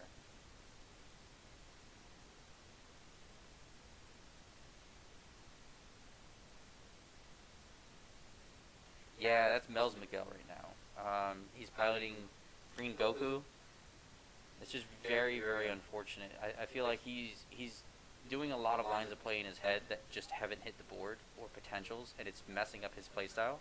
Because last turn, he was supposed to do that right there, while he had his Zarbon on field, so that he could block the next incoming attack, rip a card from his opponent's hand, and then he would have a Roshi in the drop to reoccur the Dormant. He charged his Roshi, so now he doesn't have that. I don't think he felt comfortable enough with swap. If you're asking about Gotenk swap, the yellow, it's not competable right now. Like, it's a very 2.5 tier deck, and everything here is like tier 1.5 and above.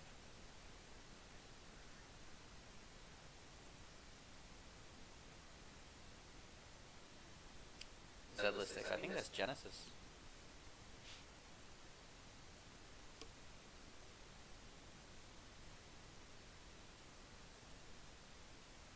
Yeah, this is very one-sided.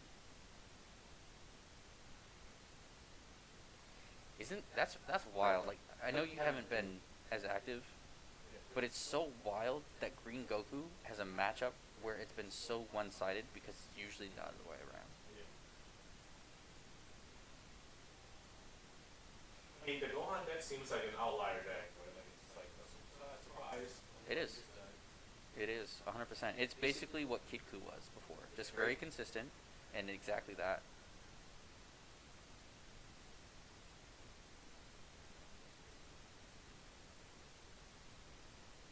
God, he has a hand.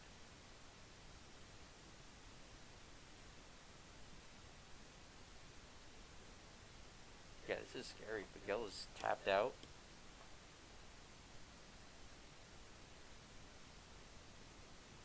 No, that's Genesis. He said, mistaken, I'm a mystery. That's a Genesis answer if I ever saw one. Ooh, Unison.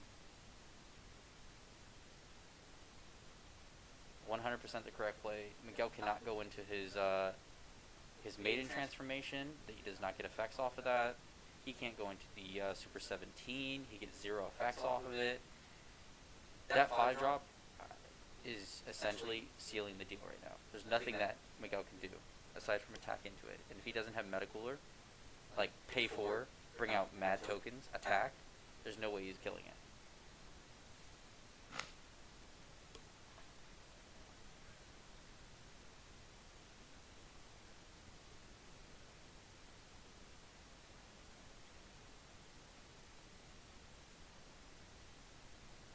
Very unfortunate for Miguel right now.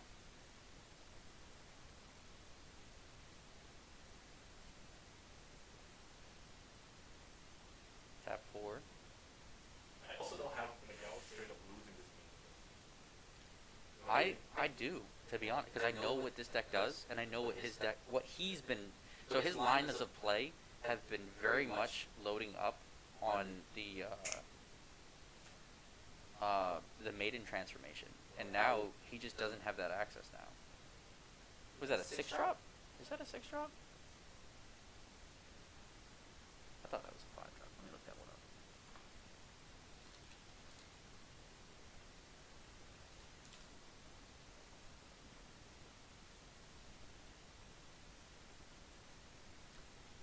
Anniversary one's 5-drop. That is a 6-drop. So that one is able to attack. Okay. So he taps out for it. And it's going to be able to kill the unison with the leader effect as well. So it's not terrible, but it puts him a turn behind. The more energy you allow Yellow Skillless to utilize, the more they can do. And the real part is they usually can't hit that part. Yeah. Like they have to use all the mana the whole time. Yep. So that essentially turned his turn off.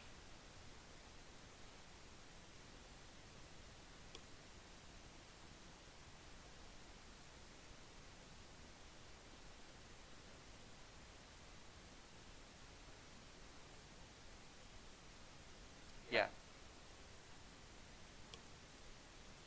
It is a 6-drop. I was thinking of the anniversary one, which is the 5-drop, and that one ignores energy exhaust or something like that.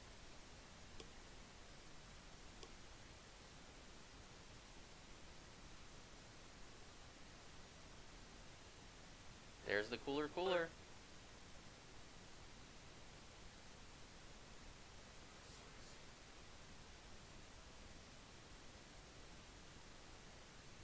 Yeah, I feel like he almost has to do the life crit here. He's not going to be able to out-combo it, for sure. Either way, he's going down to... I think he's going down to 1 here. He should. Yeah. Very, very hot hill.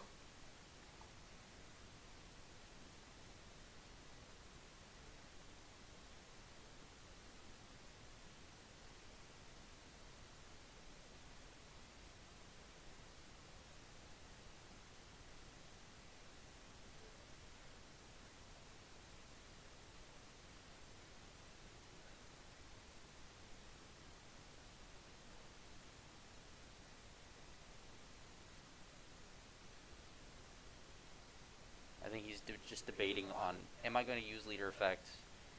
It's going to bring me down to 1 because I can't out-combo this attack. He can only match the attack, which is unfortunate for Miguel.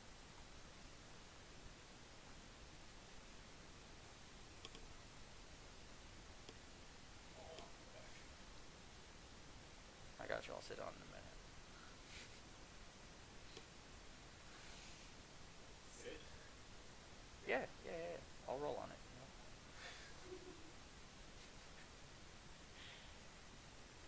Yeah, at this point, I think...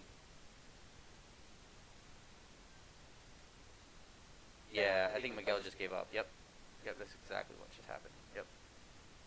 Tough game win period. Yeah, it is really, really tough. Watching PPG event in this one, and PPG got me hyped. Why don't we get you hyped, bro? Damn, he's coming in here. Although, shout out to them. I do love those guys. They're pretty cool. Yeah, man. Machado's awesome. His wife is awesome. She held it down with some Tums for an event for me once, and I am forever grateful. Oh, yeah, he's down there, right? Yeah. That dude is nuts. Alright, so it looks like 2-0 for George running the Gohan Skillless build. We'll probably take a brief intermission. We'll get some feedback from them in a minute, and we will be back. Gaming gear.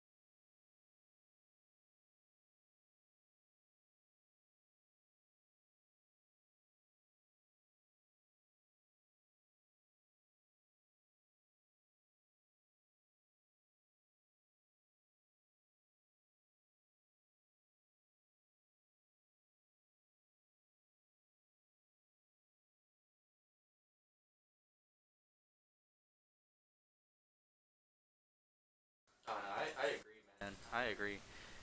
Oh, let's get this back over here. Ah! Hello again, guys. Let me make sure Chris is back in here. We're about to change this up right now. We have... What is Sean playing, actually? Green. Green. Green something, I know. I don't recognize his leader. He might have been Gohan. He might be Gotenks. Oh, yeah, he's playing Gotenks.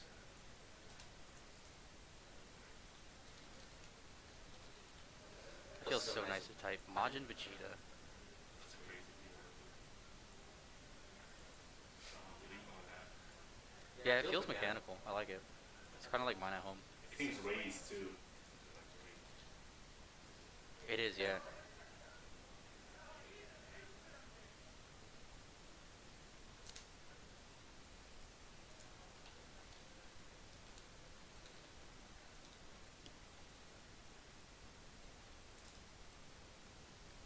Alright, guys. Brian Samuel giving smoke with green Gotenks. Yeah, he is. I kind of know the list he was running, too. Sent out to me by one of my friends over there on the West Coast. We have our own Sean Bartley over here, who's also given smoke with green Gotenks. As well as Duck. Oh, don't smoke Duck. That's rude. Come on. Everybody knows you steam it.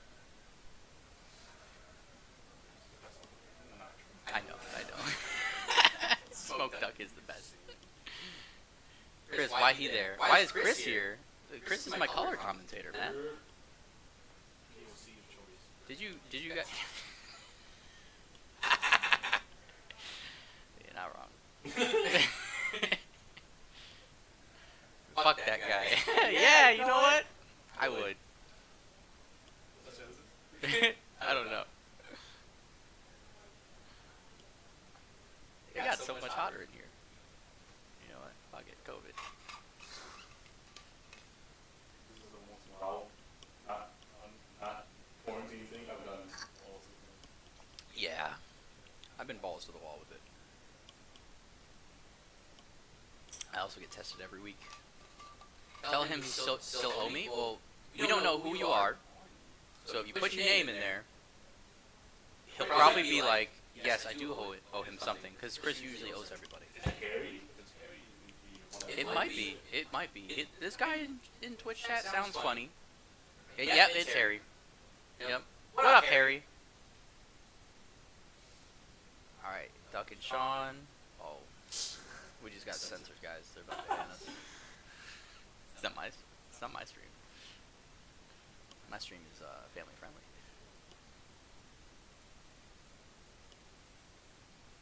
Alright, Harry.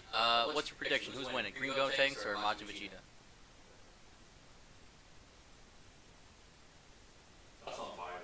Doug, literally, yo, I know Doug's deck, and it's so good. It's so good. This deck is so good, it beat Sam 4 times in a row, and Sam readjusted his fucking life and decided, I'm playing Green Vegeta. 100 Green Gotenks. Alright, well, we'll see if you're right, Harry. We'll see if you're right. Both of these guys are good players. Both of these decks are good. I think Science Harry. What's up? Who are you going for? Duck. I'm good with Duck. Gotta represent the age group. I mean, I was just gonna say I gotta represent for my team, man. Duck's been over my house like all week testing, and I felt how powerful this deck is. I'm going with Duck. I just hope Duck has gotten enough testing against Green Gotenks. Although I like Sean, so either one wins, we win. You know? Ducky's team always. Gotta see that beautiful face right there, boys. Oh man. Yeah. But yeah, me too, bro. Yeah, I can't wait to go to my wedding too. Whenever that happens. My girlfriend's just like watching the stream, maybe. She'll be like, what wedding? What? Don't worry about it. I think you're talking about, what is it, that something armor? Oh. Bofa, called? I think it's a green extra card. It's like something armor. I can't remember the full wording on it. Both of these nuts. Okay, yeah. Okay. I thought he was referencing. Let's do DBS. It's a green one. I have to go to DBS. This is a crazy way to find a card. It is. I don't remember the name of it. That's the problem. So go to. I might have an answer that time. Nope. It's an extra. I believe it's 2 cost.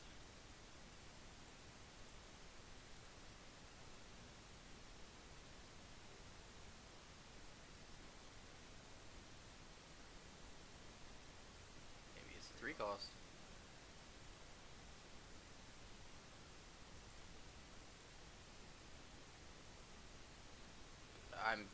Never mind. I can't remember what it is. Someone showed it to me today. I was like, yeah, that's a cool card. Wrote it off. It was just like, whatever. Hand sanitizer after the shake? Come on, man. We gotta be COVID. Regulations. We got ours right here, man. Right here. It smells like tequila.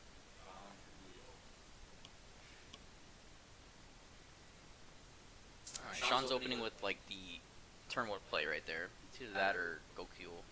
And that seems to always be more consistent. Yeah. You can sit on my lap, it's alright.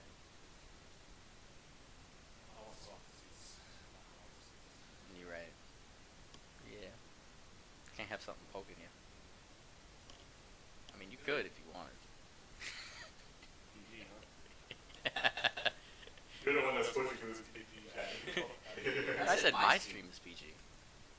We ain't in my stream right now. Yeah, I already have it up. Yeah, I had a guest last. It's just my name. It's just random XAN.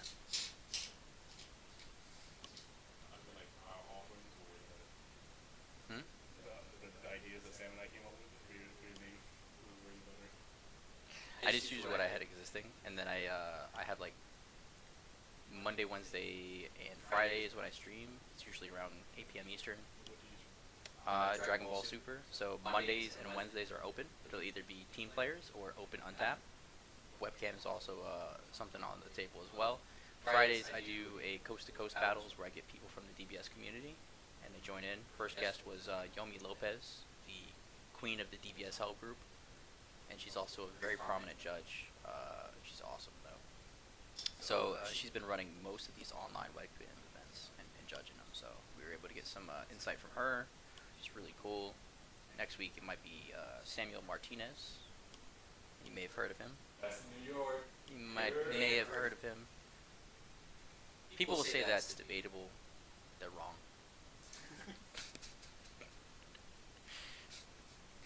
We keep talking. It's tough. We keep talking this, and then both the Hill twins come in. They're like, "What'd you say?" All I'm saying is, I'll put money on Sam anytime, anyone. Yeah, I would too. I would too. Duck is extremely on curve right now too with his deck. So he saw the Majin, went into quickening. Hopefully, he gets one of the 3 drops under there so that he doesn't have to go like from deck, because if he has it in the life, that hurts. But it's really good just getting them underneath and utilizing it.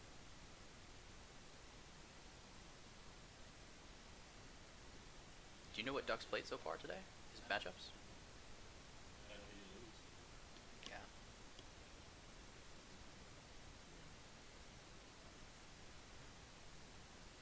Okay, I got that for you, bro. What's up?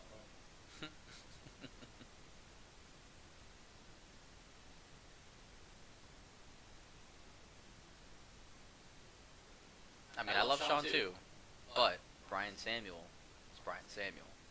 So Sean is a good player. He's intelligent with his plays, but they may not be running the same lists, and he may not have as much experience with it. I know Brian Samuel's been playing, I think, or at least his team, for the past 2 weeks.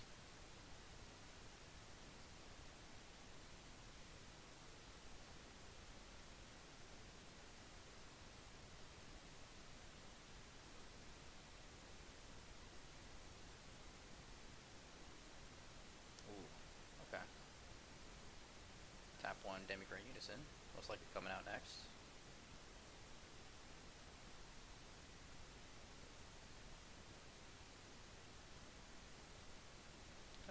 There it is.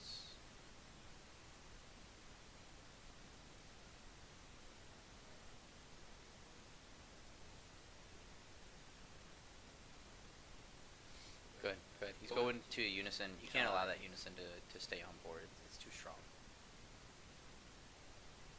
Taking out that Unison now is going to put Sean back a turn.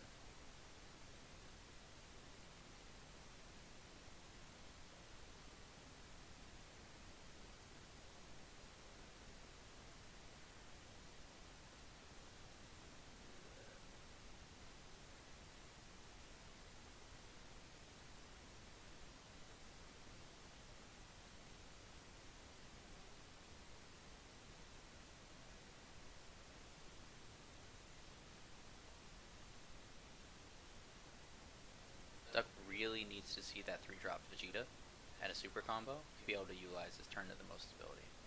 So what this leader does is it summons the bottom card of his deck if it's the Servant 3-drop Vegeta. So he really, really needs to see that. I mean, he could also just keep energy open for Dormant, but because his opponent is going to have like a double striker and yeah, it's going to be rough. Alright, so he's going straight into the 3-drop. I assume he'd go into the one that has barrier, just to avoid the Vegeta pop. Yep. So he goes into a 3-drop Boo, which then removes a marker from the Unison. So now he can't Vegeta Frieza him. It then evolves to a 5-drop, which also does essentially the same thing, removes a marker. And then it goes into the 7-drop for energy 1 cost EX evolve, and it restands. And what is it? Double dual attack, I believe. 25k, 7. It's crazy. Yeah, you get it off quickening. So every life that he takes, he puts a card under quickening. Once it hits 4, he puts it in the drop. He's able to summon the 3-drop. Then he plays the, I think it's the 0. What is that? It's a spider. Live your life, bud. He plays the 0-star energy ball, whatever it's called, and then summons the 5-drop from the deck. Or drop.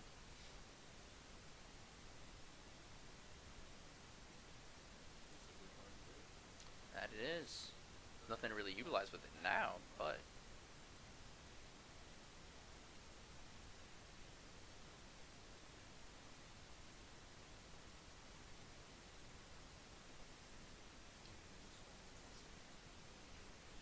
yeah. Gotta get it in where you can.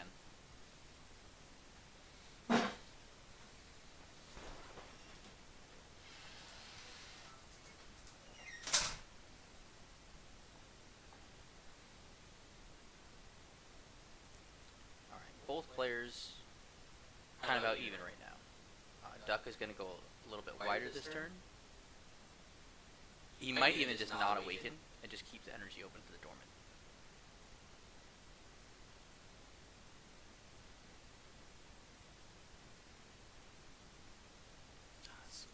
Five-drop Manjubu is so good, especially when it goes into the 7-drop.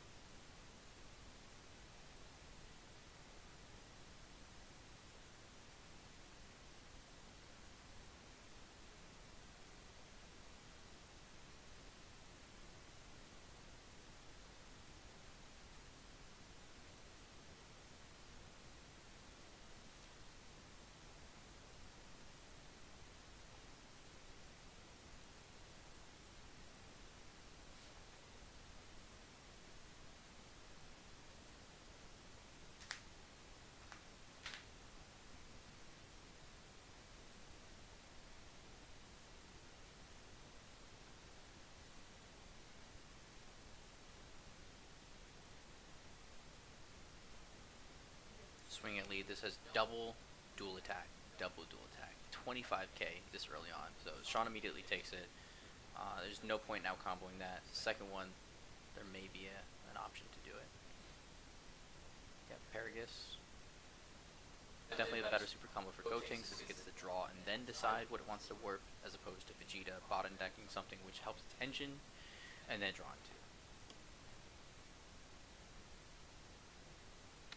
Definitely a tricky position for Sean to be in right now.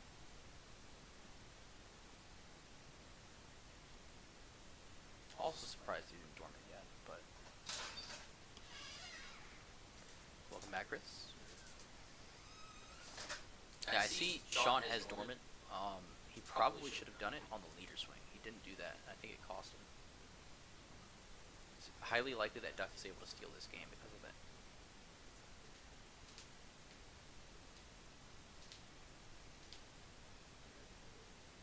So he outcombos the second dual attack.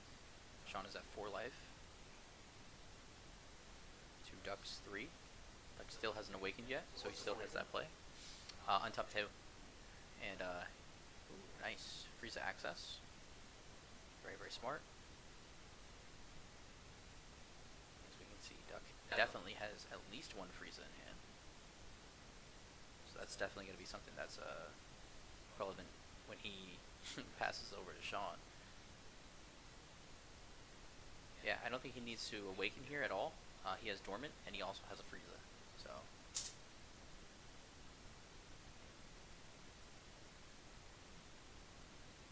Sean has already awakened, so he's not going to be able to extend with energy this turn. It's kind of, he's most likely going to play either a Unison, or he's going to play the Union Fusion Gotenks. If he plays the battle card, it's getting hit. It's getting KO'd off of the Frieza coming into play. What's also crazy about this too, let's say he did do something on Duck's turn. Duck could have played the Frieza, Celzino. That Boo is a 7, and the Frieza's 5. It's Celzino right there, which I've seen him do a lot of times. It's so good. It's like, sure, you can dormant me. Swing right in for quad strike.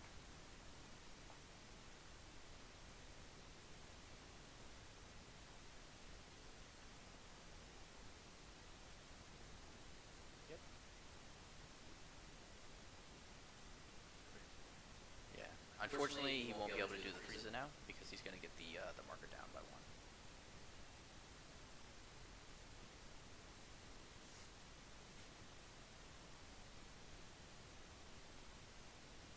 But Demigress says, I don't care, I'll take the life anyway. This is like a fair game, but it's also like standardized in the meta. Yeah. Most matches you play should be like this. Yeah, absolutely. This is the closest meta game we've had all day. Green versus green. Green is absolutely the best color going into the set 11, and will probably stay the best color for a while until we get something that's really as defining as Dormant, Demigra Unison. Shoot, even Roshi. My pick for the card that should have been banned on this ban list was Roshi in the drop. It makes green way too good. They still have access to all those other cards. They just don't have them recurring. I almost sense that as like the crazy hard to get. I also think this format looks fair.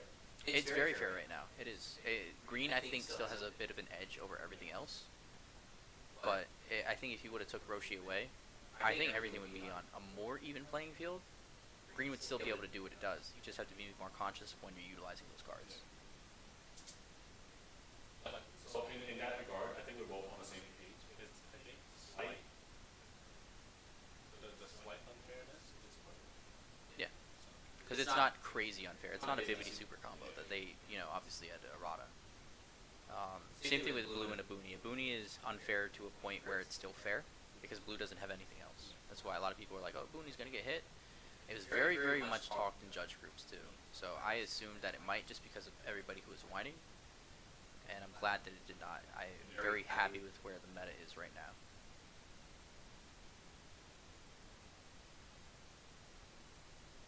So Sean ended up going with the Unison and then using the Unison play. There's the Dormant.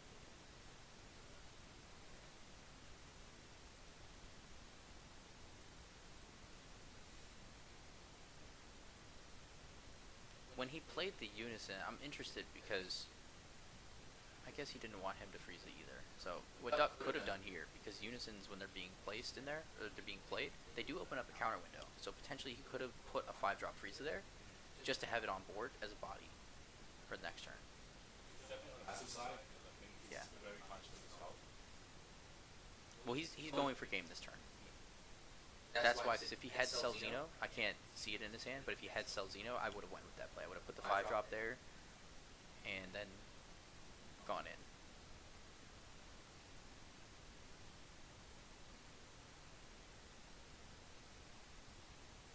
Whoever's more aware of this being a battle of attrition and getting a push is going to. Yep. And that's exactly what Duck is doing, yeah. Like Doug's going to like the game state. Yep. All his hand is up and it's cool. Trying to pull apart. Yeah.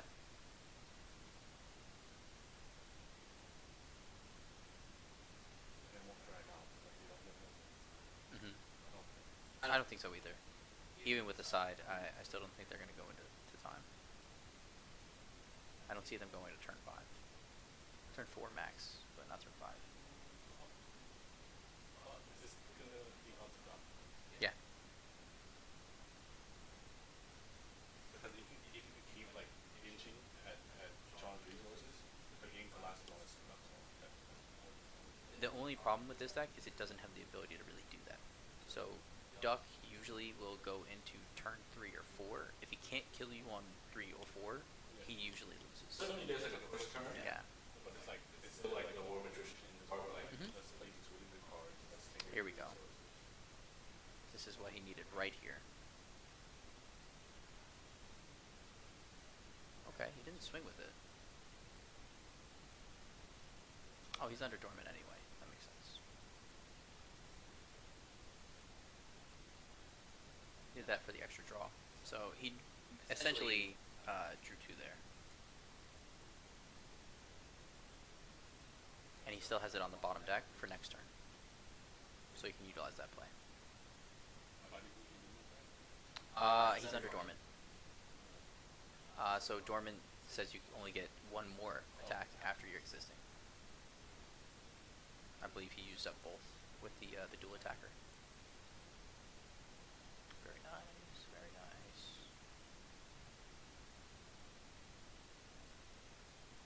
Needs to make sure that he has that Frieza access.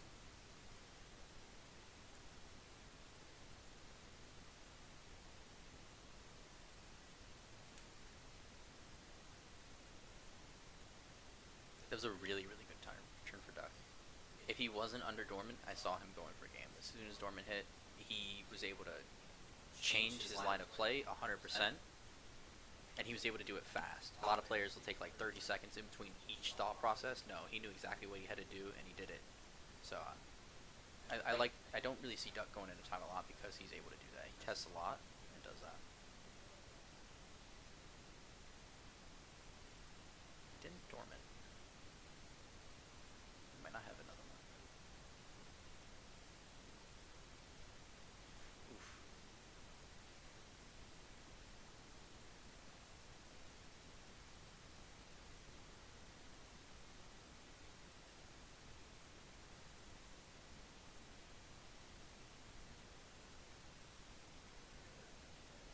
Like it's 2019 again. Yeah, me and Chris, we had ours on for the majority of this time. We are kind of quarantining over here with each other. We're in a very isolated Yes. and taking this test. Yeah, I get tested at work every week. I don't leave my house. Yeah, Chris doesn't go anywhere, which is great.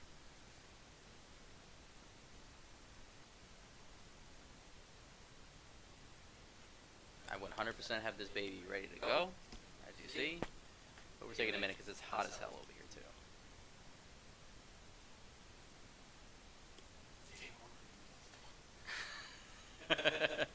Seeing these 2 decks, right? Yeah, these 2 decks. That's fun. Yeah. Goatings, right? Yeah. Well, I like Sean's deck. Yeah, I like the Goatings from Shauna, and I like the Green Mancha Vegeta as well. Like, both of these are good. Roommates can bubble up. I mean, essentially, that's where we are right now. Speaking think one string is quality. Wow. That's unfortunate. That's unfortunate. That was Sam last time. Sam played everybody he knew. That's for you guys. It didn't suck for me. I wasn't here. I was supposed to. I was He too. told me like 12 times. I had like a death in the family, so I was like, I gotta do this memorial. Thank you. Yeah, man. Weird, cause like, yeah, it was COVID related, but it's weird because you can't even do you can't do a true funeral, so you have to do some type of memorial thing. So I went to it was a small, venue almost, and then from there we did a Zoom call afterwards, which is just weird. Yeah, it's just you can't offer condolences and remorse. I saw the people that I needed to see in person, but the other family members were involved. Yeah, so I was able to do what I had to in person, but it's so weird, man. 2020 has been such a year. All right, so he is going in. What is the combo power? It's a Frieza. Aries. So 10, 20, 35. On top of, I believe it's a 25 already. So I think it's 60k.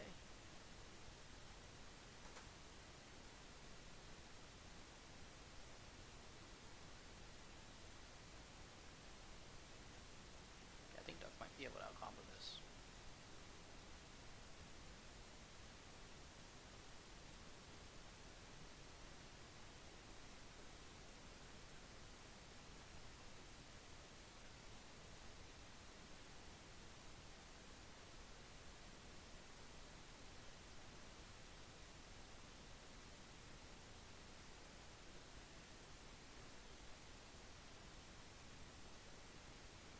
The only thing that sucks about this is Duck is now changing his bottom card from the Vegeta. So that's unfortunate. Unless he has one in hand that he's able to put underneath there. It's a match in his deck though, so he's gonna have a lot of ways to get to that later. Oh, of course. It's just getting it to the bottom of the deck. Since there's only one energy to bring out is really nice. That's super complicated too. Yeah. Even the extra card he has in his hand, it actually, not only does it sack the 3-drop and go into the 5-drop, he can use it as a 5k power boost to his leader. Which he did right there. I don't think he's played Sean. Duck? Yeah. I see where he's going with his line of play though. I see the Vegeta right there. So he has it. He also has the Bardock Awakening Instincts. So he's got at least 2 double strikes. Oh, Sean is swinging again because he didn't have Dormant.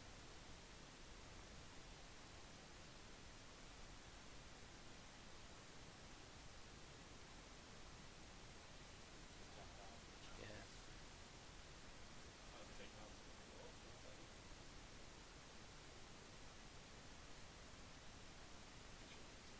Yeah, I think it's just a dual attack. I don't believe it's a double strike on that.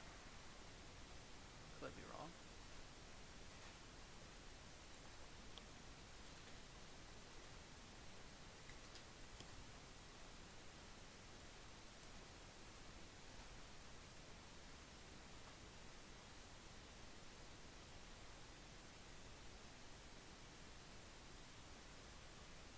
It's just DPS, not X.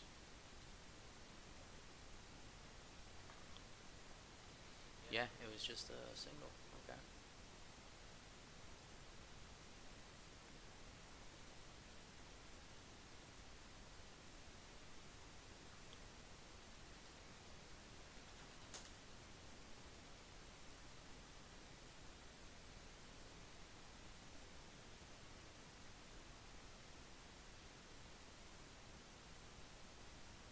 Yep, he's going for the Awakened Instincts.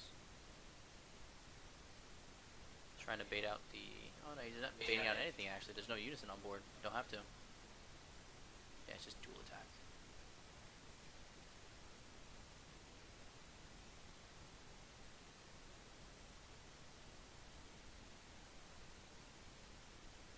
There it is. Swing at lead. 30k double strike, man. Serpent is wild.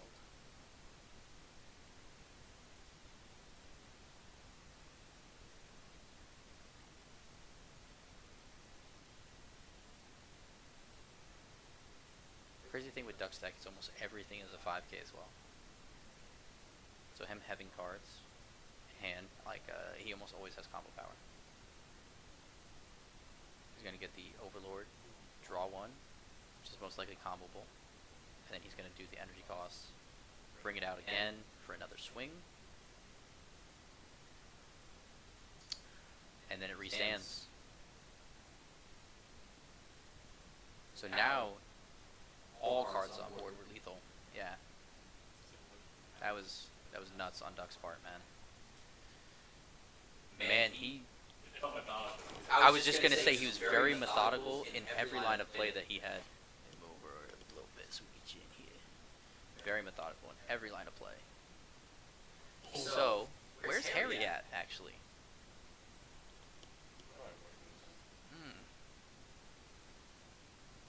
I wonder if he's gonna change the bet now. Definitely didn't want the bet. I'll give you 2 to 1. What's up?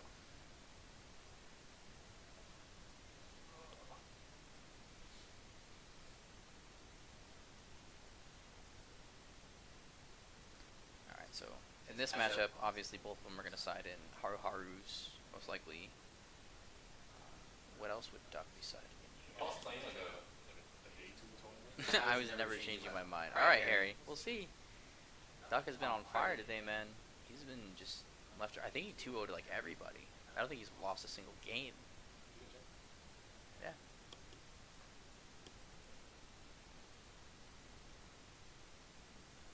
One. Where's he at? Duck. Super. Yep. It was, well, 2-0. Yeah, yeah. So, Super, 2-0. Duck, 2-0. And now we're in that last one right here. Yeah, so Duck has not lost a single game the entire time. Gracias. That's crazy, man. He's been extremely confident with this deck too. The funny thing is, every one of us were like crapping on it. We're just like, it's not that good. You know, you gotta either focus mid range with the quickening, or you go super aggro. He created a hybrid of that build. Sin Shenron? Yeah, unfortunately Sin Shenron is not doing well today, man. Got smoked round 1. Oof. Yeah. That's what you playing? Football match? He probably is. Yeah, Sin Shenron is not very good right now with the leaders that are on board at these tables. Like, Green shuts him down. It's hard. you coin flip it, right? You coin flip whether or not you want to play both ends. Yeah.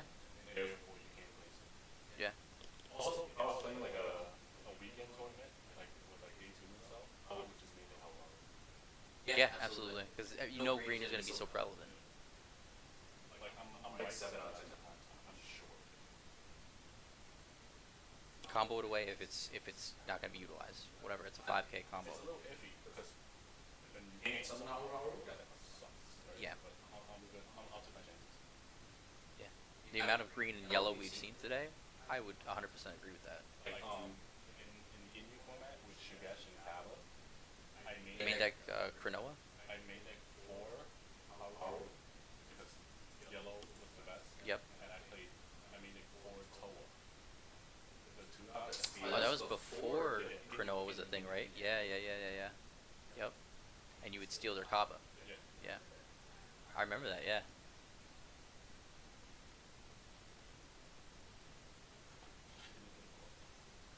You didn't play Bloodlust? Oh. I didn't hindsight? play green. In hindsight, would it... I'm sorry, I didn't play yellow. What leader did you play? Ginyu. Yellow Genyu? Yes. Didn't that have Cold Bloodlust access? Yes.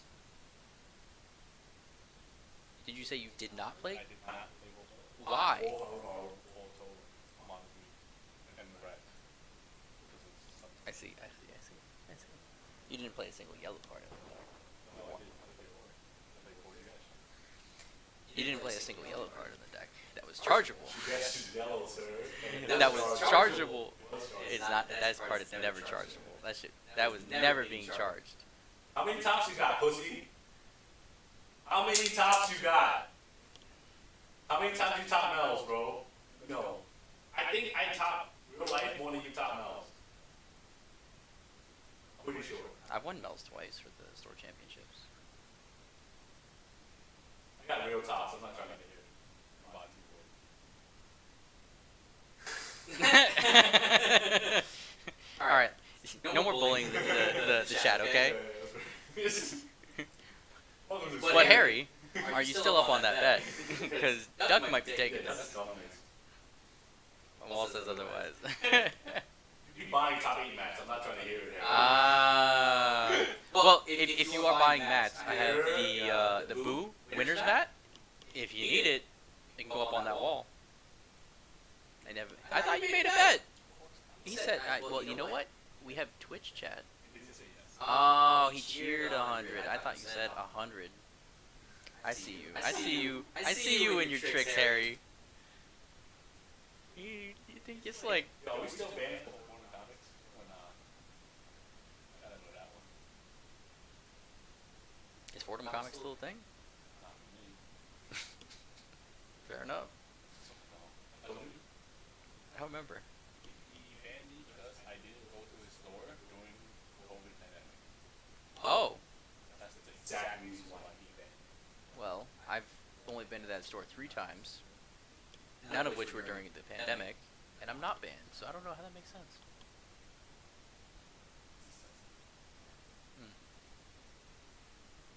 Yo, fuck him, bro. I'm not. I don't know. I have to selectively pick racist people I get to do business with. Mm. Can't do it. You can allow 2 of them in. That's it. Get your quota. I'm on 1. Oh. I gotta have a quick spot, you know what I mean? Yeah. Yeah. Okay. I don't. I haven't seen it. Henry doesn't understand either because I used to be there when I was a kid. Mhm. I can't say on stream. Yeah, I got you. That's the after-hour streams, boys. Yo, that's him softening up. You say a lot of crazier things. You know that back twice in his store? Like, got punched in the face, beat up twice. It's wild. Alright, so same play for Sean here. Let's see if Duck's going to utilize the same play again. Bobbity. Bam. There it is. Who won that? I think it was Sean. Yeah, I think it was Sean. Vegeta's just like, hey man, if I don't win the die roll, I'm just going to swing face.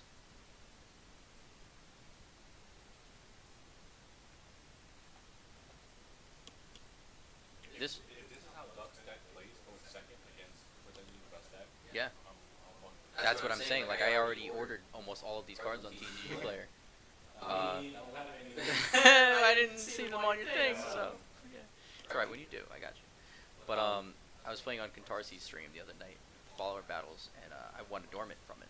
So, that's 1 dormant down. I just got to get 1 more for the main deck. Because I think we run 2 in the main deck on this. Side 2. But Duck's list is crazy. And it's only going to change even. It's only going to get better. That's the crazy thing. Because the tournament pack card, he doesn't have. And that card makes it so much better.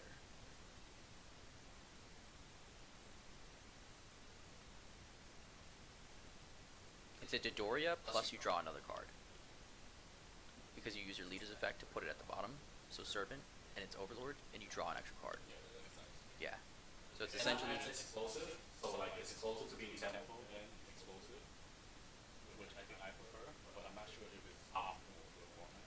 And the thing that I really like, and it's also just Duck being a really good pilot, is he's able to switch between that aggro to tempo like playstyle. He was able to do that right there under the dormant. He knew exactly what he had to do, and he was able to switch into it very, very easily. I'm not sure if I could put that compliment on the pilot. Well, yes, but also it's the deck, right? The deck is able to do it, Yeah. but are you able to see that line of play? That's the definition. Yeah. To be able to switch from like Yep. multiple speeds, and the fact that he's able to do it properly is correct for the pilot. But I'm not sure if it's like.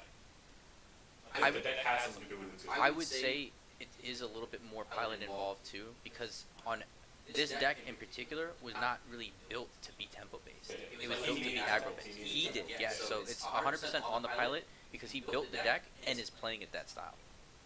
But I agree with you there. I like tempo, but I'm usually not good enough. Like tempo is the hardest thing I can play. You got to big brain calculate, man. At all times. It's too Yeah. intensive. It's too.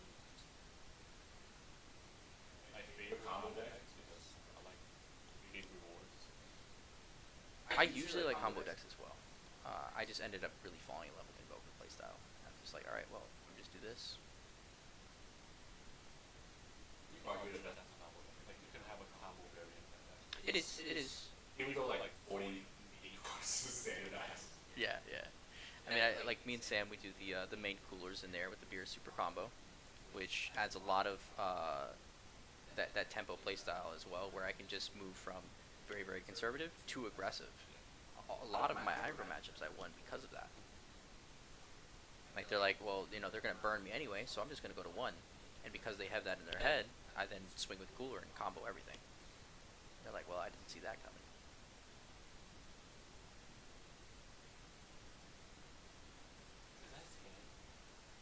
Yeah. They both have a decent sized hand because they're both grabbing stuff. Well, not so much Duck, but Sean is grabbing a lot of stuff with those Union Fusion targets. Yeah.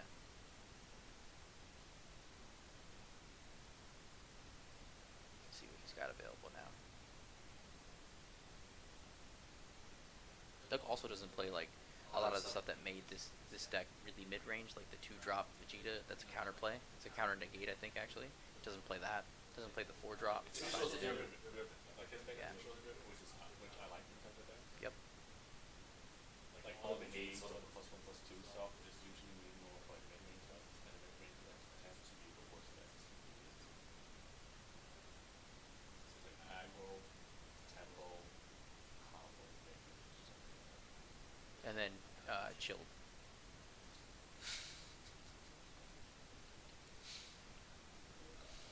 I want to see someone win an event with that.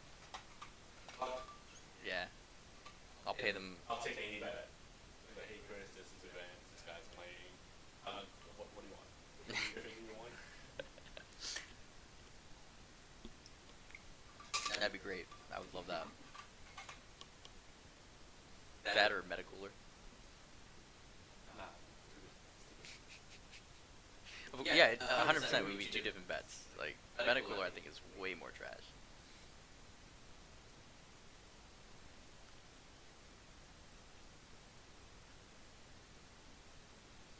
All right, Duck's swinging in. Using his Leech's effects. He's going down.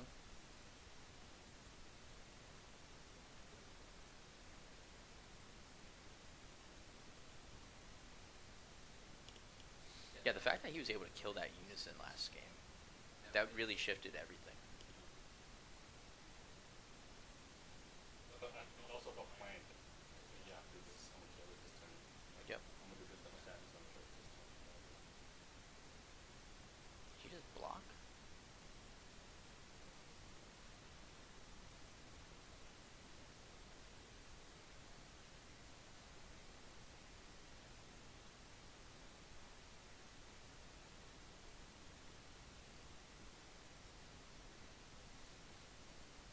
Yeah, it's really rough for Duck right now. 'Cause he has I believe he has a Demigod in hand, or is that, no, that's a Dodoria all the way on the right. He definitely has the Dormant access, but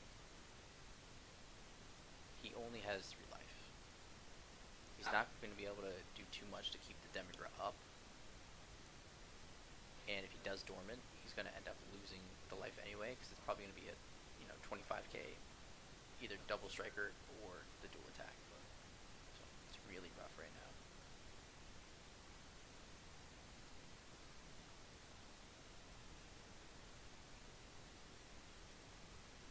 So he's going to Doria. Yep, the Doria. He's trying to bait out the 5-drop Frieza.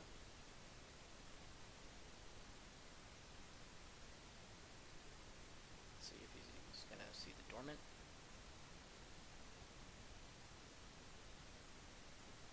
no dormant, no 5-drop Frieza. That's really good for Duck. Really good.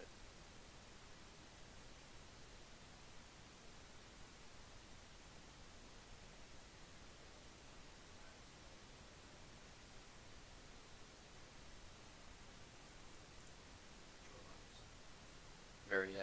Time's just actually flying by, man. It really is.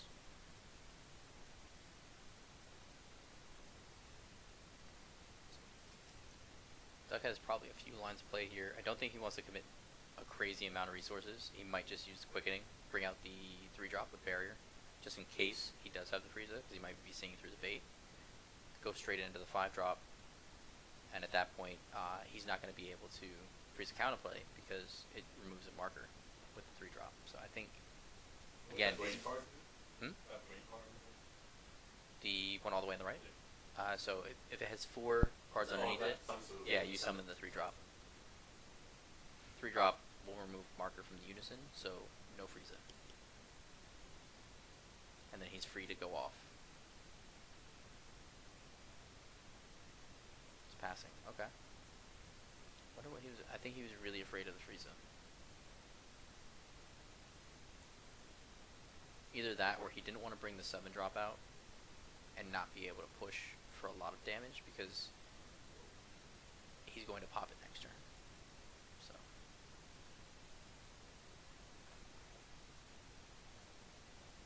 think there's a Celzino SCR underneath that right now.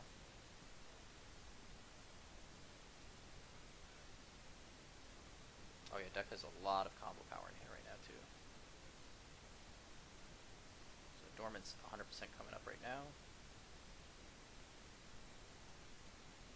Joke's on you, one more attack.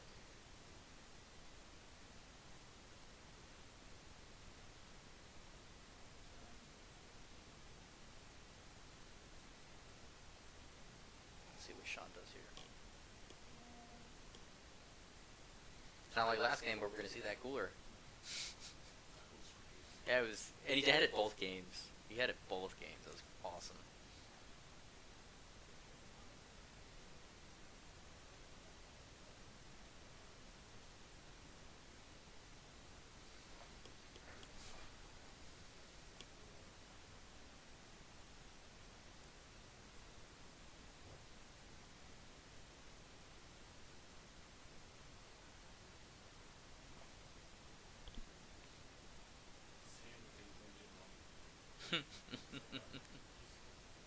Yep. You discard that?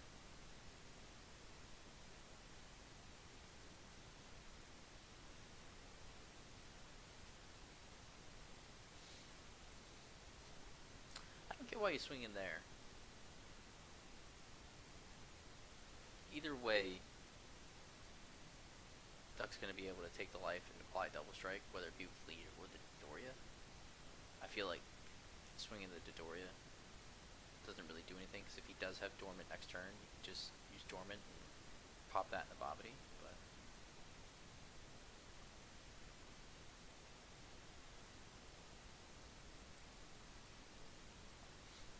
and if he plans on summoning the Unison this turn, the Dodoria would have been a better pop target than the Bobbity.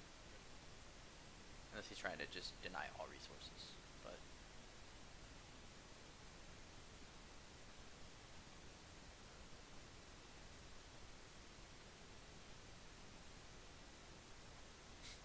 I can hear that through the door. Dormant, har har.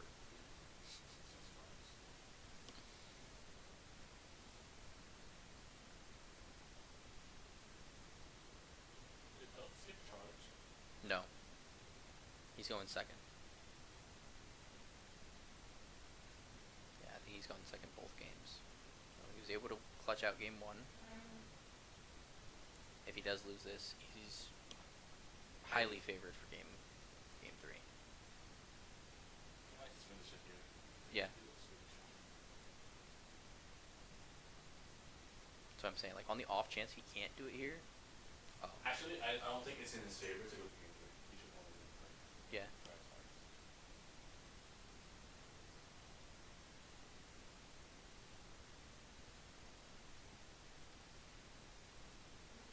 He hasn't dropped a game all day. Yeah, so I wouldn't want that to happen.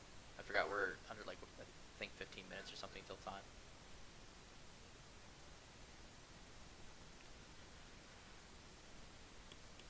There it is, Vegeta. Or Broly Unison. Another two. There it is, Broly Unison. Okay. Really, really good. So every time it loses a marker, well, when it loses a marker once per turn, you make your opponent discard a card. You can uptick it by 2 to discard 1 card, KO one of your opponent's battle cards, and then they discard a card. And then he has another effect, which is like a -3 or something like that. Green, Broly.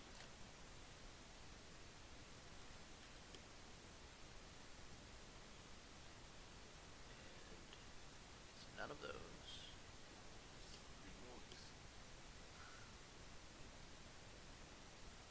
I mean, like these guys, because there's no unison there, unfortunately. Here it is.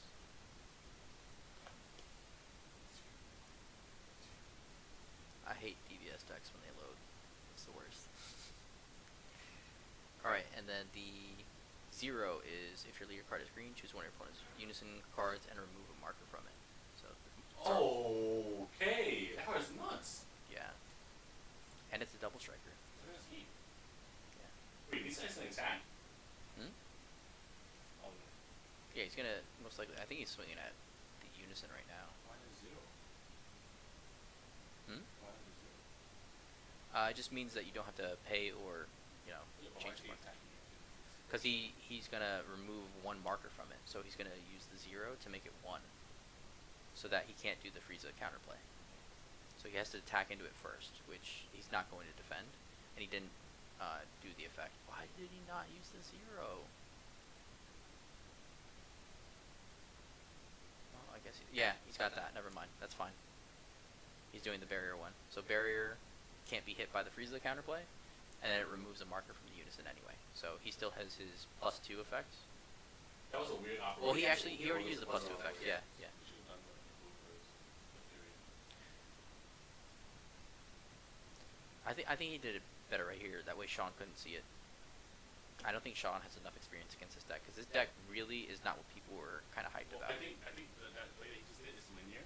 Yeah. Like, it didn't matter how he did it. But Mhm. like the safest, most straightforward way is some bloopers or and then attack. I think. I'm not sure. It just seemed convoluted the way he did this. Yeah, yeah, I get you. I think the way he did it though was the best way, honestly. I don't see the difference. It's just because you're swinging with that first, and they're not thinking of that; they're thinking of the current attack. And then what does that do? It's what they're thinking of in that moment. So a lot of really, really good players are able to see multiple steps. I don't think Sean was able to see the next step there. My thing is, even if Sean saw it coming, or if someone It's going to happen regardless. Yeah, Yeah, I agree. I agree. I think in practice he was just doing that way to bank on. If I play someone who's not able to see it, it's nice too. maybe. But I mean, regardless, either way, it is the same end result, right? I'm pretty sure what they think. Yeah.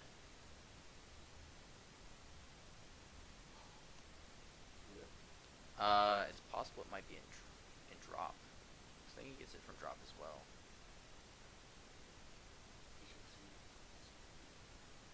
Oh, it's life. The last life. No, you can put it from Okay, your hand okay. too. Yeah, yeah. You can do it from all of them. It's pretty broken. So he ditches a card from hand, removes a marker. That dies. No dormant access unless he hard casts it. No Frieza access at all. 100% my man's gonna put that 3-drop Vegeta at the bottom if he isn't already. Yo, Harry, your boy not looking too tough, bro. Getting his ass beat. on Yeah. camera. Again, I like both of these players, but I'm just slightly more biased towards Duck. Duck can swing. Yeah, he was like, I'm winning this event. With the deck that everyone was sleeping on.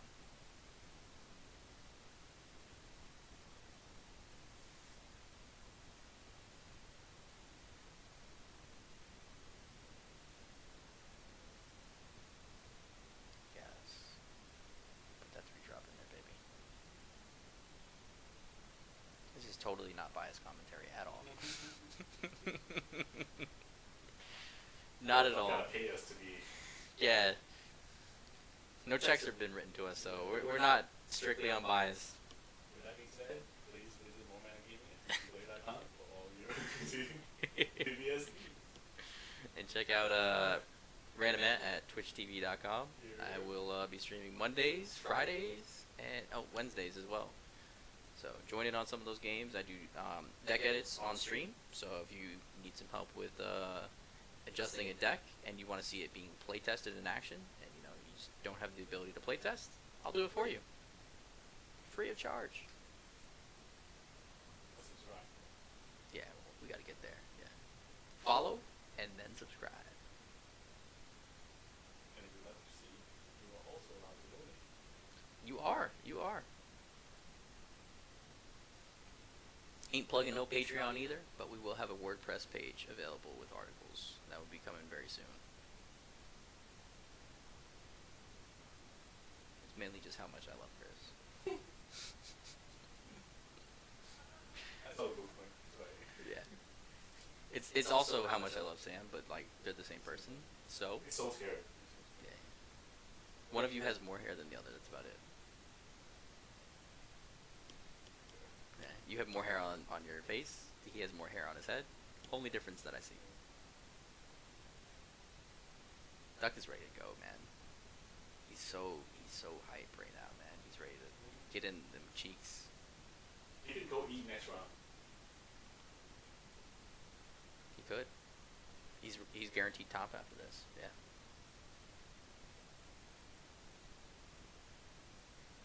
But he's gonna be like, nah. Yeah, it's so dumb. He's gonna So be like, dumb. nah, Yeah. fuck outta here. So dumb.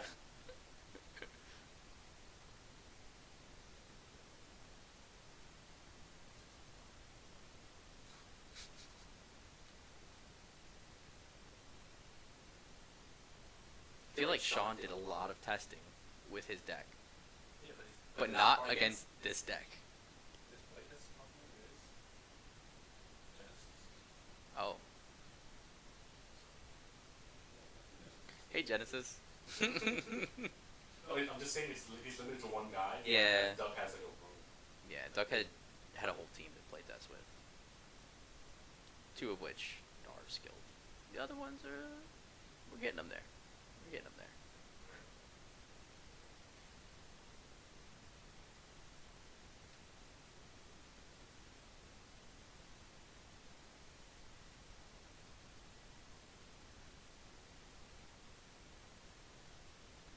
Oh, he went straight for 3-drop. Nice. Duck is going in this turn. He's trying to kill.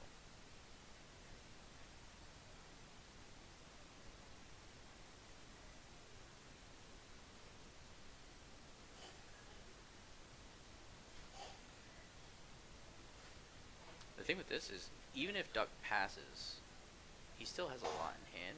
I don't know if Sean's actually going to have anything left in hand, aside from just swing at leader. Sean's plays are very limited. I think if Duck makes like the worst misplay he can make in one turn, Mm-hmm. I don't think Sean is still win. You Yeah. know what I mean? Like the worst thing that can happen to Duck right now, and I think he's still win. Yeah. Hey, it is Genesis. Look at that. Zetless ticked. Sure. I'm pretty sure that's Genesis. If it isn't, I'm just gonna pretend it's Genesis.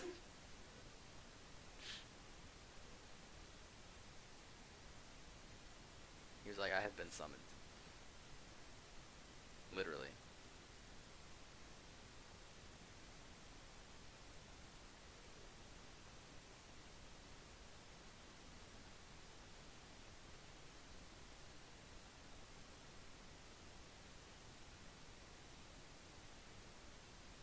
There's Harry again. Sean, I believe in you.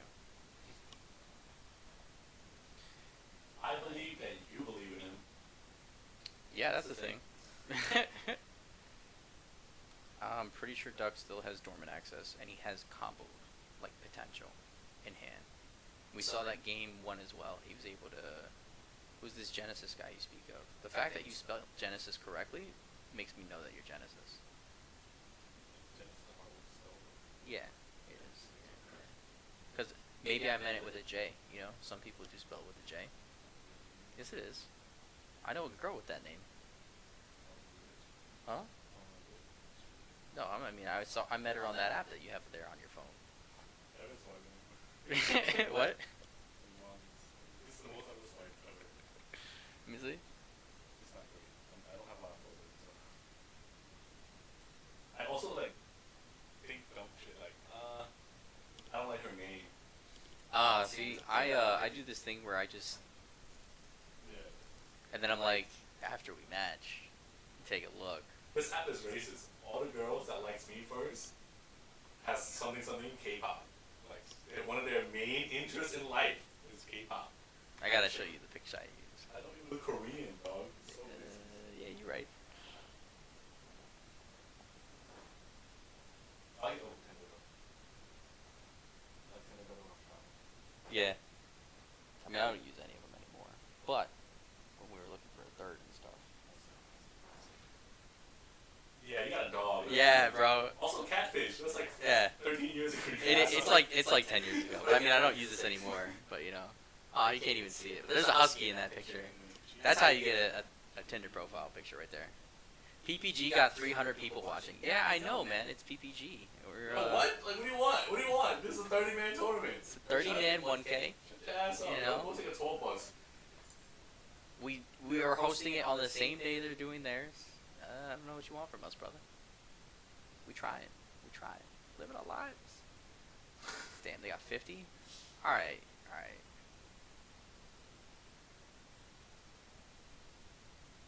See if Duck can do it. That's crazy. Who? Like 50 people there? Yeah. They rented a venue. Wow. I think. COVID? Yeah, I know. Yeah. Bruh, come on. No, tell me why, Harry. Yeah. You tell me why.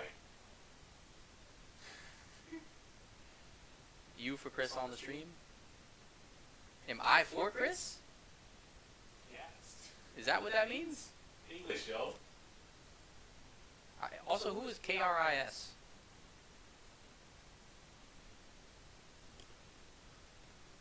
Alright. You got Chris on the stream. Yeah, I was just like, hey Chris, you're not doing shit. Come stream with me, man. And he's like, yeah, I love Anthony Quintano. Of course. It's a good way to be in a woman without being in a Yeah. I have a big tournament coming up next week where it's the invitational for webcam. So everybody who like top 8'd or won. So this is a great opportunity for me to analyze the meta going into that to see what I want to play. It might be Duck's deck.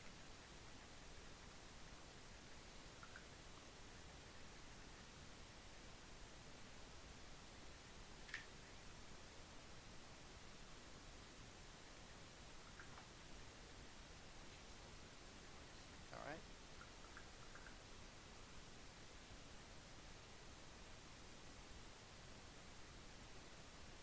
Duck still has some combo potential. Let's see if he's going to be able to reach it.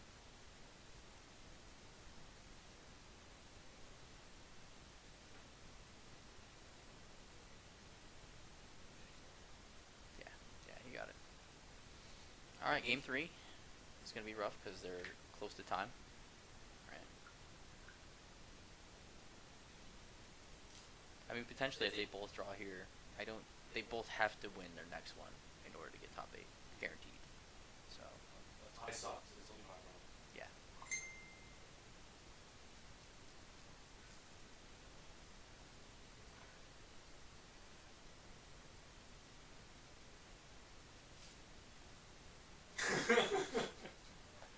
Harry.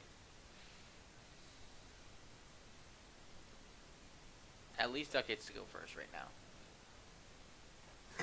He's so hyped.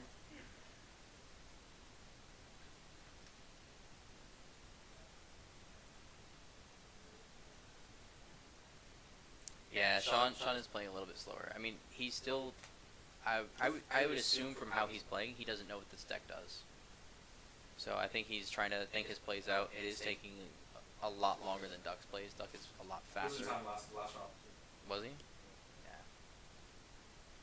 Yeah, he definitely doesn't have the match knowledge, Harry. To be fair, Duck's deck is bespoke. Like, it's not a very clear, linear way of playing. Yeah. Duck is to go first, let's go. And top range. And he saw Bobbity again. Top of the range, let's go. He gets the foil quickening.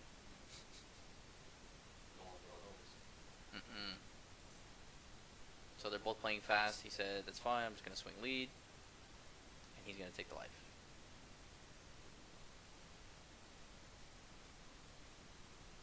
He's playing Go Fuel. Yep, fine.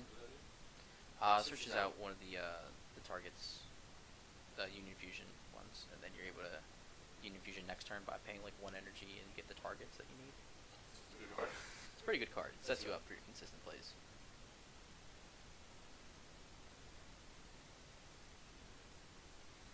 Genesis better start rooting for Duck, otherwise he's not going to help him with the mobile games anymore.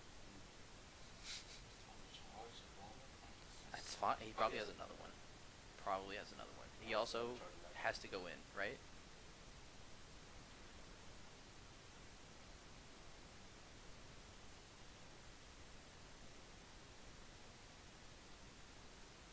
Nice. Nice. Demigra. Very nice.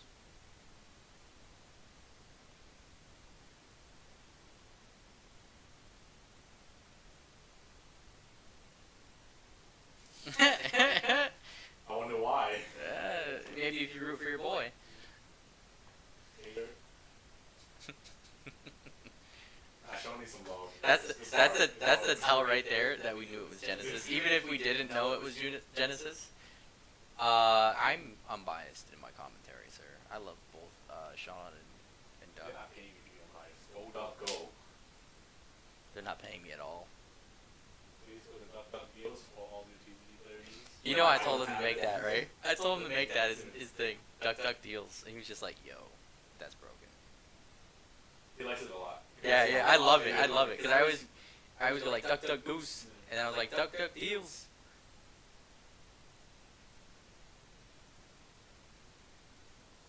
I'm not hating on anybody. I clearly love both of these players. One slightly more. I like Sean more. Sean sells me more cards than Duck does. Damn. Duck deals. You can't be selling new cards anymore. Yeah, we got him on TCG player. I'm sorry about that. You know, I'm trying to help him eat. Yes. Not that it means anything. Don't have anything to Ooh, he gets to go into his whole package. Turn 2, baby. This is what we're talking about. It's Sean's on 1 mana, yo. Yeah, like this deck going first. Whoo, man. All the things Duck wants on his board is on the board. Yep. Ooh, what is that? He potentially has Cell Xeno this turn, which is crazy. What is that? Blue? The Boo. So that's a different one. I think it makes him discard a card or something like that. The other one is the one that has Barrier. This one is Deflect. So this is the main one you go for. The other one is just utilized if they have like why didn't I play at the event? Because I'm preparing for next week's event. So I wanted to commentate, make sure all my boys were up to speed on their testing, and they knew their matchups. He sucks, and he knew he wasn't gonna win, so he didn't play. That's also not true. It has elements of the truth. Yeah. Yeah. Yeah, all right.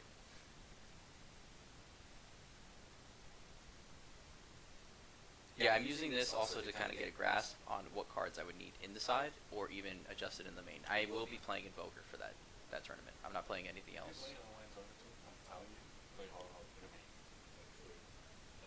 Well, it's going to be webcam. But yeah, I get you. It might be worth playing in the main. I just don't know if I could do that with Invoker. If I'm playing this deck here, Oh yeah, assuming you play a real deck. if I played a real deck, absolutely I'd be playing Har in the main. I'm playing Invoker. I've won one event, top 4, top 8. Stop, you gotta stop living in the past, bro. That was recently. Just happened. Nah. So it's Just not happened. present, right? Right. Yeah, it did. Genesis. I'm just mad you got beat with a Green Vegeta. So what happened is Genesis and Duck were playing some games. One of you have to make a favor and open one with the one after. Go Sorry. ahead for me, Chris. Go ahead. I gotta go in and you got the winning chair back. Don't we just open it? Just open. Someone's there for you. Thank you. Thank you, man. Yep.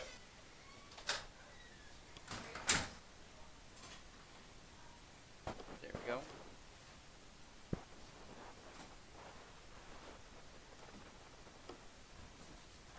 Sorry about that, guys.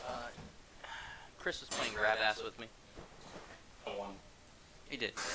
I mean, technically, we're all winners in that.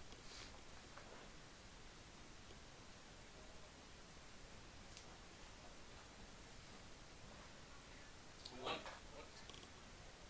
I'm pretty sure it was Doug. Yeah. Yo, chat. Who won here? Yeah. Pretty sure it was Oh, Doug. Sean Navy. Yeah. You can tell by the. Yep. He doesn't get salty in a way that's mean or disrespectful. He realizes that damn it happened. So going to PPG. F this. Hey Harry, where's that $100, bro? Yeah, buddy. Yeah. All right, guys. We're gonna go on a brief intermission. We will be back shortly.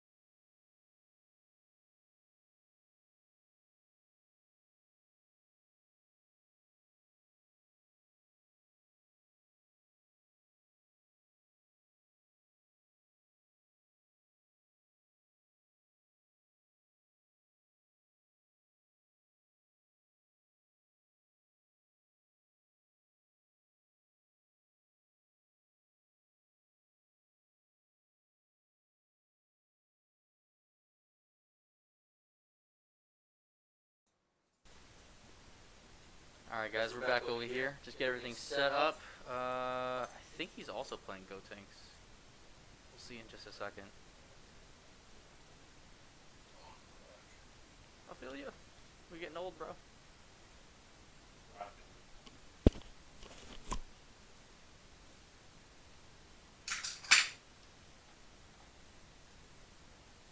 This is also the final round, and then it's top 8, and I think they're split from there.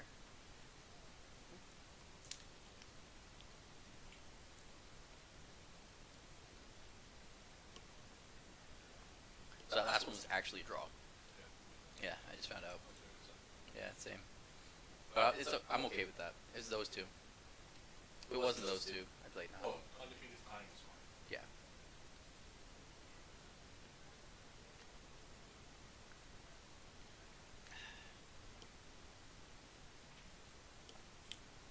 That was the first game that Duck actually dropped all day.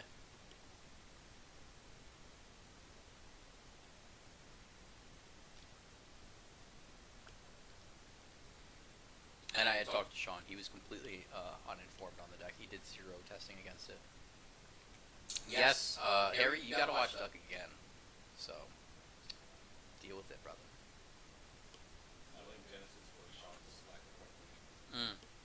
I do too. I do. I think it's Genesis's fault because he lost to Duck's deck multiple times actually, and didn't prepare Sean. Doesn't sound like a good friend there. Yeah.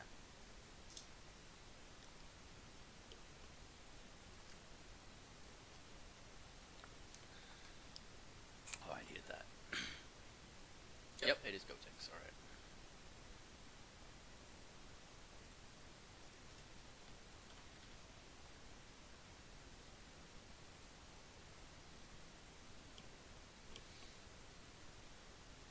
Let's see if Duck can get the die roll this time.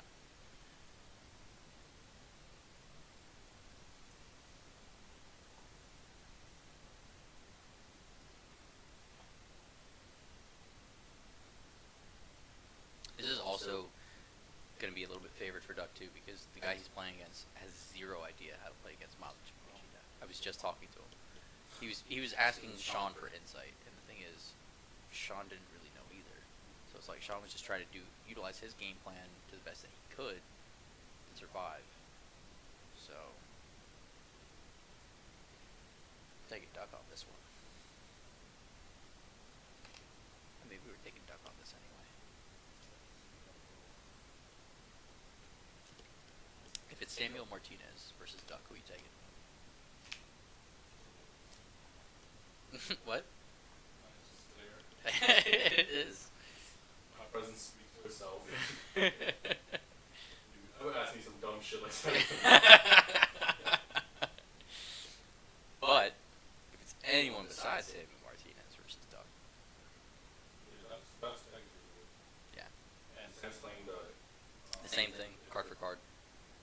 He just got a really unlucky round 1. I think he lost to Vegex, right? Yeah.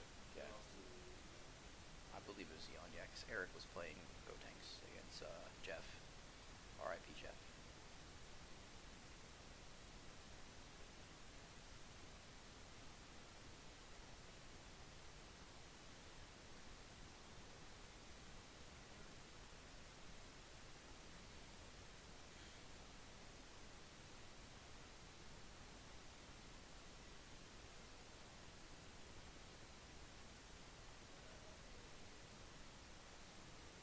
Alright, let's see. Duck gets to start off. Straight away. Bobbity play.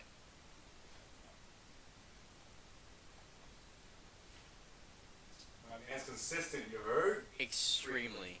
If he doesn't see the Bobbity, he has the quickening. Like, it's nuts.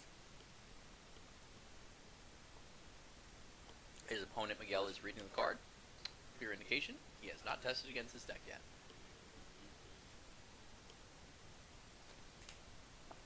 There was a post on Facebook where Mark Hill was asking what the top decks were. And I was just like, Green Vegeta is going to smoke all of you guys. And he's just like, do you have a list? Yeah. Tune in Saturday. Computer and Gaming Universe, 1K, baby. Tune in to see the list in action. This is before everything. And Doug is performing like this. He's technically undefeated with 1 draw.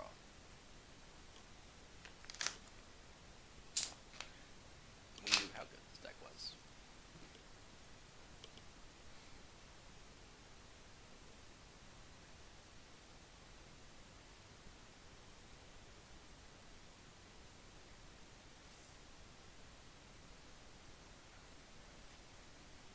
He doesn't have Dormant. It's great.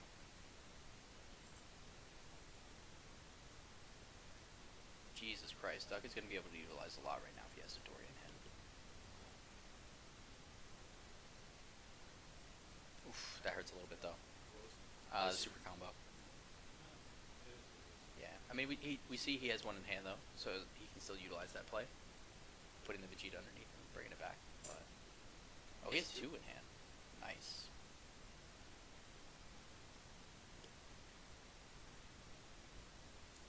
Wonder what he's gonna do here. I think he might do like the Demigra pass if he has Demigra. Can't see that.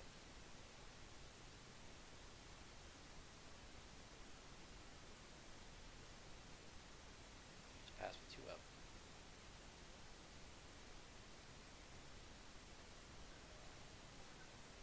Unison, yep.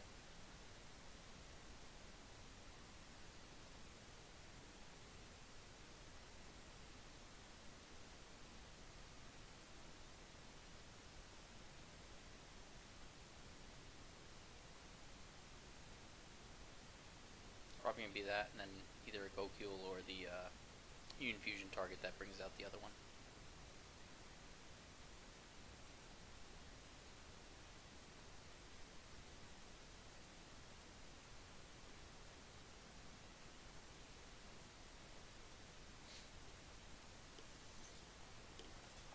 See how much pressure Miguel is going to be able to utilize this turn. It's not going to be too much because he has the unison already. That's the one drawback I would say with the Gotenks deck. Its turn 1 and 2 are predetermined. Like there's not much it can do. It does what it does. Good. I know why Sam did play Gotenks. Yeah. It's very linear. Extremely.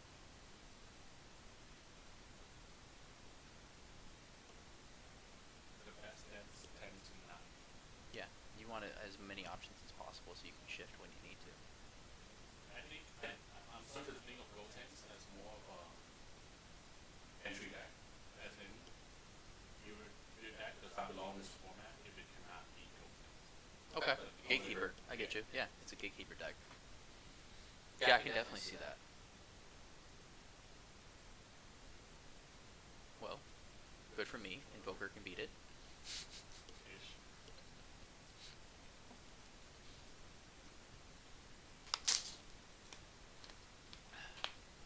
Been playing with some of them West Coast boys, and they've been smoking with this. Haven't lost a game with Invoker, so I'll take it.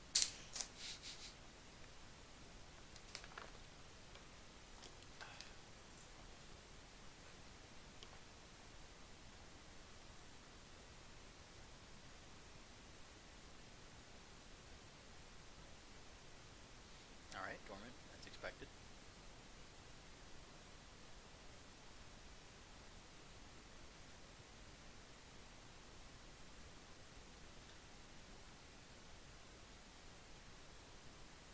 Yeah, I think he's gonna go Dark, roll a Unison, and then Awaken.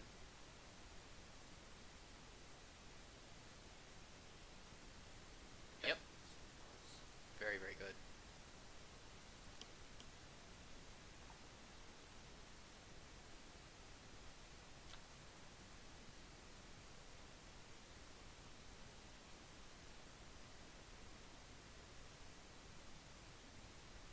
He's gonna bump up to 5. He's gonna discard 1, make his opponent discard 1.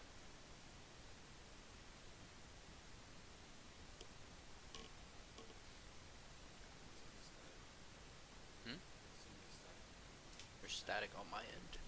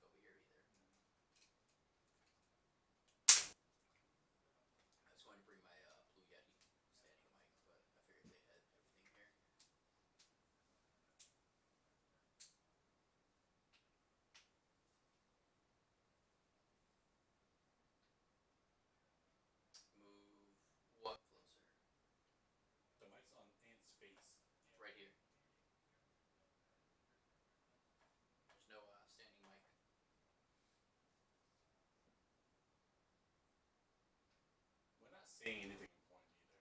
Yeah. Alright, so Miguel's utilizing the Union Fusion, of course. This is the turn he's got to do it, leaving one open for the potential dormant if the Unison is killed, which it was, and Duck had the freeze up. Yeah. I don't see a game. I don't see a way that Goatings beats him right here.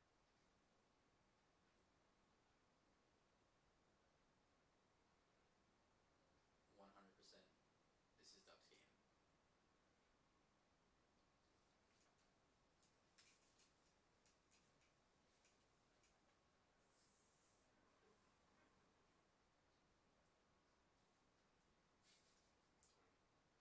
You're good. What flavor?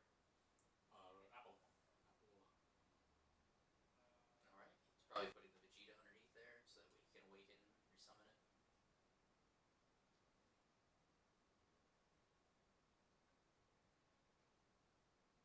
What's crazy? He didn't dormant yet, right? No, he didn't. Duck might have Xenocell SCR. I can't see his hand.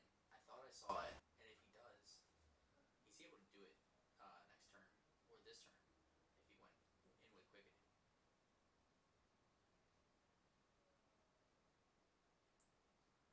Yeah, I think it's in there. There's no blank cards in his deck, right? No, no. So Kamehameha right there.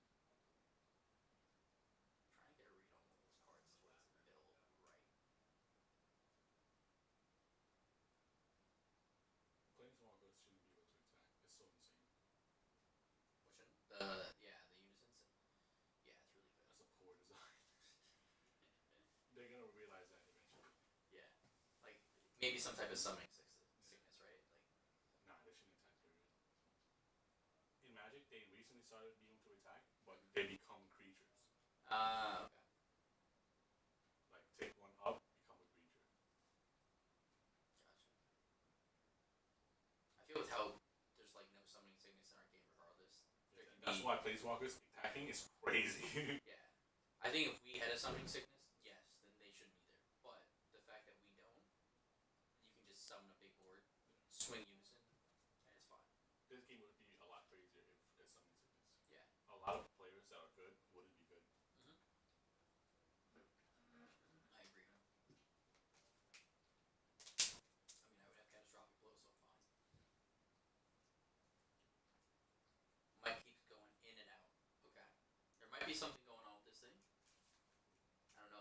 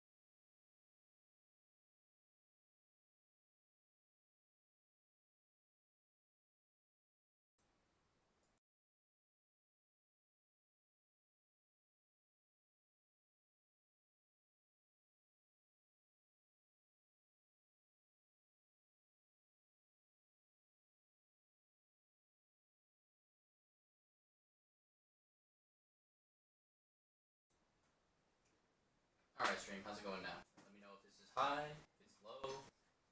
How's it coming in?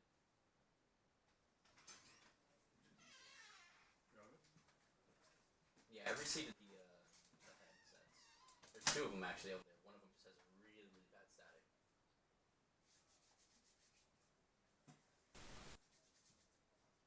You're low as hell, Genesis. I got you, bro. I mean, I might just take mine out and plug it in there.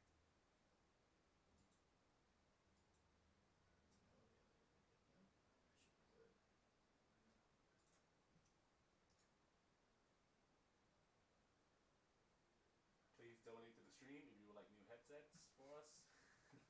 I'm kidding. I don't care if you do or not. Sorry, I'll give it mine.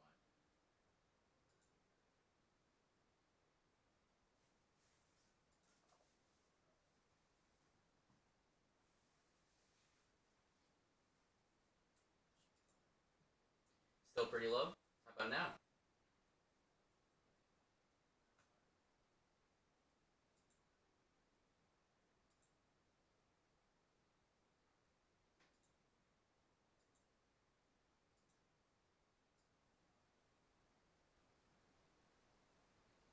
Do an audio filter real quick.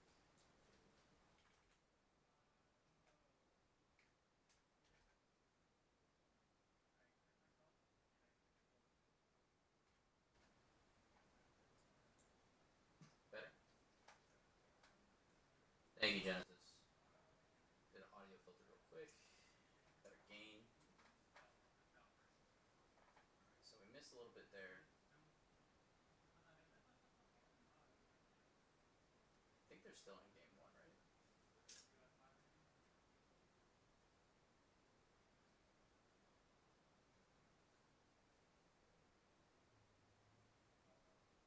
Couldn't have been that much that happened when we had our little audio issue. Yeah, he has the same freeze on board.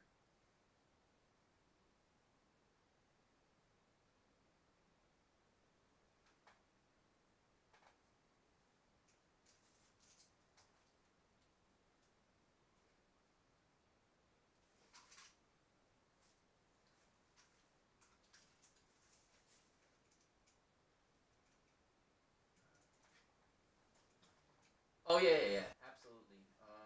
Was that Minji B Flab? Yeah, these aren't my mics. I am guest commentating for locals over here in Jersey. I have a Blue Yeti mic with HyperX headset that I just use for noise canceling in my ears. If you would like to experience that mic, please subscribe at Random Ant. Yeah, absolutely, I agree.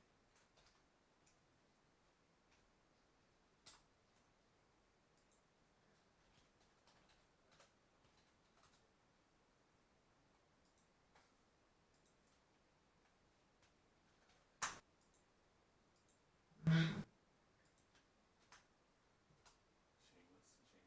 Feel free to follow me there, and you'll be able to see the difference between. I'm a big fan of green screen as well. I think it's a lot cooler just to have you pop up, be very minimal in your stream as opposed to having your background behind you. But depending on what you're streaming, it definitely adds character. So, all right, Duck. Let's see what he's gonna be able to do. It's crazy. Duck still hasn't utilized his quickening yet. What do you think he's saving it for? I'm not sure. I'm not sure if it's just been a really slow turn for his opponent. Again, we had that little audio issue, so we had to go away for a sec. But it could be that it has just been a very, very slow turn, and he hasn't had the chance to. Ooh, yes, nice. Duck's already below 5, so perfect. I think he has Xeno Sound. I really do. Because he's got both of the 5-drop freezes out, and I think he wants to go into the 7-drop really, really bad to be at 12. I'm pretty sure he's going to. Is he going to skip charge here? Pretty sure he is.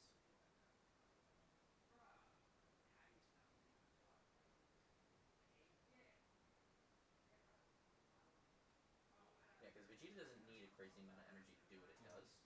So like at 4 energy, you can just stop charging. I'm against that idea, but he also has low resources. Yeah, he only has 4 cards in hand. Because he only has 4 cards in hand, I don't see him charging. Yeah, I agree. If he had 12 cards in hand and he's going into turn 5, absolutely. Let's charge that. Does Duck run Roshi's? For the I don't think so. drop? No Roshi's. That's energy you have to spend to get back the dormant.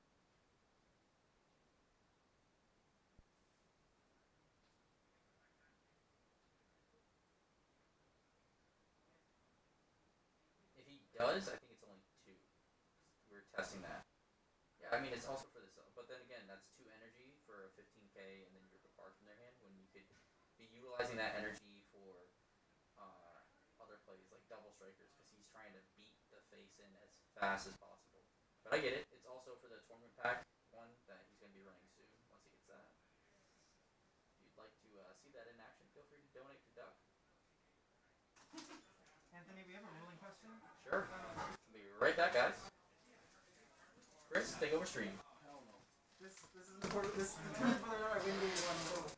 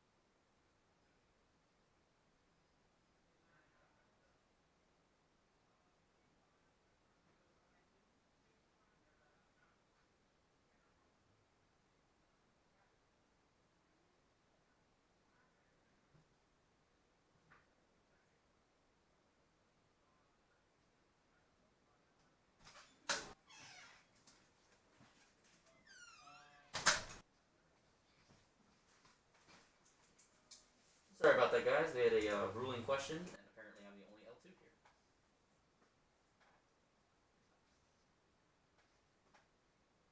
Alright, looks like Duck is still kind of going on his turn right now.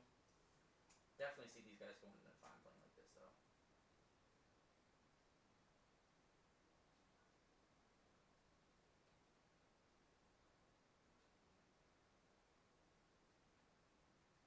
Okay, 5-drop is coming out.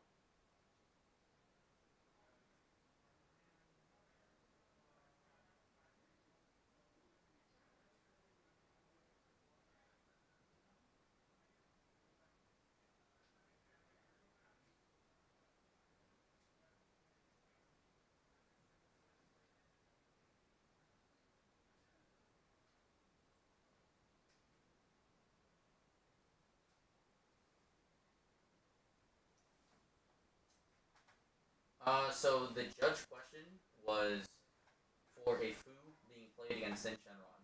The player was asking if Fu still resolves, and does the Sin Shenron then negate the Fu? Which the Fu does not get negated. It's very similar to 4-drop Ultra Instincts on Goku. When it is played in response to the Fu, its auto goes pending, and when the check then happens to activate the skill, it says it can't be activated because of Fu. Almost everybody in the background tried to chime in and was wrong.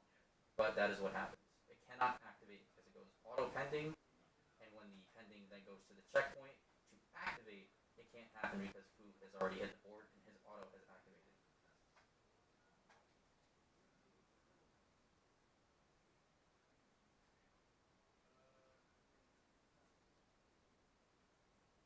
It's not UI in that instance, and he's not being negated right there. It's Sin Shenron. So Sin Shenron is the one that is stopping. It's Fu stopping the Sin Shenron from being activated. It's also not negating UI, so that does work that way because it's stopping the skill from being activated. It's not negating it. It's just stopping activation.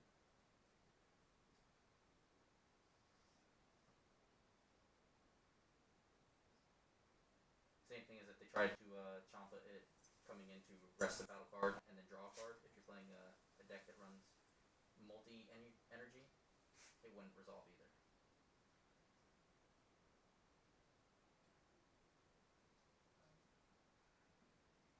Alright, well, Duck has the 7 drop out. I don't think he's going for the SCR play. Yeah, no, he's not now. I thought he had it in hand. It looks like it was the other Broly Unison or something.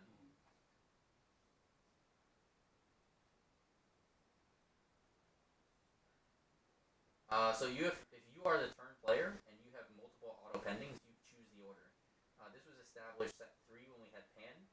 So if you were going to summon, play a battle card that had an auto effect, and Pan also gives the auto to give that 5k and draw you a card if it was 20k or more, that's when they established that priority. So the player who is playing those cards gets to choose which auto triggers first, which is very, very good because certain decks you want to choose the order to benefit you most.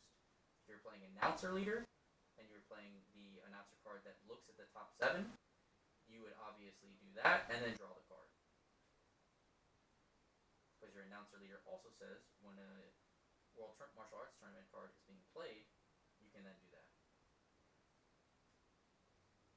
Well, I apologize that they are trash in your area of Jersey. I'm one of the rare L2s, so like I go over the FAQ every time something's released. I go over the rules and keywords every time something's released. And if I'm unsure about a ruling, I will usually check with one of my fellow L2s, like Sean McAbar, John Patterson, and what happened there? I think Duck just lost that one. Yeah. So you think, huh? Might have been. Either that or he actually didn't have anything and he decided to scoop from Miguel. There was nothing happening in that instance, so they had to have had dialogue between each other, if you mind checking.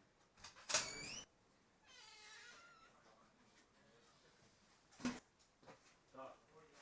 Duck. Who won? Duck one. Okay, so yeah, there was a dialogue between them. They're going into game 2. I wonder how much time we have left in the round. That was a very long game 1, right? Yeah. I think there's plenty of time.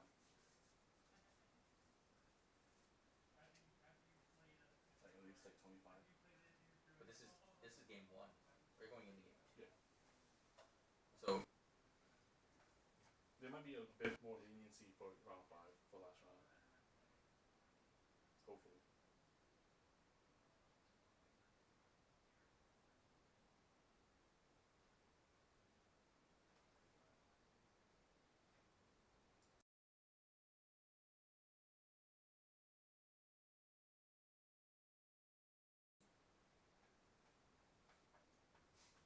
I mean, they're your friends.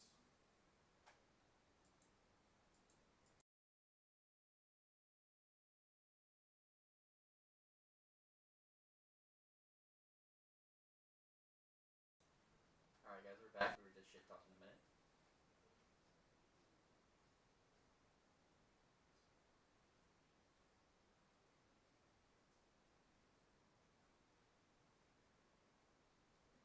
I wonder how many times Duck has faced code next today. We gotta find out after this. Definitely back to back right here, but do you know if he faced any other Gotenks players or no? He might have like round 1 or 2. I don't remember.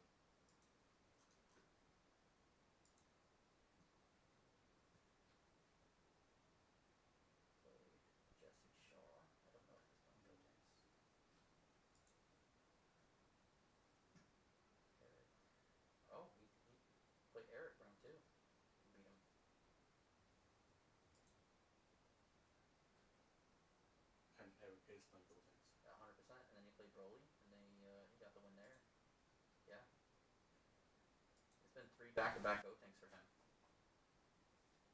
I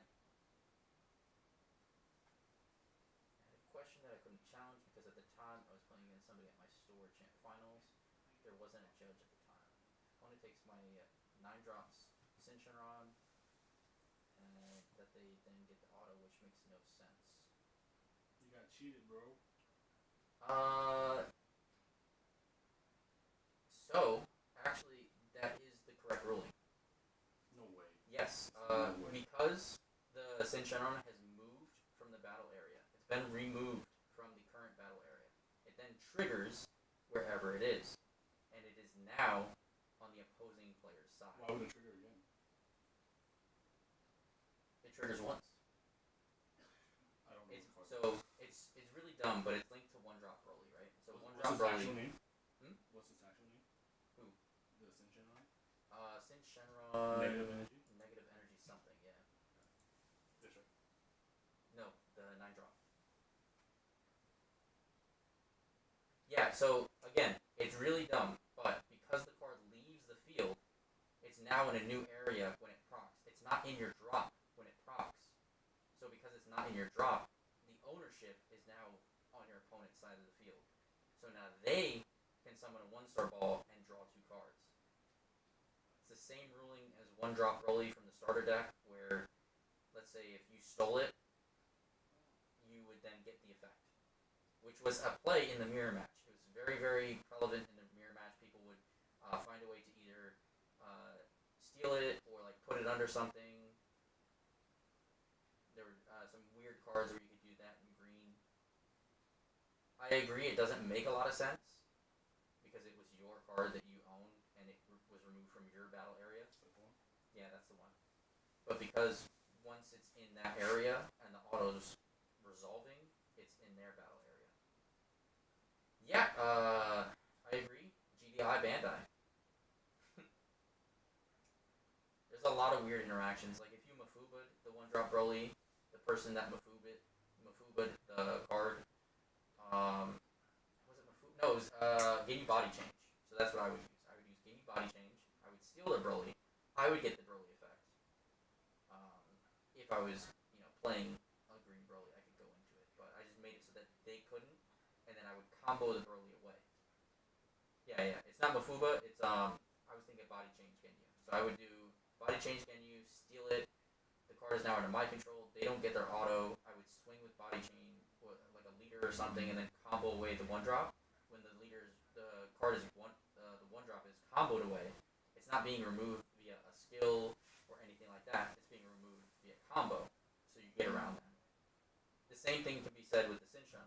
If your opponent decided to steal it and then combo it away, you still would get no effect once it hits your drop because it's being removed via combo.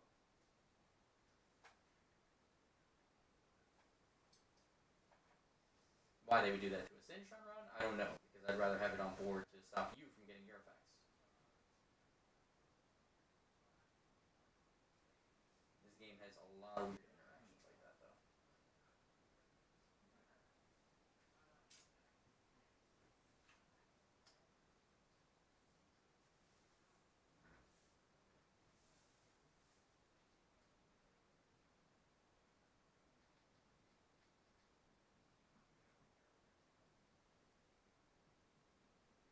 And these are also rulings that, like, top-level players get wrong all the time.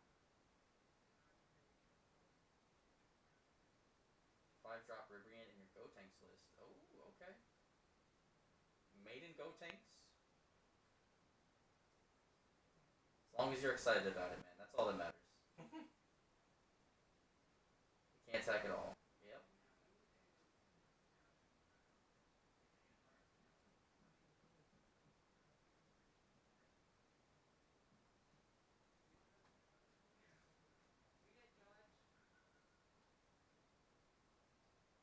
I might go over there real quick. Heard that.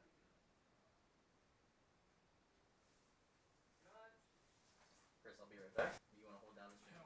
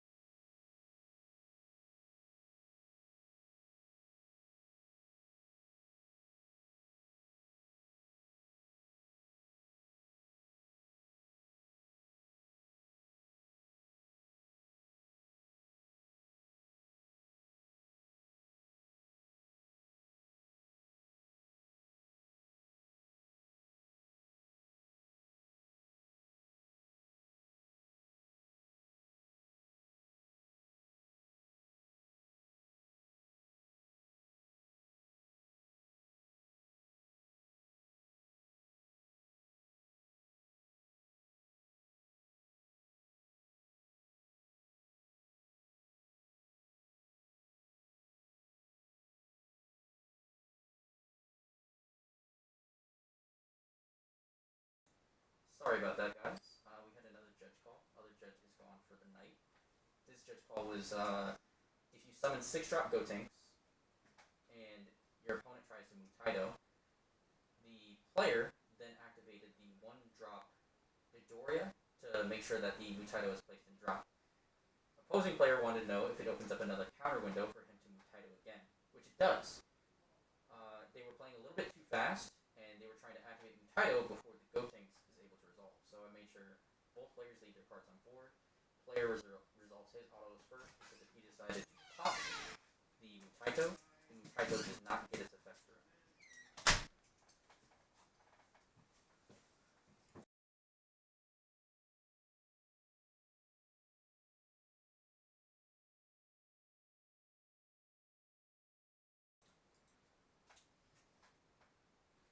Alright.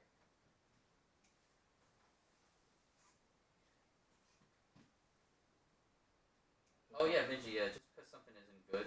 I play the new Red Gogeta, man. I love that deck. I consider that the worst deck coming out of set 11, aside from Garlic Jr., which that's not even a deck. Love the name. Beerus, yeah. Beerus is fun as hell, especially with all this ramp stuff that's coming out. 6-drop Vegeta, the one we saw earlier on stream, in a Beerus deck, Yeah, that's pretty cool. that's fun. Really fun. At the end of the day, it's all fun, man. It's a card game, and we play games that have fun, so. Except for this guy. I hate to see him. This man likes to make money, and I don't knock it. I mean, I like the game, obviously, but I have fun in solving things. I think. Yeah. So like, I don't usually understand fun decks. Yeah, because you want to make something as efficient as possible, as strong as possible. I get that. I have both sides to me. I enjoy the fun aspect of it, a non-themed deck, but I realize this is not going to be competitive. Yeah. You also can't really quantify deck power levels. It's alright. I think the majority of the players in most card games see power levels as polynomial. I disagree. I think it is. Where they make their little tier charts and everything, right? Yeah. It's to me, it's like good or bad. Is this going to win an event? I've Or not. obviously played Gogeta in a fucking storm format, so like I'm not like a meta head per se. Yeah. Like there's some wiggle room. in there. Like, but is it's binary. It's good or bad. Yeah, I'm it's only either playing good or bad. decks. I play card games competitively, but the part that baffles me is my play group. Calls me lucky or trash, even though I consistently win events when I'm not playing a meme deck. I'll be honest, man. I fit in that spectrum as well. Like I love to play meme decks. I love to play theme decks as well. Like the Gogeta theme deck is really fun. But when I play in events, I try to get the best deck that I'm comfortable with, and I usually do pretty well. Yeah. Recently, more so. Zero tops. What do you mean? No zeros. I got 7 now, ironically. COVID was the best thing that ever happened to me. Regionals don't count. Webcam don't count. They count when it's an invitation. 2 more online tournaments. Yeah, it counts when I get me some apes and coolers and prizing, Yeah. right? That's a local, B. Oh, my PPG stuff that I got in? I got 2 apes and a meta cooler. Alright. Yeah, You didn't have to go to day 2, bro. that was great. You ain't never had to change your sleeves on Saturday night, bro. Yu-Gi-Oh, yes. On Yu-Gi-Oh, yeah, I've done that a bunch of I've times. done that and immediately lost. Next round, like round 1, day 2. Round 1, day 2. Stack your shit up, nigga. That happened to be round 3, day 2. Yeah. Was the farthest I got, but couldn't do it. Yu-Gi-Oh's too hard. Like when I won all 3 Sword Champ events, played, and yet my group says I get carried by Sin. Well, Sin is a solid deck, man. And you know what? There are people that if you don't pilot it well, you lose. There are answers to Sin, you know. So when your buddies are saying that, just tell them to get good. Or start coming to computer gaming universe and make new friends. Yeah, it sounds like you need a new play group. I don't know if you're local to Jersey, but if you are, come over to Computer and Gaming Universe. They should have all the information on the Twitch page, on how to get over here, link to the Facebook, all that good stuff. And if you need cards to make your deck better, please visit More Mana Gaming at TCG Player. Yeah. And say you can't make it get out anywhere. Go to Twitch, twitch.com/. TV. Switch, fucking- yeah, I messed up there. The plug. Oh man. Twitch.tv/randomxant. I can playtest you with you online on Untap. We can do webcam games. If you need help with deck building, that's what I'm here for. I like helping the community. That's what made me want to get into this game in the first place.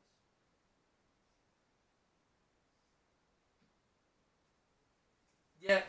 So there is an argument for against that though. Strong decks. Oh, Mercer County. I don't know how far that is. I'm a New York guy, and we traveled over here today. But you know, tier 1 decks, in my opinion, are the best formats because it's skill based at that point. So if you have everybody in the room is piloting Vegex at full power, it's less the deck and it's more the pilot that is getting the top. Same thing with Yu-Gi-Oh when we had Dragon Ruler format. It's less the deck and more the pilot. Yes, there's a variance with what you see, but if you're playing the most consistent deck as possible, there's less variance there, and it's more about like your skill level, how you're able to react on those plays. Storm was the perfect version of that. Like everybody was playing Storm, or should have been playing Storm at Nationals, but some people didn't. I don't know why anyone couldn't. We went with like 8 people. Nobody plays Storm. The crazy thing about this story here is I wasn't even good at the game back when you went to Nats. And I playtested with him 7 games straight. I was playing Storm. I beat him every game. That should have been a sign of you have a pilot who is not up to par for the deck. It was Thursday night. I beat every Storm at locals. And then But you didn't beat me. Friday night, I just happened in Scarsdale. Friday night we played tested and we were fine, and we felt that Gogeta was stronger against non-Storm decks, and we were fair against Storm decks, and we were unfair to non-Storm decks. Like we were just the best deck if you're not Storm. But Storm was just like, we're so much better than you, and So- we are the room. So I bubbled. I went X3 last round, and my last 2 losses were Storm. Like it wasn't close. Like You got blown out. it's last round. I didn't sit. I had my bag on me. I'm understanding. They call like, all right, you may now start. I literally waited for my opponent to pull out his leader. I saw the leader. All right, good game. I'm not playing this. Yeah, I don't blame you, man. Like it's just there's a certain point where you know what's gonna happen. It's just like I'm not gonna bother. And to this guy's point, I get a lot of people don't like a format that is just one deck. I like it as it comes in like maybe once a year, right? Once a year you can get a theme where everyone's playing the same deck and is very skill based, or even 2 weeks, because maybe within 2 weeks there's a ban list. There's another expansion that comes out, something like that. I don't like a long format where that's the case. I like a lot of diversity in a format, but for a lot of competitive players, they really, really love the strongest deck being represented, because then you don't have to worry about any other variances. You just focus on the mirror match. If you're a better player, you're gonna win. Usually, I agree to a certain level when there's only one good deck in format, but that's also highly subjective. yeah, of course. If you think that this deck is the only deck being played, you're not taking into account of the nation at the bare minimum. Exactly. And also, it's like, well, my thing is a little bit more on like the neutral side from your point. I don't think competitive players care about whether or not it's a triangle format or it's a one deck format. Competitive players will continue to play competitive level. That's Because the they need to win point. or like want to ban win. lists affect collectors, like casual players and vendors. I don't play Magic anymore. I used to about 10 years ago. Chris, you still play Arena or anything? No, but I have a good understanding of Magic and its meta. Like for example, that's a good example. A lot of the majority consider standard right now to be horrible, but it just doesn't matter. Are you gonna play Magic or not? You know what I mean? Yeah. Like you don't really have a choice. So Yeah, if you want to be competitive, But that's from the you perspective adapt. of a competitive player. So I think, not to put too many words in your mouth, in a sense, where if you think a one deck format, vintage is not a good comparison period. All right, if you think a one deck format takes like if you think vintage Veggie 6 no skill, we're not having the same conversation. Okay. There's skill, period. Yes. Like, Yes. otherwise, you would see the one player winning every single tournament he enters. Agreed. That's not the case. It's just that when you enter a tournament where Vegix is the best deck in the room, in the format, and you came with your Piccolo deck, you're not playing the same game other people are. Yeah, you're playing in a completely different format. Yeah. Of course, you're not going to enjoy it, and you probably, and this is a play group thing, right? So if there's 10 guys in your play group, and one of them has Vegix, and no one else sleeved it up because they don't want to be, I don't want to follow the trend, I don't want to be a net decker, blah blah, whatever excuses you and your friends say to not play the best deck. Of course, they're gonna murder you. You have a Piccolo deck. You're not playing the same game that opponent is. Yeah. I don't agree with every deck being pushed out because every deck has an answer. Yeah. You just have to find that answer. Not to be extremely like harsh or critical or anything like that, but in a format where Vegix is the best deck, I don't believe that you would be able to win a big tournament. You know what I mean? It's like, not saying that you suck because I don't know you obviously, but like the skill floor doesn't matter. There's no such thing as a low skill floor when there's one deck format. Yeah. Like there are winners. Like there are people who wants to win the game and there are people who wants to enjoy the game. Yeah. I for the longest time was on the side of I wanted to enjoy the game, and then I enjoyed winning, so I started adjusting. It's such a silly comparison. Like, is winning not enjoyable? Like when you play like a meme deck, Yeah. the whole point is to win with it. It is, So and then like everyone cares about winning. Yeah. They just want to be in their own little bubble of like, I want to win this way. yeah, You know? I am very stubborn when it comes to the decks I choose. Not that you would get this reference, but like Heart of the Cards doesn't exist. You know what I mean? It's like it's not like you fall asleep next to your little Piccolo deck. It's like, you love it, therefore it will reward you. That's scandalous fallacy. I mean, I got Heart of the Cards against you at AC. Yeah. Keep bringing it up, bro. Outside's right there, bro.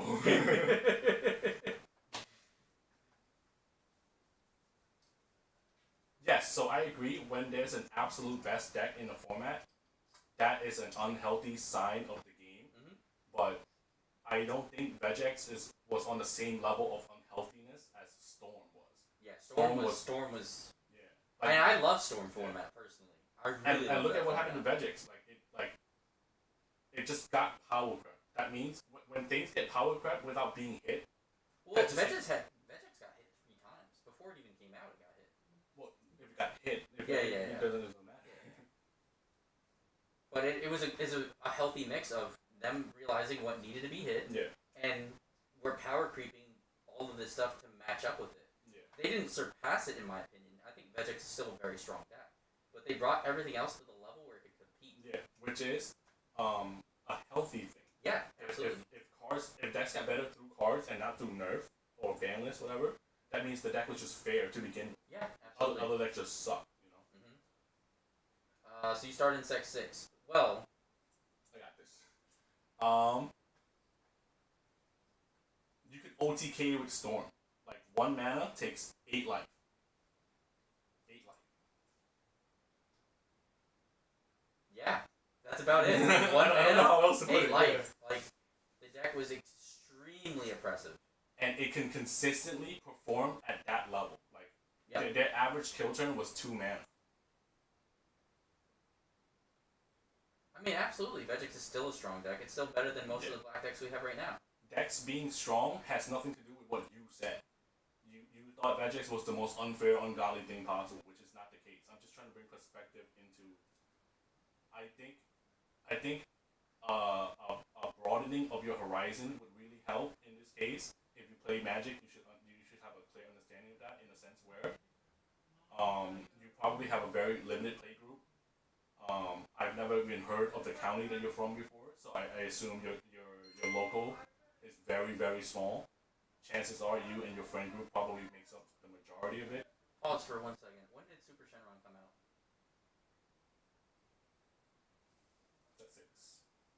So if you started in Set 6, bud, I'm going to tell you, Super Shenron was way more oppressive. It was really, really bad. You essentially cut off your opponent's turn and took another turn. That's exactly what it did. And it did it on turn 3, and then went into a victory strike. So Vegix, yes, it could have been slightly oppressive when it came out. Also, But that was just lack of foresight. Like, yeah, Super they were Shenron. time walking. People were time Yeah, walking, yeah. bro. Like what a ridiculous like for free. You know Yeah. how hard it is to time walk in Magic? Yes. Oh man, Super Shenron was banned what 2 weeks out of release. No, we had tournaments with it. We had like 2 tournaments though. We had the Top Cut in Jersey, which me, the Hills, and everybody went to. I got top in that.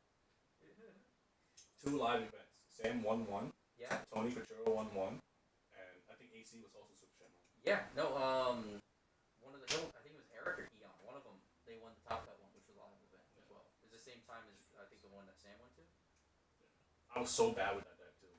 So bad. I had it sleeved up and I was ready to go with it, and I was just like, I feel more comfortable with Broly.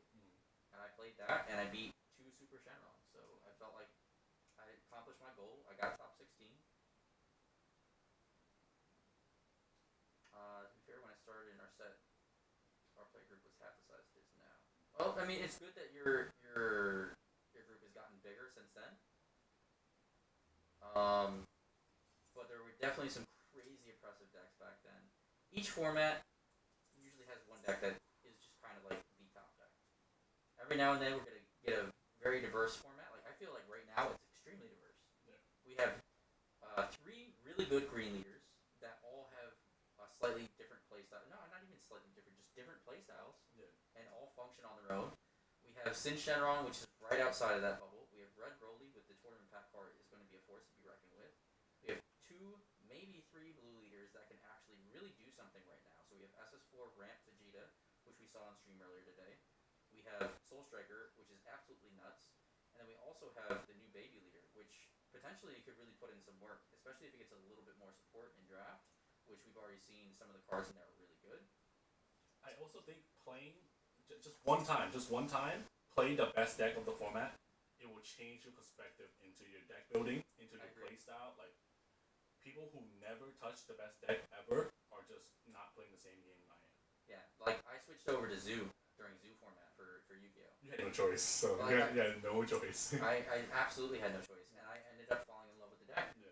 Like I had a Because mentality powerful decks are fun. where they really are. You're able to do some crazy stuff, and it feels good when you're able to really extend like that. What deck did you play that was the best? You can name your Magic deck too. I would know it, maybe. Vegex. Okay, so you played Vegex and you just didn't enjoy it. Yeah. That's understandable. That's fair. I played it. I didn't enjoy it either. I stayed on Evoker. Still beat Vegex. Relax. No. You E for effort trophies over here. I hate you. Cooler was my MVP, brother. Oh man. Yeah, Legacy and Magic is kind of like not a free for all per se, but like you can have fun in Legacy. Like the power level is like so high ceiling. Like every deck does crazy things. Yeah. Imagine if you play your Legacy deck versus someone who's playing their standard deck. That's how it feels to play the best deck in a good format.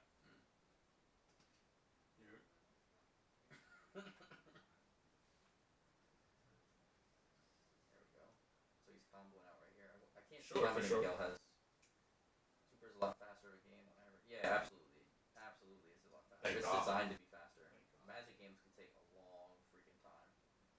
Competitive Magic is still best of 3, right? Magic is not as slow as you think. For example, alright, so At least when I got it. So Magic is similar to chess in a way where the first few turns are solved Okay. Yeah. for every deck. Every deck, the first 3-4 turns of the deck are solved, so they fast pace that. Yep. And then games that get integral like 5-6 mana plus. Once you have the mana to start Yeah. actually utilizing your plays, yeah. Magic's crazy right now. Just lands that flip over and do shit. All right. So can you check if you duck one real quick? I'll ask you. Fuck you. I think you did. Close the door!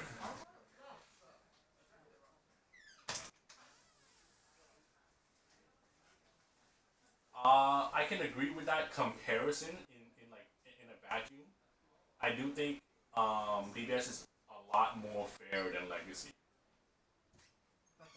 All right. So Duck has only lost 1 game overall the entire tournament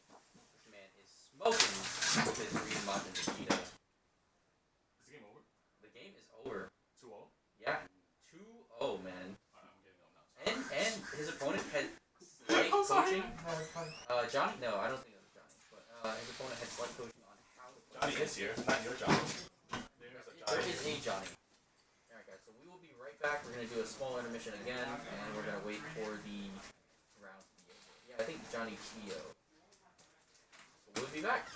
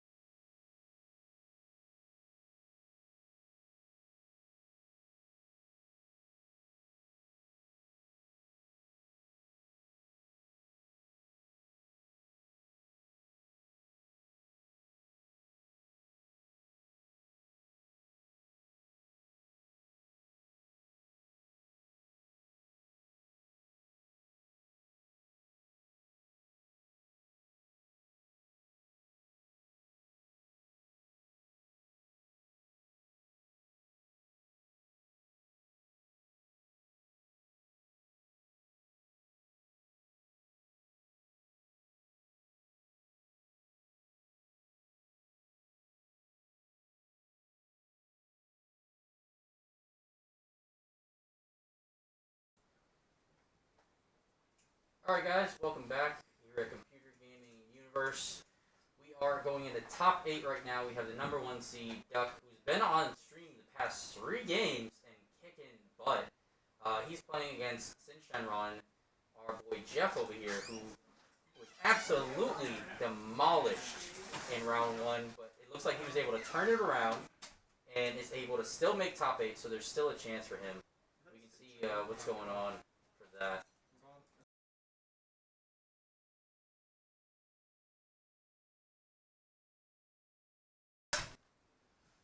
Alright.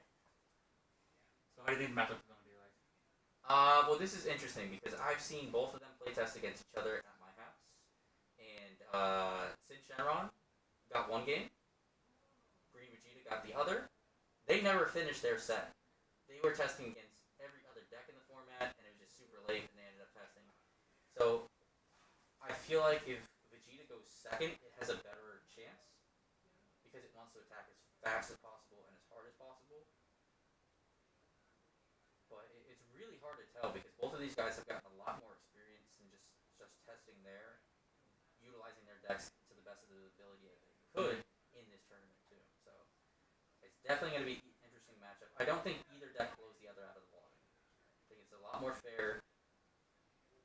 The thing with Servant though is Servant will be negated, so he's not going to have that extra 10k combo power, and he's not going to be able to utilize his Overlord effect. Yeah. So it can be really rough for Duck in certain areas. It's crazy because Jeff was able to win it out to top cut, so it's fantastic. Duck has just been pile driving through people. What were Duck's matchups in the previous round? Yes, so there is not going to be no time in top cut. No, that's not happening. There's going to be time, but there will be a clear, defined victor. If we have to go up via life or resources, we will do so, but there's not going to be unlimited time like there was last time. Yeah, this time I believe 70 minutes? Per Yeah, I believe it's 70 minutes. Also, no one here is playing a deck that goes that long, so we don't have to worry about that. Unless they're specifically slow playing, I will get up, walk over, be like, hey guys, no slow playing. I think the judge left for the day, so I'm kind of taking judge duties too, if there's a judge call. Which we've had a few. But yeah, we're not dealing with that unlimited time crap. That's crazy. Alright, so getting set up. Who's going first? I didn't see a die roll, did you? No. Okay, so I think Duck might have won.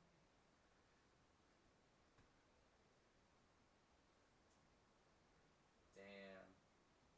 I feel you, man. I didn't come last week. I had family stuff that was going on, so I wasn't able to come out and do my thing. But I heard horror stories. I jumped into the stream and saw the same game like twice.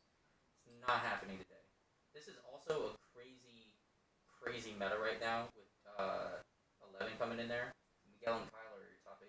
Oh yeah, okay. Miguel who's playing Gotenks, and Kyle, I didn't see what he was playing. But that's awesome, man. Yeah, they're doing their thing right now. I think. Let's see. I can tell you right now who they're facing. So Miguel is against Eon Hill, and Kyle is playing against Sean Bartley, who was our other Gotenks player that Duck was able to take out. He's trash. Alright, we'll do. Well, Let no. them play their game first, and then afterwards I'll let them know that Brandon said you're trash. With love, I'm assuming.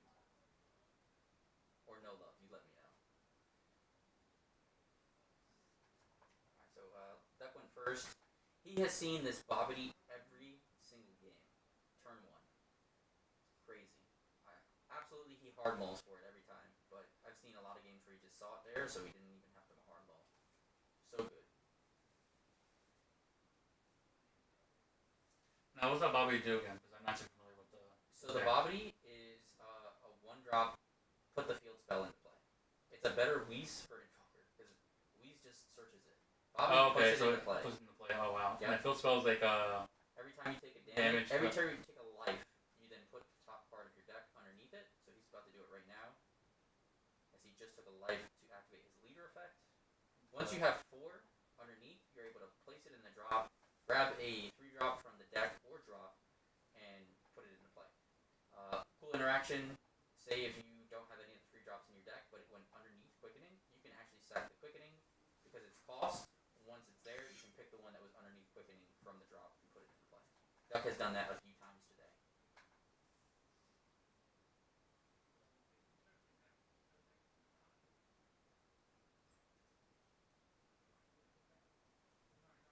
I believe just paid 2 for the Demigor Unison too, and then uptick to 3. Yeah. It's going to be a lot of value for him because he's probably going to try and do the KO effect unless he swings at the Unison. So we'll see what Jeff does here.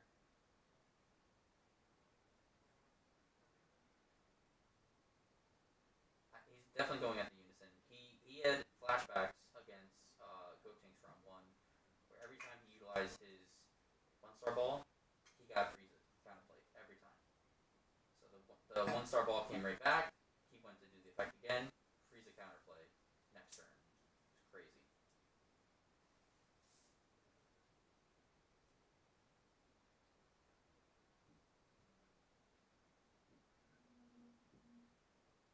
Seems like Duck has 2 combos in hand.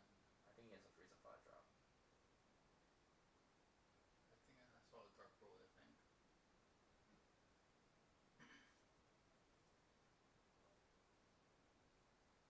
See, he's got the 4-drop. He's going to keep the leader tapped. Yep, there it is. There we go. So Jeff can go into another 4-drop, and then on his next turn, he can go into the 9-drop. I don't think it's the best line of play. I think keeping an energy open for Nimbus may be better because Duck already has enough under quickening to utilize the quickening effect. Looks like he has 4 life, right? 4 or 5. Either way, he's going to be able to Yeah, utilize the there's next turn 5 life left. because he can still use the leader effect. He's going 4-drop. Looks like it. Yep. Mm-hmm.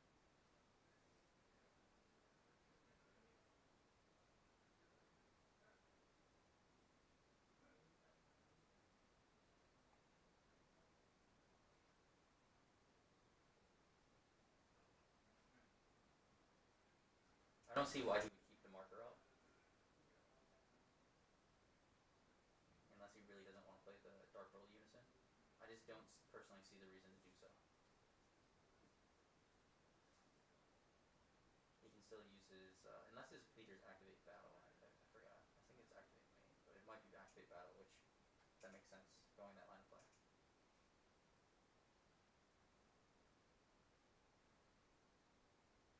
See what he does. He's gonna do a lot. It's unfortunate he can't attack with Now, leader if because he that's awakens, necessary. does he still not able to attack or not? Yeah, because it's not a different card per se. It's the same leader. Shin-Shan-Ron says leader, not that card. Like Champa, So regardless, it doesn't matter. Champa adds a skill to a card. When his leader awakens, it's technically a different card, but it's still a leader. It's still his leader card, Yeah. right? That's something that needs to be updated in the FAQ because Yeah. there's been a lot of rulings on it Yeah. at events where I see goes it either could way. roll different ways. Like say if it awakens, it gets to attack still. If it doesn't, Yeah, it's not a skill that's being given. That's the thing. It's a clause to the leader card. I definitely agree. There should be a fact on that. On that. Clear, concise rulings. Yeah.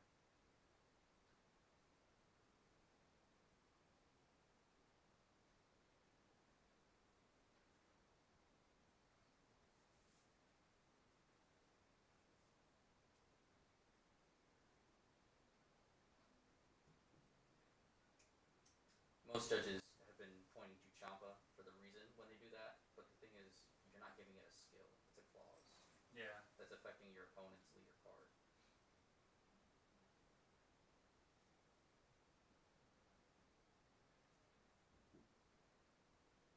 Kind of leader. He's gonna attack anyway, so.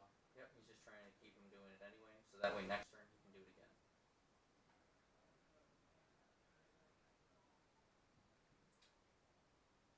That 3-drop move, right? Was that the only one that does again? That's the one that has deflect. I think it makes him pitch or KO something. Let me just double check real quick. The other one removes a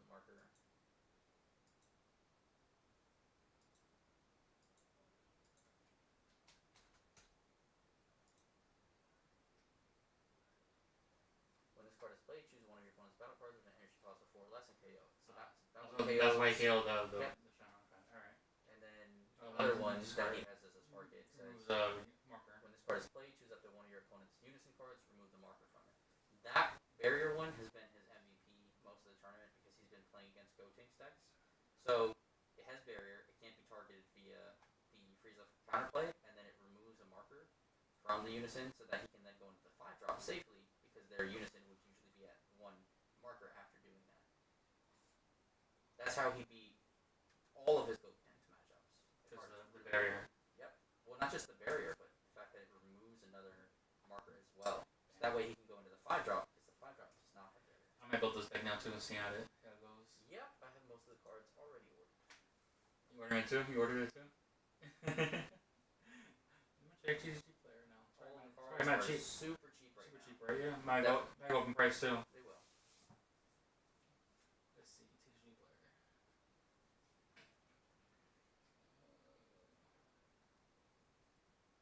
Do I want to foil out though? Dang, probably not.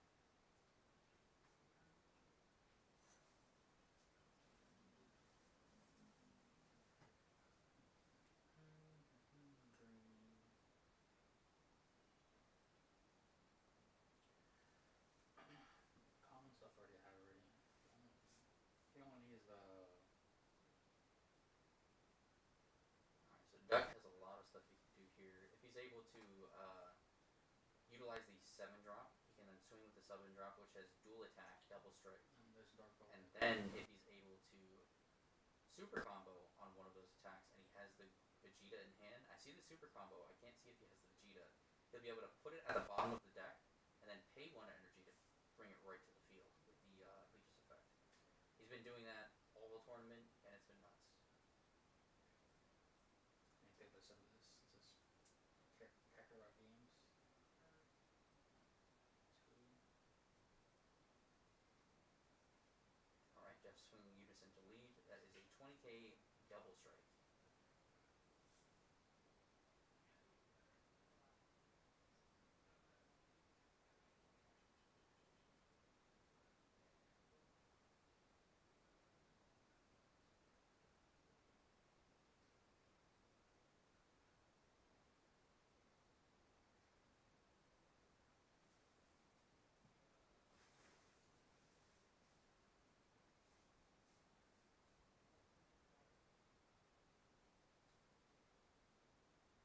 Alright, Jeff takes the double strike. 30k is just a little bit too much to out combo.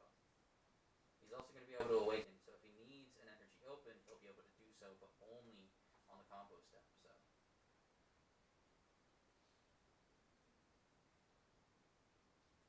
Duck is going into the 5-drop. Fire Drop is the one that's Let's do 5.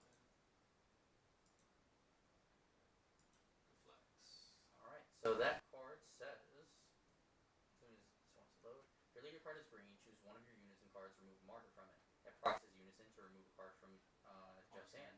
When this card is played, choose up to one of your opponent's unison cards, remove a marker from it. Then your opponent chooses 1 card from random, one of their battle cards, and places them in the owner's drop. So- yeah, that's really nice. Yeah, so it gets around KO, and it makes him discard 2 because he has the Dark Roll unison out.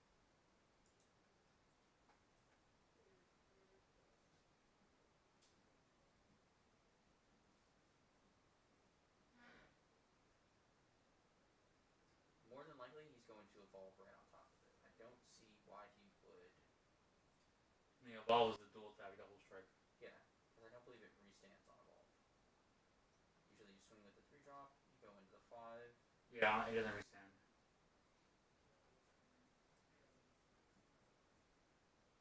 Jeff is already really, really low. So Duck has the energy to potentially swing. Jeff is tapped out too. He has 3 life left. So Jeff has potentially 4 double strike attacks right now. He probably doesn't have it. He charged the 7-drop, so he doesn't have it in hand. Mm. So. He's going for damage now, I guess. Or he knows that there's that play. Oh, yeah. Yeah. Pop it. Yeah. But even then, if he had the 7-drop, Second drop gets to summon The back. chain the and drop. everything, yeah.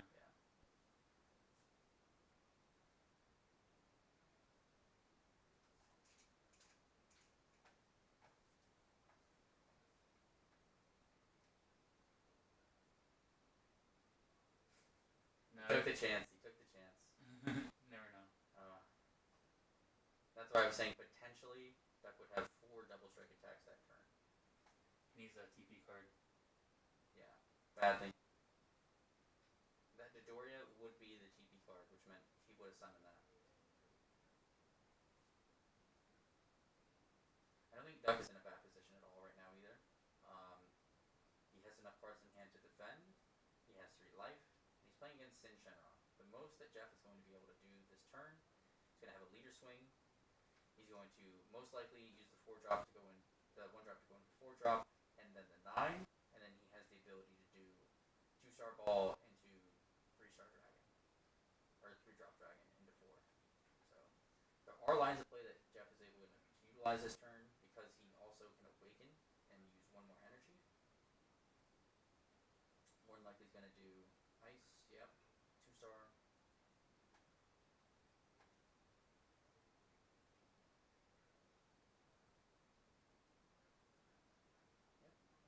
So ice is going to bring out, and imagine the 2-star ball, which he'll then go straight into the crit, grab something back.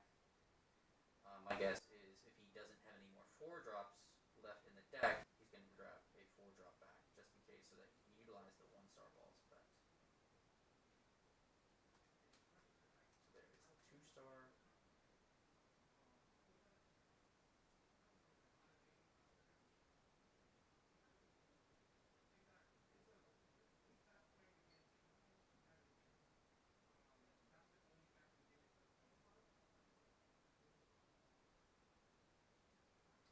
And we can overhear a little bit of the conversation going outside of the room, where everybody seems like they were unprepared for Green Vegeta. Yep. Which is great, because my boy Duck was super prepared for everything else. Got him folded out most of the turn. Yep, that deck is almost fully foiled out.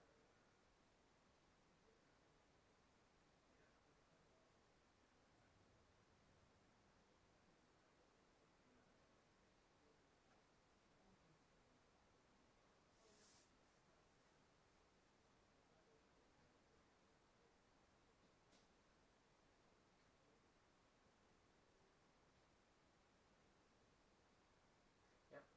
Okay, so he probably checked his deck, and he had more 4-drops in there, so he's gonna swing with the crit.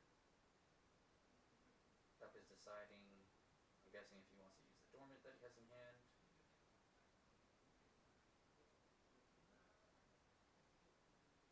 He is going to use it. Or not. Yes, he is. Okay. Good. And he's deciding on what to discard for dormant. Oh wait, no. He went to leader. Okay.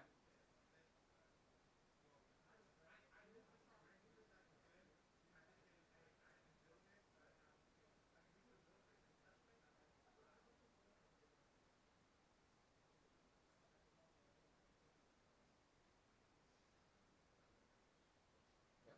Okay. Bottom deck. Draw 2.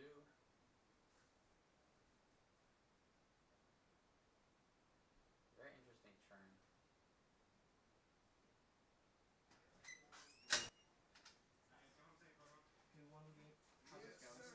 Still in game 1 right Still now. game 1. Still in game 1. Yeah, no, it's a very back and forth deck right now with both of these guys. They're both playing very methodical. They both know each other. That's the big key. And they both know what the other deck does. Jesus, that's the worst. Yeah.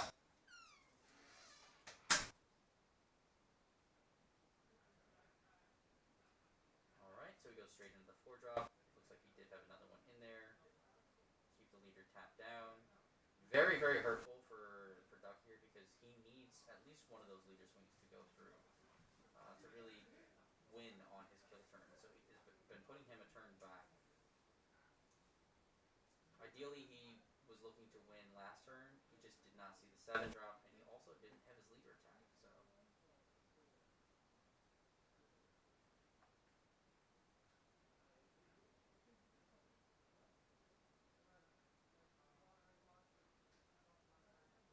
feel like Duck should have used Dormant earlier. He did not. He didn't dormant. He has Dormant in hand. He just comboed one instead of utilizing it. Yeah, after even though I understand part of the reason why when I use it for the lower guys. It's gonna be Self Command Mayha, and then I'm guessing a 5K. He's making him discard one.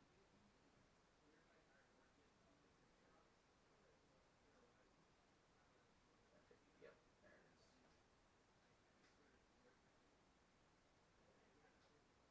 And then 5K. Which means since he's not going to be at 1, I don't know if Jeff is willing. Yeah, he went into haze. Is he going to swing? Where is he going to swing?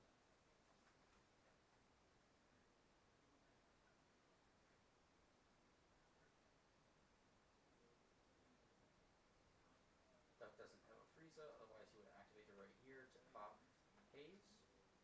Oh, that's fair. He's going to the Frieza. That's fine. No pressure to Duck there.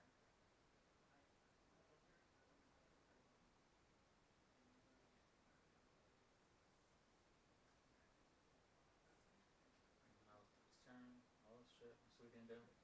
Is Jeff tapped out? Jeff is tapped out currently. Yeah. Oh fuck. This is a hard turn though because he does have haze and Sin on board. Oh yeah. So this essentially is- he has to get through both of those. Yeah, and plus since So negating all those cards. Well, he needs to utilize his Unison right now to KO one of them. That's the thing.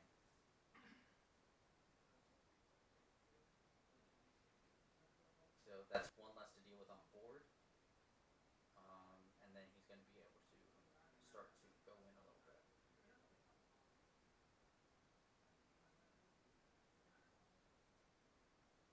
Definitely needs to use the Unison up too, though. And that's exactly where he's going. So he's thinking about what to discard. The discard is Demigra. Obvious. Don't want to play that right now anyway.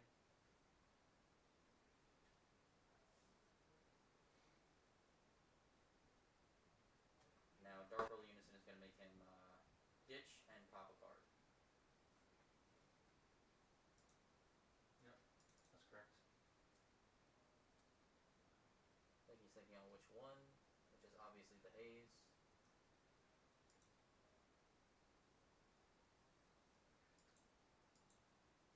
The other effect Dark Roll is the -0. I mean +0 and remove a marker off a card. Yeah, it's just a 0 effect. Which is really relevant in the Gogeta. Not the Gogeta, I'm sorry. The Gotenks matchup. This boy is double strike at 20k right now.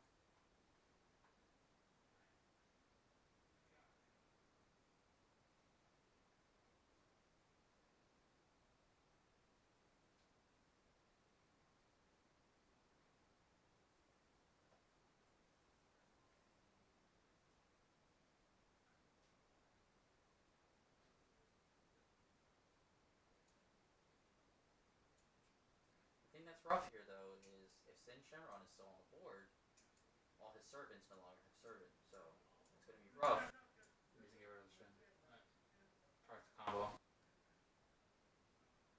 Might have to go negative to combo out and try to get rid of the Shin. Yeah, but he's not comboing. Jeff is doing the right play here. I mean, not blocking, so.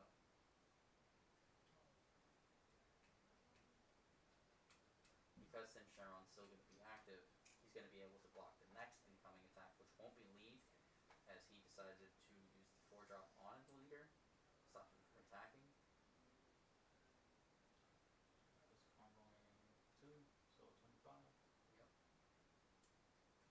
He gets one in hand. So if Duck has it here, he could play a second Unison and do the same thing. He would discard the last card in hand. He then is able to get rid of the Sin Shenron by comboing out. And then if he has the 3-drop Vegeta, he can put it underneath and summon it back with it not having Servant turned off. It's a lot of ifs, though, because I can't really see Duck's hand, but that would probably be the best line of play possible to Duck. Oh yeah, he has the Vegeta and he has the super combo. I see it now.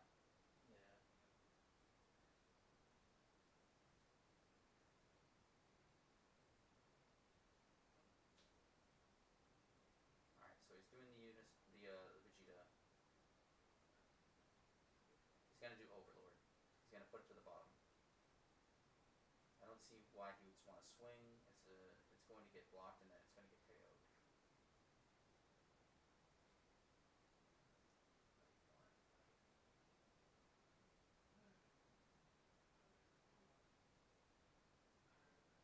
And then he passed. Okay, so he didn't overlord. He's just going to leave it there so it gets the servant and double strike back on the next turn.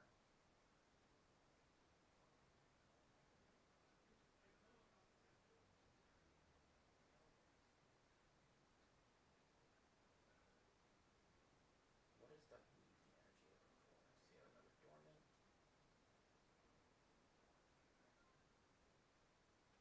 If Duck has a dormant in hand, I think he should have overlorded just to get it there, and then he could have summoned it right back. So he would have netted a card, and he wouldn't need the energy open as he has the unison in play.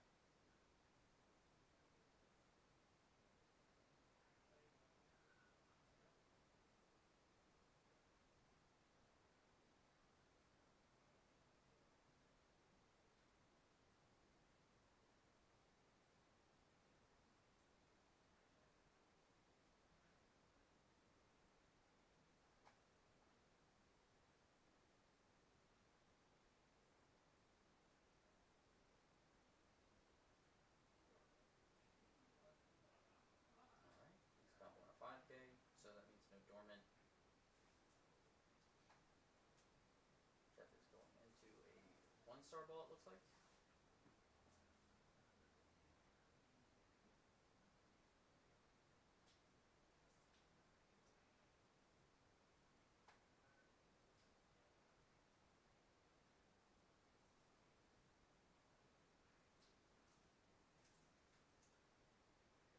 There it is, the 3-drop. He's utilized all his 4 drops. 3-drop. What does he do again? I believe he like sack it to rest something, I believe. Double check. Which if he does it on the servant, that's major, because then the servant doesn't untap.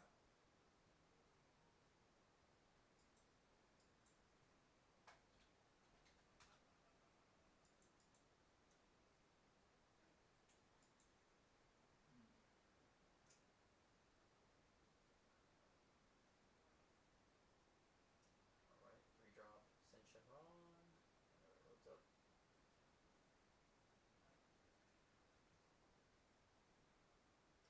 Once per turn, choose one of your cards in rest mode and place it in its owner's drop. Choose one of your opponent's cards, switch it to rest mode. So essentially what he does is he swings with the battle card. He then activates that and uses the effect targeting itself. And then he switches the servant to rest. And that way on Duck's turn, it doesn't restand. Which is exactly what he did.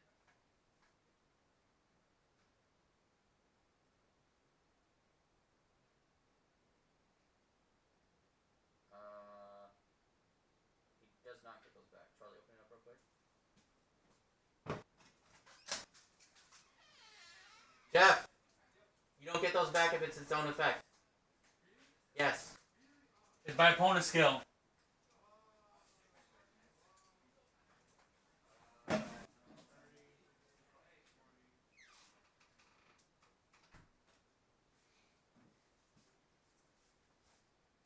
It's still the right call to do that, even though he's not netting 2 cards. It's still the right call because he does not have to deal.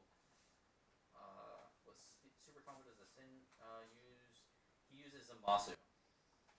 Being able to Zamasu the leader down and then utilize the 4-drop to Keep it tapped. keep it tapped is just Essentially. crazy. Hold on 1 second. Open it up. We'll be right back.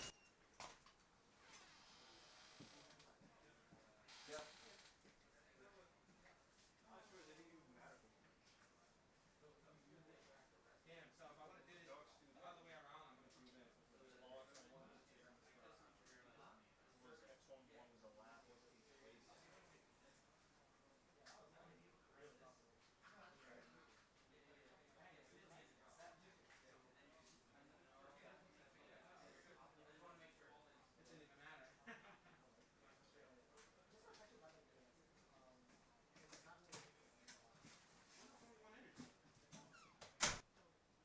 Yeah, it's usually always a master super combo. Yeah, possible if he wants to play, use a new one in the Yeah, future. for Zamasu, you have to use. I mean, for Sincharon, you have to use the Zamasu because it has synergy with the 4-drop, so you can eternally keep their leader from attacking each turn, which is what Jeff has kind of been utilizing.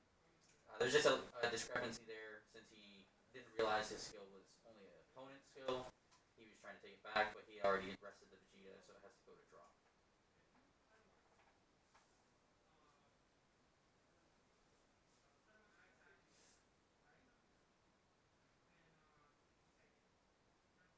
Probably Duck's last turn. There's one left. Yeah, that's absolutely the last turn for them.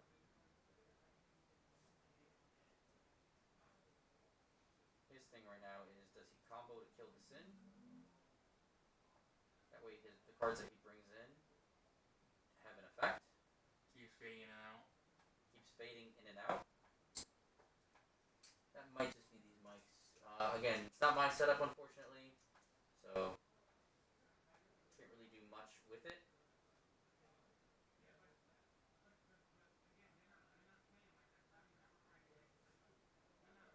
Alright, perfect. So he is going in for the combo. He's probably going to put that quickening that's in his hand at the bottom of the deck. He's doing another one.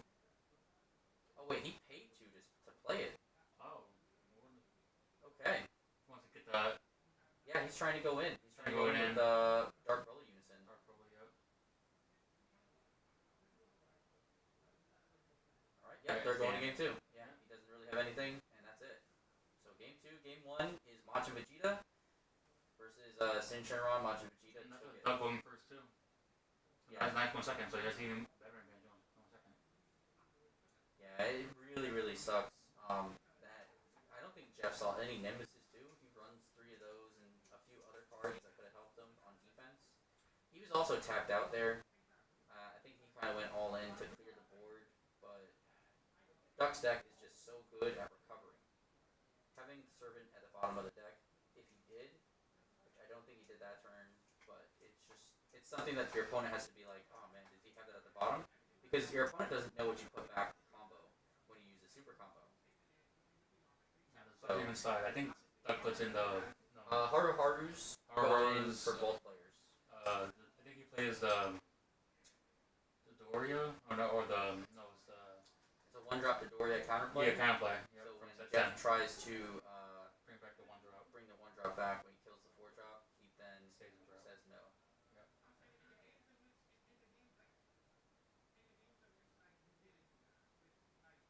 Blue Impulse in his side, not pulling all that card.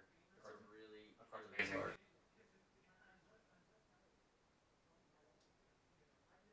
K-Bulk 920, thanks for the follow, man. Again, this is just Computer Gaming Universe's Twitch. If you want to see my streams and follow there, show some support, right there, link in the chat. I do Monday, Wednesday, and Friday, 8 p.m. Eastern Time.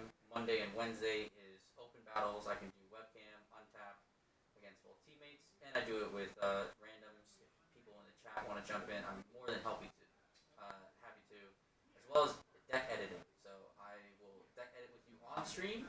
We can then play test it out, see how we like the changes, get you guys ready for an event.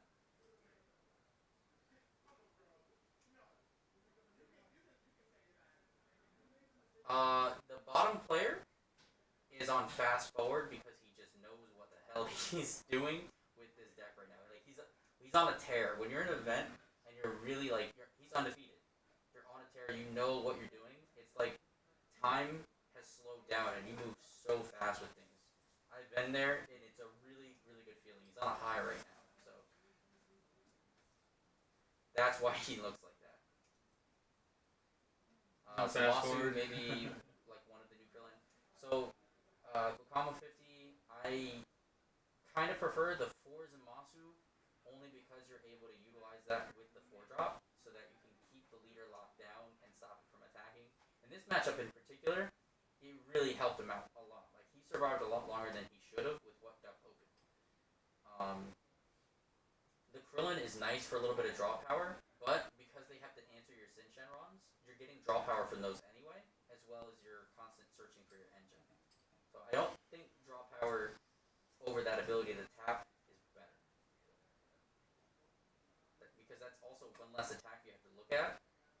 while a super combo could just potentially be like 20k, right? 20 or more, but just stopping them from having the attack in general is just better because they may have combo power, which they can put behind all of those attacks.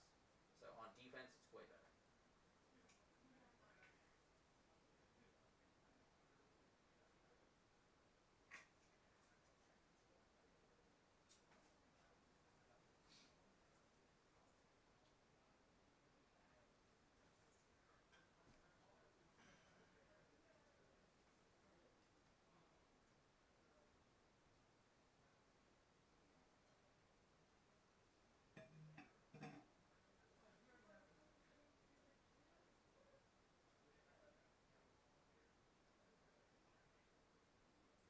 Oh, wait, Jeff went first. I use pass turn. This is the first time I haven't seen Jeff play the one-star ball all tournaments. He It's very probably unfortunate. didn't kept Nimbus in hand this time. Possibly, We saw, yeah.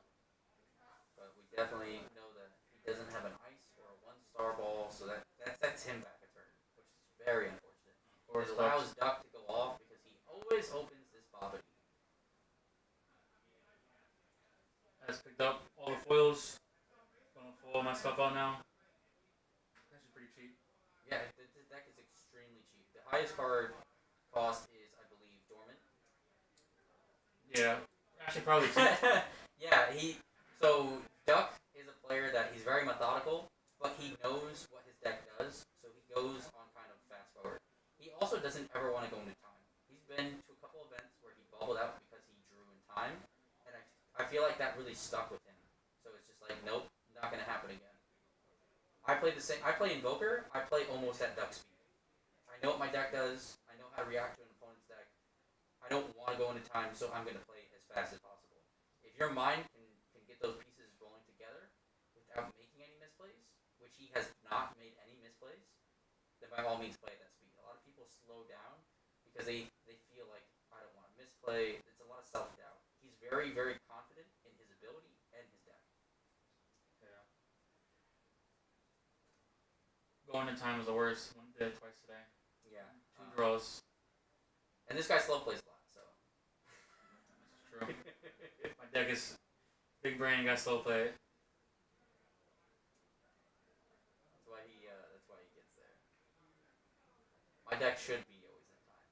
Just when you're confident in your deck, you're confident in your ability, and you know what it does, you can go at a different speed, and it looks like you're playing a different game than your opponent. Or in this case, it looks like you're pre-recorded and your opponent's playing in real time.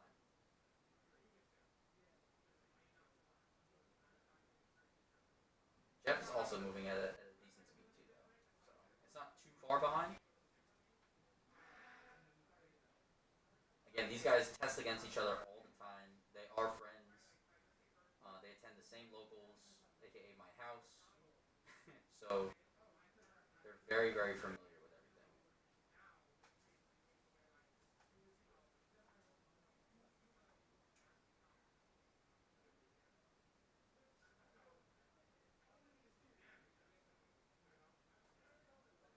It's 8:15 EST.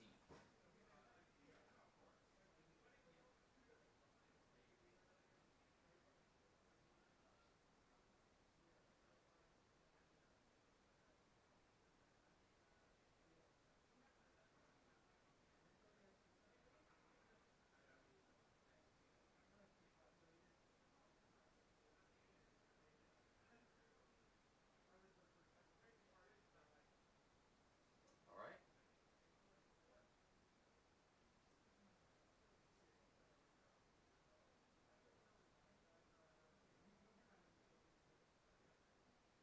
Started already.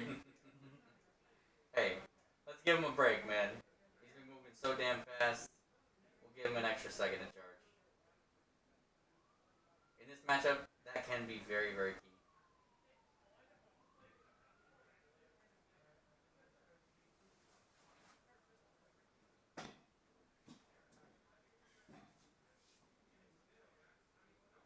As of right now, I'm trying to get two more of those TP Vegeta cards now from Auction House. See how it There we goes. go.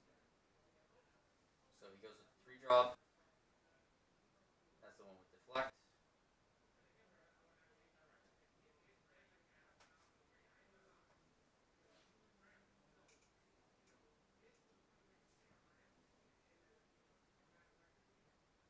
You think that's You, you understand why it took him a minute, because if that is the only one that he has, he may not have another one in the deck, and he may have wanted to charge something else. But he goes with the Max Kamehameha.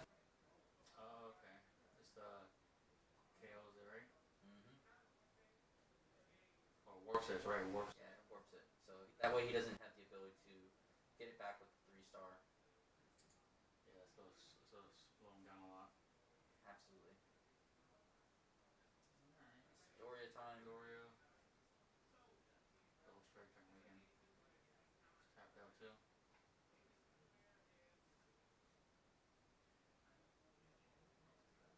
Taking the life. Putting one underneath. He should now have the ability to do his play. I believe Now, this does the one- leader untap when he awakens? It untaps 2, yeah. It's an untap 2, so it extends as well.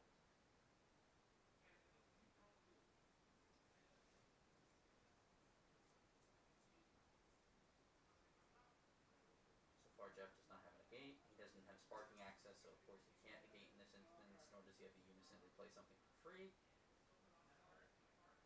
Looks like Duck is just doing 15. Which means Jeff has to lose 2 cards so that he does not take the 2 damage. Which he chooses to do so.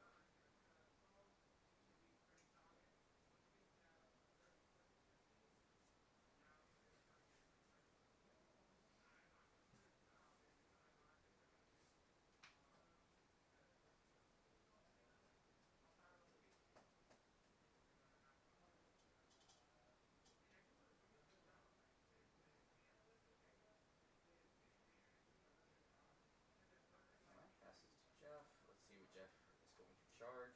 He already has a Haze 3-drop and 4-drop in charge. Charging and ice. Okay.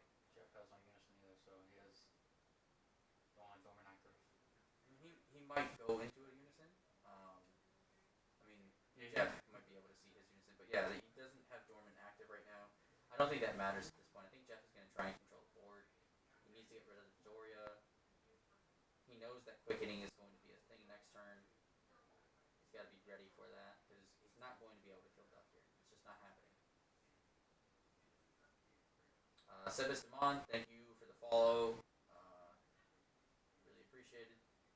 The store is doing all it can during COVID to run events for the DBS community.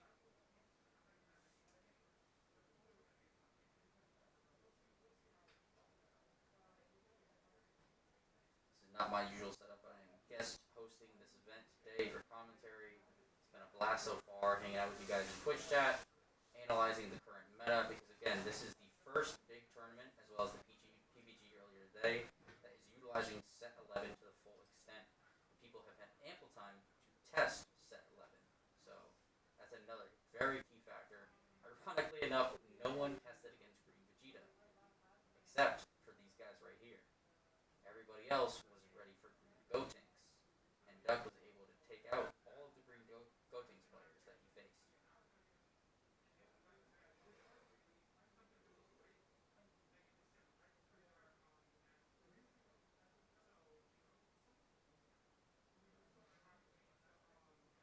That's Jeff opting for the 3-drop with deflect.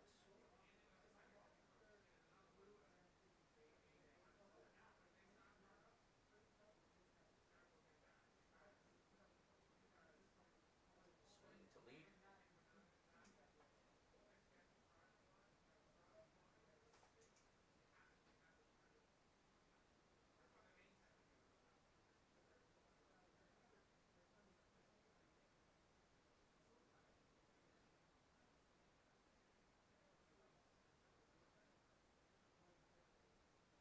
Alright, he's passing there. Very interesting. I would assume with the 1 energy up, Jeff has a Nimbus in hand. However, Duck has not awakened yet.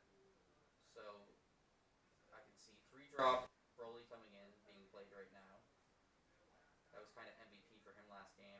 then utilizing his awaken ability. Oh, does he have Unison in hand? I think he does. Looks like I he think it's does. the best line of play is tapping Here we three. go. Tapping 3. Yep. Unison. Dark Early Unison comes into play. Perfect. Do you think in the future they'll do some kind of counterplay for Unison? Well, we already have counterplay for Unison. Which one is it? There's an Ice Shenron that affects it. Oh, that's right. Yeah. The new one that came out. Yep. Also, playing a Unison does open up a counter window. So, every counterplay that exists in this game can potentially be played in response to a Unison. So, if you have a 5-drop Vegeta and your opponent plays a Unison and they have a battle card on field, you can play the 5-drop Vegeta and kill the battle card. It doesn't need to kill the card that's coming into play, you get to choose. Now, how many cards is he under? He needs 4 under Quickening. Oh, he has He one. absolutely has enough targets. Oh, yeah, 1 for now. He's going to go for game this turn, if possible.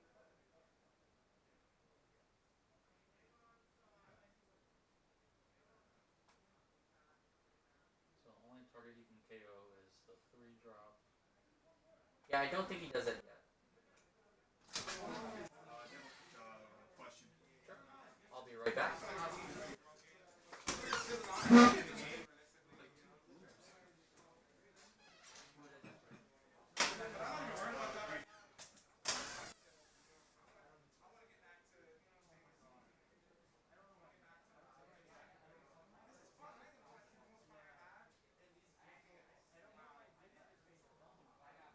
This is giving me like some fun, but it's not a major, it's not original, it's not original. Webcams are bullshit, to be honest with you.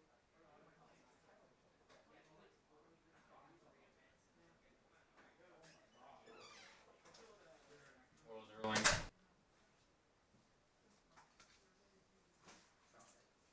So there was a judge question regarding the Unison. When he uses the +2 to discard a card, make your opponent discard a card, and then your opponent chooses a battle card, and it is KO'd. Jeff can actually choose the 1-drop. It is unaffected by his opponent's card effects. He can still choose it, and the effect fizzles. So Jeff is going to choose 1 star. Nothing happens because it's unaffected by the card effect itself.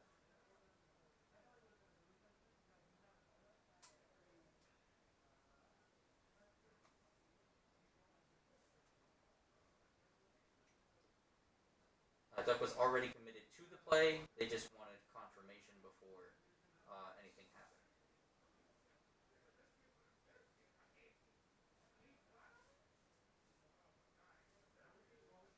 Alright, he is bringing out the Barrier Boy, which removes Unison marker instead of the 5-drop. I'm guessing it doesn't have the 5-drop in there.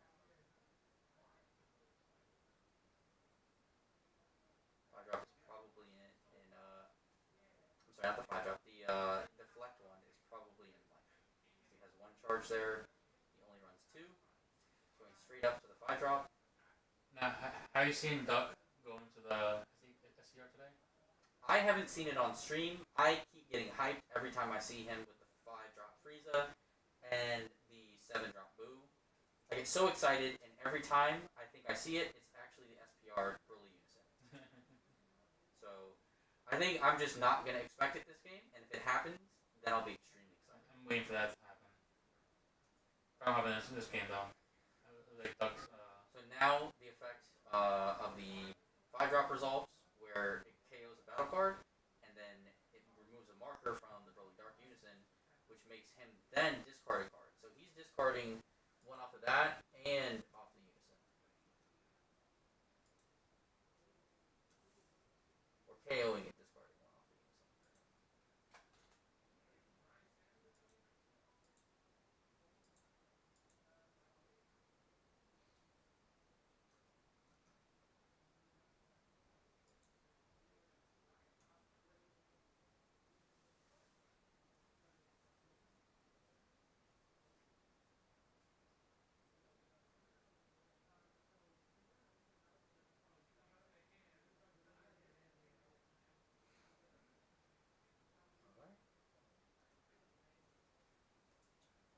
Jeff is now able to make the play where he adds back 2 cards from the 3-drop unison, 3-drop Sin Shenron, because when it dies by an opponent's skill, he then is able to add those back.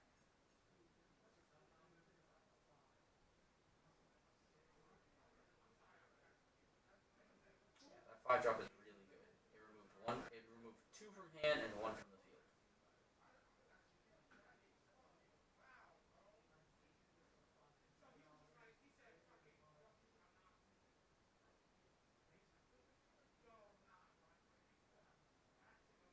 So he used the pop effect with Hey Shenron, which pops a card that has more energy cost than your current energy. It's rough, but at least Duck is able to still go back up the chain, and he uses the barrier card as his target.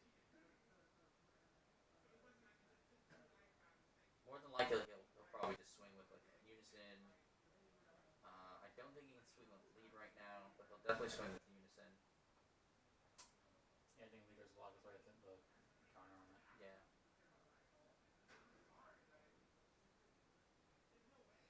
No. He used leader effect. He might actually be able to swing this turn.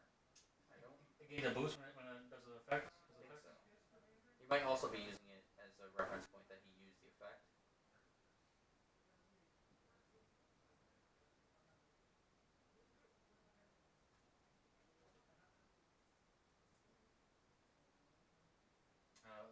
Lewis said It's the buddies. you keep cutting it out.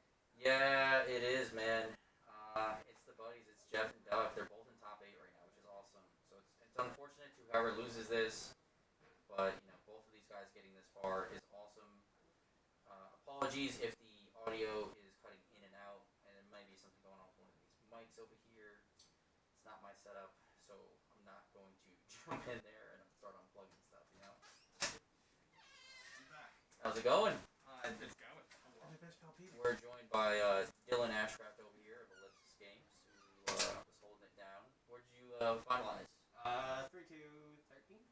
So he just bubbled out, but he was playing a really cool SS4 Vegeta deck, which we saw earlier on stream. I think once that's refined and the format settles, it's definitely going to be a force to reckon with. Once you get your Goku waves, right? He's not even going to run it. He's not gonna run it? He's going with the Zeno Unison, actually. Oh. Zeno's just better. Go Yeah. straight ramp. If you don't ramp with the leader, cool, you ramp with Zeno. Yeah. And if you ramp with the leader, cool, you also ramp with I Zeno. just had 5 energy. What are your big bombs? I got played. Turning the tide. I played a 6-drop Vegeta from the set because that card is absurd. Oh yeah, I agree. But no one's talking about it. Like that card's absurd. I lose. Here's the thing, they can stop talking about it and let the price go down, and I'll Yeah, take a SPRs? whole playset of SPRs. Bro, I played it today in my last round. Looked at the top 4 and said, fuck it. Charge 4. Pass. Or swing pass. Because he Yeah. understands. And my opponent swings at me and I go, cool. Tap 4 for the new 4-drop Vegeta. 4-drop Vegeta that puts the energy at the bottom. They have to put it in the drop, but yeah. Oh, it's in the drop. I Yeah. thought it was bottom. 4-drop drop. Anthony, Hello there. do you have this card? I believe I do. Okay, cool. Also, this man does. What? I know. I learned that today. Majin Vegeta for the win. Yeah, Duck has been on this Majin Vegeta build for almost 3 weeks we've been testing it. What's it called? Everybody thought it was very underwhelming. This is 4 Loved right? me with it, and I was just like, yep, take this to the event. Don't worry about Dredge, you're playing this, and he's doing fantastic. Hear me out. When Duck either wins the event or loses, hopefully before 11 o'clock, I'm trying to get food. Come with us to get food. And then we can talk about that thing.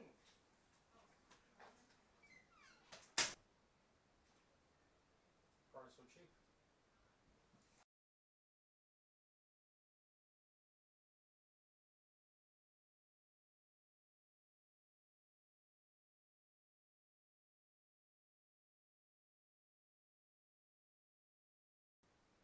Alright.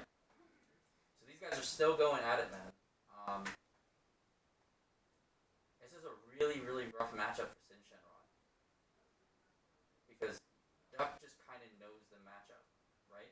So, and if you know the matchup and how to get around it, and your deck allows you to. Any green Gotenks? Alright, Kenny. So, there was a million green Gotenks today. We had Duck on stream against them back to back, and he got a draw against Sean.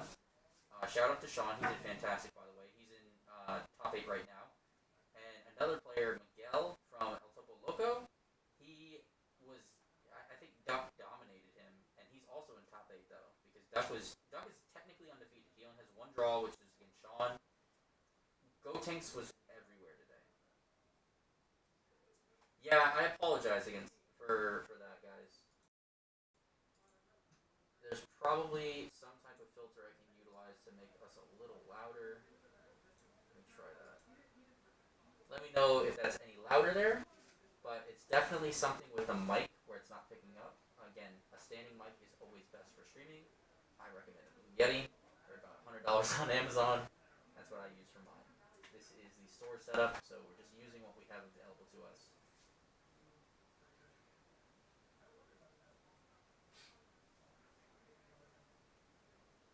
I just added an extra filter. Let me know if you guys can hear a little bit better now that I put an extra bit of gain on there for the dB of sound.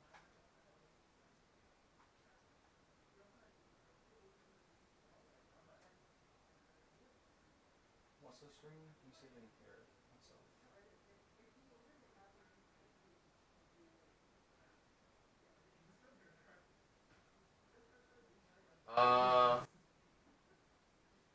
Vegeta's Final Flash only works with yellow. Open up real quick.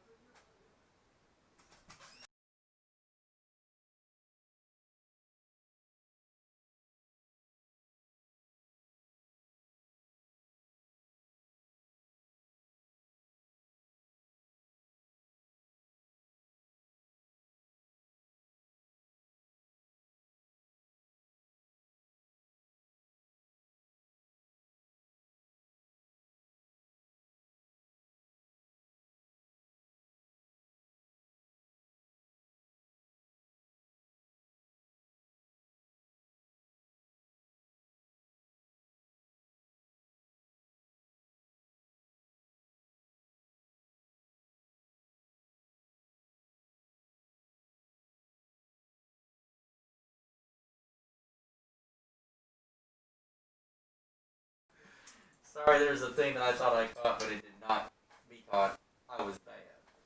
So Jeff activated Vegeta Final Flash. It says if your leader is yellow, you choose one of your battle cards.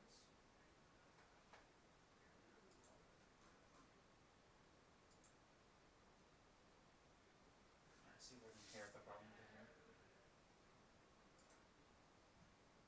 Alright guys, so we're going into game 3. These guys are siding now.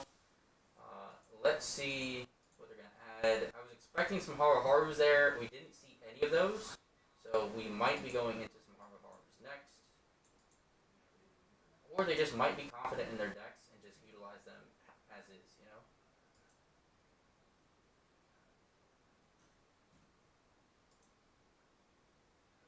Yeah, I see what I hear. It's like you're running towards the camera, running towards the mic, and running away from the mic. Alright, what I'm going to try and do is swap out the mics with mine. I'll be right back.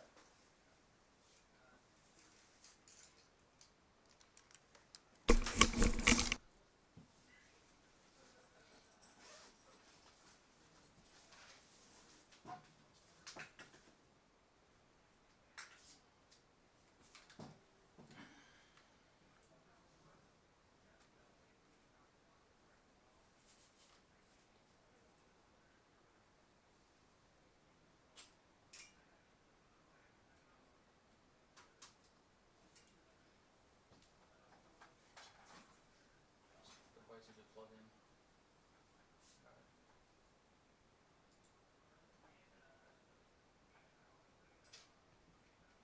Let's see if I hear better.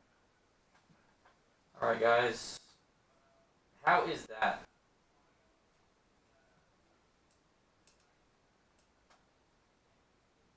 Any better there?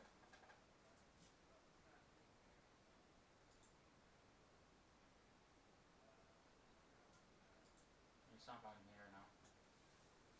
Alright, so it's probably The dirty hipster! just this damn mic. that we were using. What's up, bud?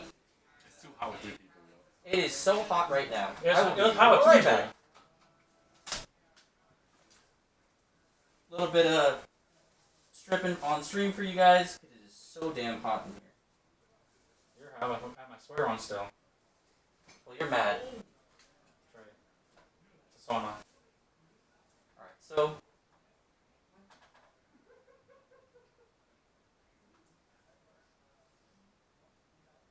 we are going. Yeah, I'll show you the love handles, Lewis. I got you later on. I'll send you the pics. So we're on game 3 right now. Duck got game 1. Jeff got game 2. This is the last of their set. Both of them are in top 8. One will knock the other out. Loser gets $30 as prize. Still $30 as prize, but Goes plus $5 for coming here. it's a little rough right now. So personally, I want them both to win. It's just not going to happen.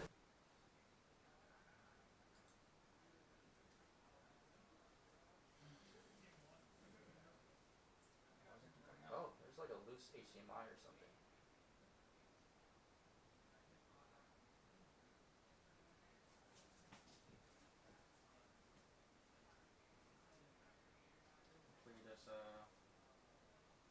Yeah, just reseat the HDMI on that. Be right back, stream. Technical difficulties over here.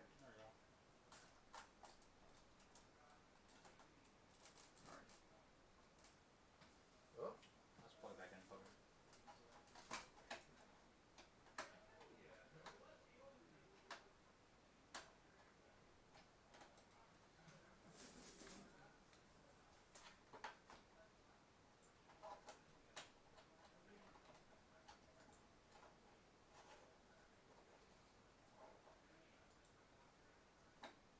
Struggling to find a hole.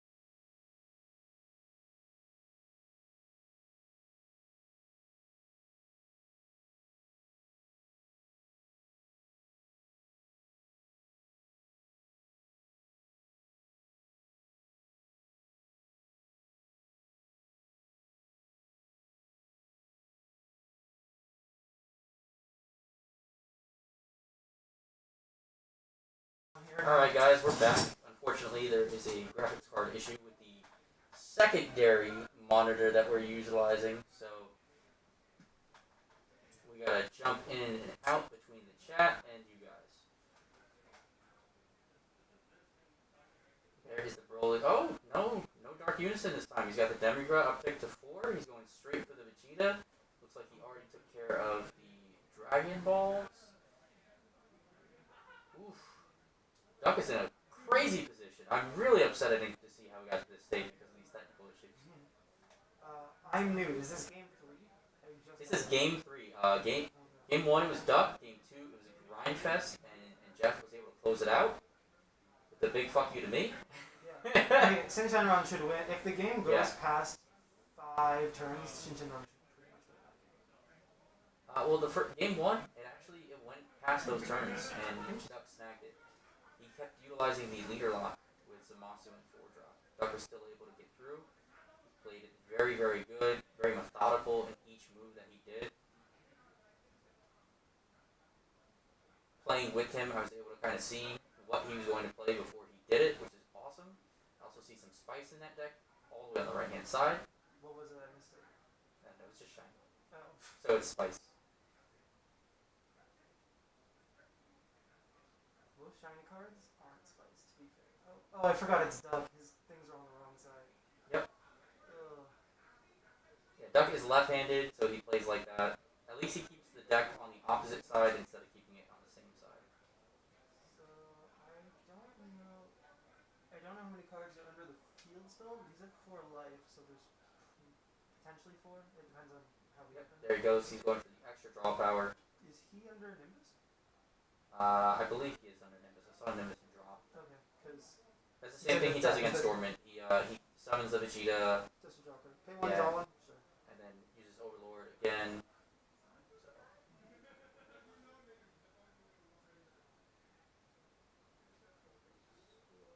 The fact that he did that against Greek Gotenks when they dormanted him, he was able to have just enough combo power for the crackback, which is amazing. He knew exactly what his opponent was going to do on the follow-up turn, only playing in this to get the deck like 2 times, which event this event only. So he was just as informed as his opponents were against his deck. So I wouldn't say that it's like a surprise factor because he also had that surprise factor. He did not test against Greek Gotenks at all. He tested with Green Gotenks. So I tried to. So he wanted me to build him a green deck, and so I said you should probably play aggro Vegeta, and I built it for him, and he said it's good, but he's not an aggro player. He likes. Yeah, he made this more of a tempo deck. So he asked me to try and build him a Gotenks deck, which I did. I've never got success with that deck, so I don't know. So he tested like from the position of using Gotenks. Yeah, He never never actually played against it. it. Yep.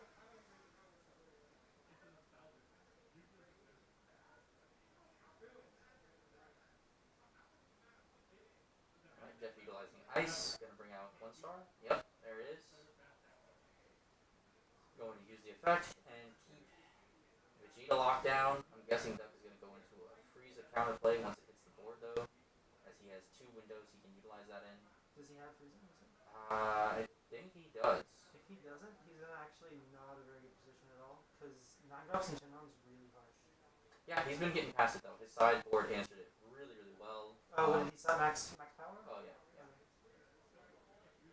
Yeah, I didn't discuss side deck with him. I just said play good cards.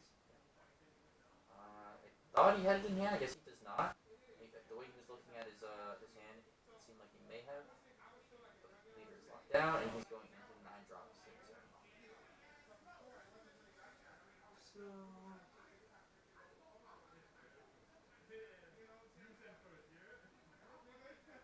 Okay. going for Unison, which I don't know if I agree with. I don't either. I feel like he just didn't want to give Duck an extra card, but Well, the idea is, I assume, you need to pressure him in this so instance. from what I'm seeing, I assume Duck played the field spell on turn 2, so he only has 3 cards under it instead of 4. If he attacked the leader, he would give. I think he was also afraid of the Demigra effect, but he's going to utilize the Demigra effect no matter what. Oh, sure. That's But the Shenron is going. what's really scary is that he's gonna. Is that 3 cards under it? Yeah, is He's that. got enough. Yeah, he's going to use that, pop it. Yep. alive. Yes, Jeff is going to get some draws, but he doesn't have to worry about his servants not having servant or double strike. Which is really the big thing. If you negate the 3-drop Vegeta, the Shingenron's really good against 3-drop Vegeta. He already put it to the bottom of the deck, so he's going straight for the servant play right away. There it is. Which is interesting. Oh yeah, actually that's probably correct. It's the best line of play right now. So what's probably going to happen here is he's going to use leader effect to take a life, draw a card, give it double strike, put a card under field spell, and then go for all the blue stuff. I might, if it were me, I would actually wait on that. He might also go I think into he might. the Broly play. Actually, he might go Maybe. Broly Dark Unison if he has If he has it, if he I has think it's better. dormant. But Yeah, he has a even- dormant in hand, I believe. I Even think we without can the see it. dormant, the boo play is really crazy. If Jeff has what's it called, Mechikibura on the field, Mhm. so he might just wait to see if. He's only got 3 under there, so that's why he might. Well, he use can leader put a fourth. effects. He could put a fourth. Yep. He didn't draw a card. Yeah, I didn't see that either. Yeah, he didn't draw a card. I don't know if it's managed to. It could be up to him. At this point, it's accepted game state. Yeah, no, I know. That's why I'm not. Deck has been shuffled. If nothing's touched, we can always adjust that, but So yeah, so he's going for game right now because this is a high risk, high reward kind of thing where Yep. I think it's probably smarter to wait for the Meki to do this, but he's going for game this turn. So if he doesn't have game this turn, Line drop. this Yep, isn't great. there it is. But he probably does. I mean, I don't know how many cards are in Jeff's hand, but That's the thing. We don't know how much combo power he has. yeah. I believe he has it in the drop. He can't play from He has drop. it It's in deck or hand. hand. He has it from hand for sure. Okay, so it's deck or hand. He can't play it from drop. Does he have one? Yeah. Okay. Yeah, he wouldn't have committed otherwise. So Jeff discards a card. Oh no, I don't think he can do that too. Yep. Here's a double striker. So the first of the double strike attacks is coming in. No, this is the second one, bro. He attacked with Vegeta. No, of this card. Okay. What is that?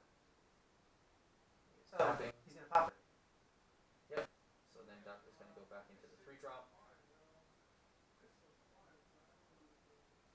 he gets the ball arc, but if he doesn't have any 5-drops in his deck, I don't know if he has more in his hand, but he might not be able to ball here.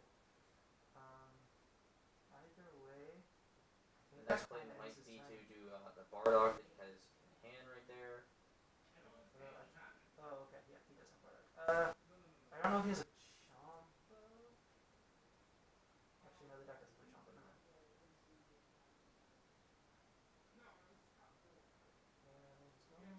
So yeah, okay. So he doesn't have another 5-drop in hand, which means his ball kind of is dead now. Still combo power though. Yeah, Luckily. okay. Luckily with these extra cards that are utilized as a combo piece, they made it so that it's also combo potential. It's funnily enough, it's like the only card that my deck can combo So with. what's the breakdown for top 8? Okay, I think I know this. Oh, okay. We have, I think I know what everyone's playing. So we have one. I don't think they can hear you as well as we though. Oh, sure. Okay. So Duck is playing Green Vegeta. Samuel Martinez is also playing Green Vegeta. And we have Eric Hill playing Green Gotenks. Eon Hill is playing Vegex. Sean Bartley is playing Green Gotenks as well. Then we have Peter Parker, which is Jeff here on stream. He's playing Sin Shenron. And Miguel, I don't know how to pronounce his last name, but he is playing Red Broly, I believe. No, he's playing Green Yellow. Gotenks. Green Gotenks. Oh, wasn't I thought Yellow Gohan talked. Kyle Navarro. No, he didn't. Kyle Navarro, I don't know what he's playing though. That's the only one.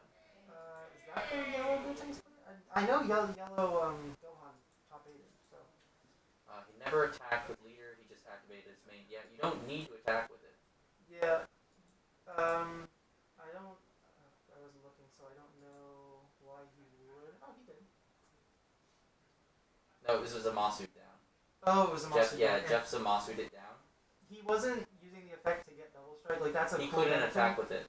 He couldn't attack with it because Jeff had to utilize the four 5-drop Cinch on Oh. the previous turn to Yeah. stop it from attacking. So why do I deny it? But yeah, he didn't take it for double strike. He took it to put another card under the field spell to play Boo.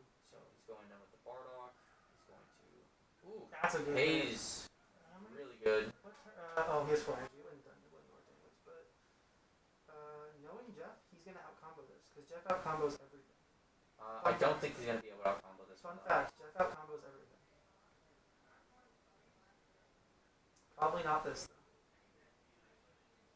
Oh, he's playing the 8. No wonder Yeah. I didn't see him sell Xeno. Yeah, no. Both of the builds are playing 8. Him and Sam. Cell Xeno's hard to make in that deck. The numbers are awkward. You don't really. It's 5-drop Vegeta and then the 7-drop, but how often are you going to utilize it? See them on the same turn. I Drop guess. Vegeta. A 5-drop Frieza. 5-drop. Oh, sure. Okay. In his old build, it was. You would rather keep the 7-drop on the field and play another SCR because the 7-drop. Well, you would swing with it twice. Oh well, yeah, obviously, but I mean, like having it on the field to float is pretty good. Yeah, it's only a kill turn. Plus, like they're gonna be at less than 4 anyways. Yeah, he got it right there. He's not able to combo out. He's got I think Nimbus in hand. Yep, Yeah, Duck that's got it. it. So Duck just solidified. He went undefeated today. Majin Vegeta, Vegex, Broly, X-Deck, and another Majin Vegeta. Correct. Yes, and I think. Yeah, Rabbit Squirrel, you got it, bud. I'm pretty sure. Yeah, and the X deck is Sinchon. Yeah. And so Duck won, but the other There's one unknown deck right now, so we have I'm pretty sure it's Yellow Gohan. 3. I believe it's 3 Gotenks. Are they No. playing out or splitting? I'm not sure right now, but I'm going to double check. So, guys, we'll be on a brief intermission while we figure out what's going on there, and we will let you know in just a sec. I'll also bring you a breakdown of everyone that's in top 8, because there's one mystery deck that I'm unaware of. So, be right back.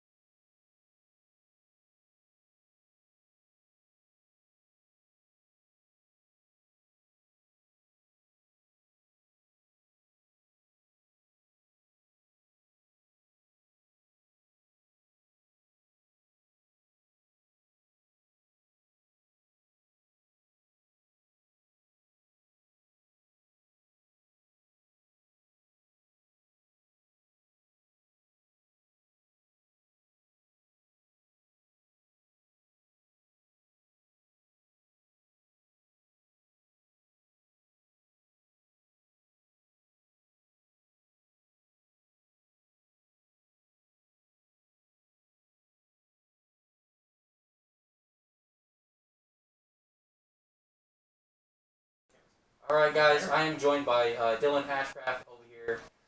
That is the end of the tournament. We just finished out. It seems like there is 2 green goat tanks, 1 Majin Vegeta, which was Duck, who had the last of that stream right there. He basically was just holding it down. He beat everybody. He is the top seed right there in the top 4. And then we had, I believe it was Eon Hill had his Vegex deck. Yes. So 1 Vegex, 2 green goat tanks, and 1 green Majin Vegeta. Fantastic tournament all around. Dylan over here performed with his SS4 Ramp Vegeta, which was awesome. That'll probably be up on like YouTube on his Ellipsis gaming channel on YouTube. TCG on YouTube. Ellipsis TCG on YouTube. You gotta learn that. Yeah. Alright, guys, so it's been a pleasure hosting this, chatting with all of you. We are going to be closing out the stream. Be sure to follow me again on my Twitch, which I have linked in here. I'll link it one more time for you gentlemen, because you're all so cool. Stay safe.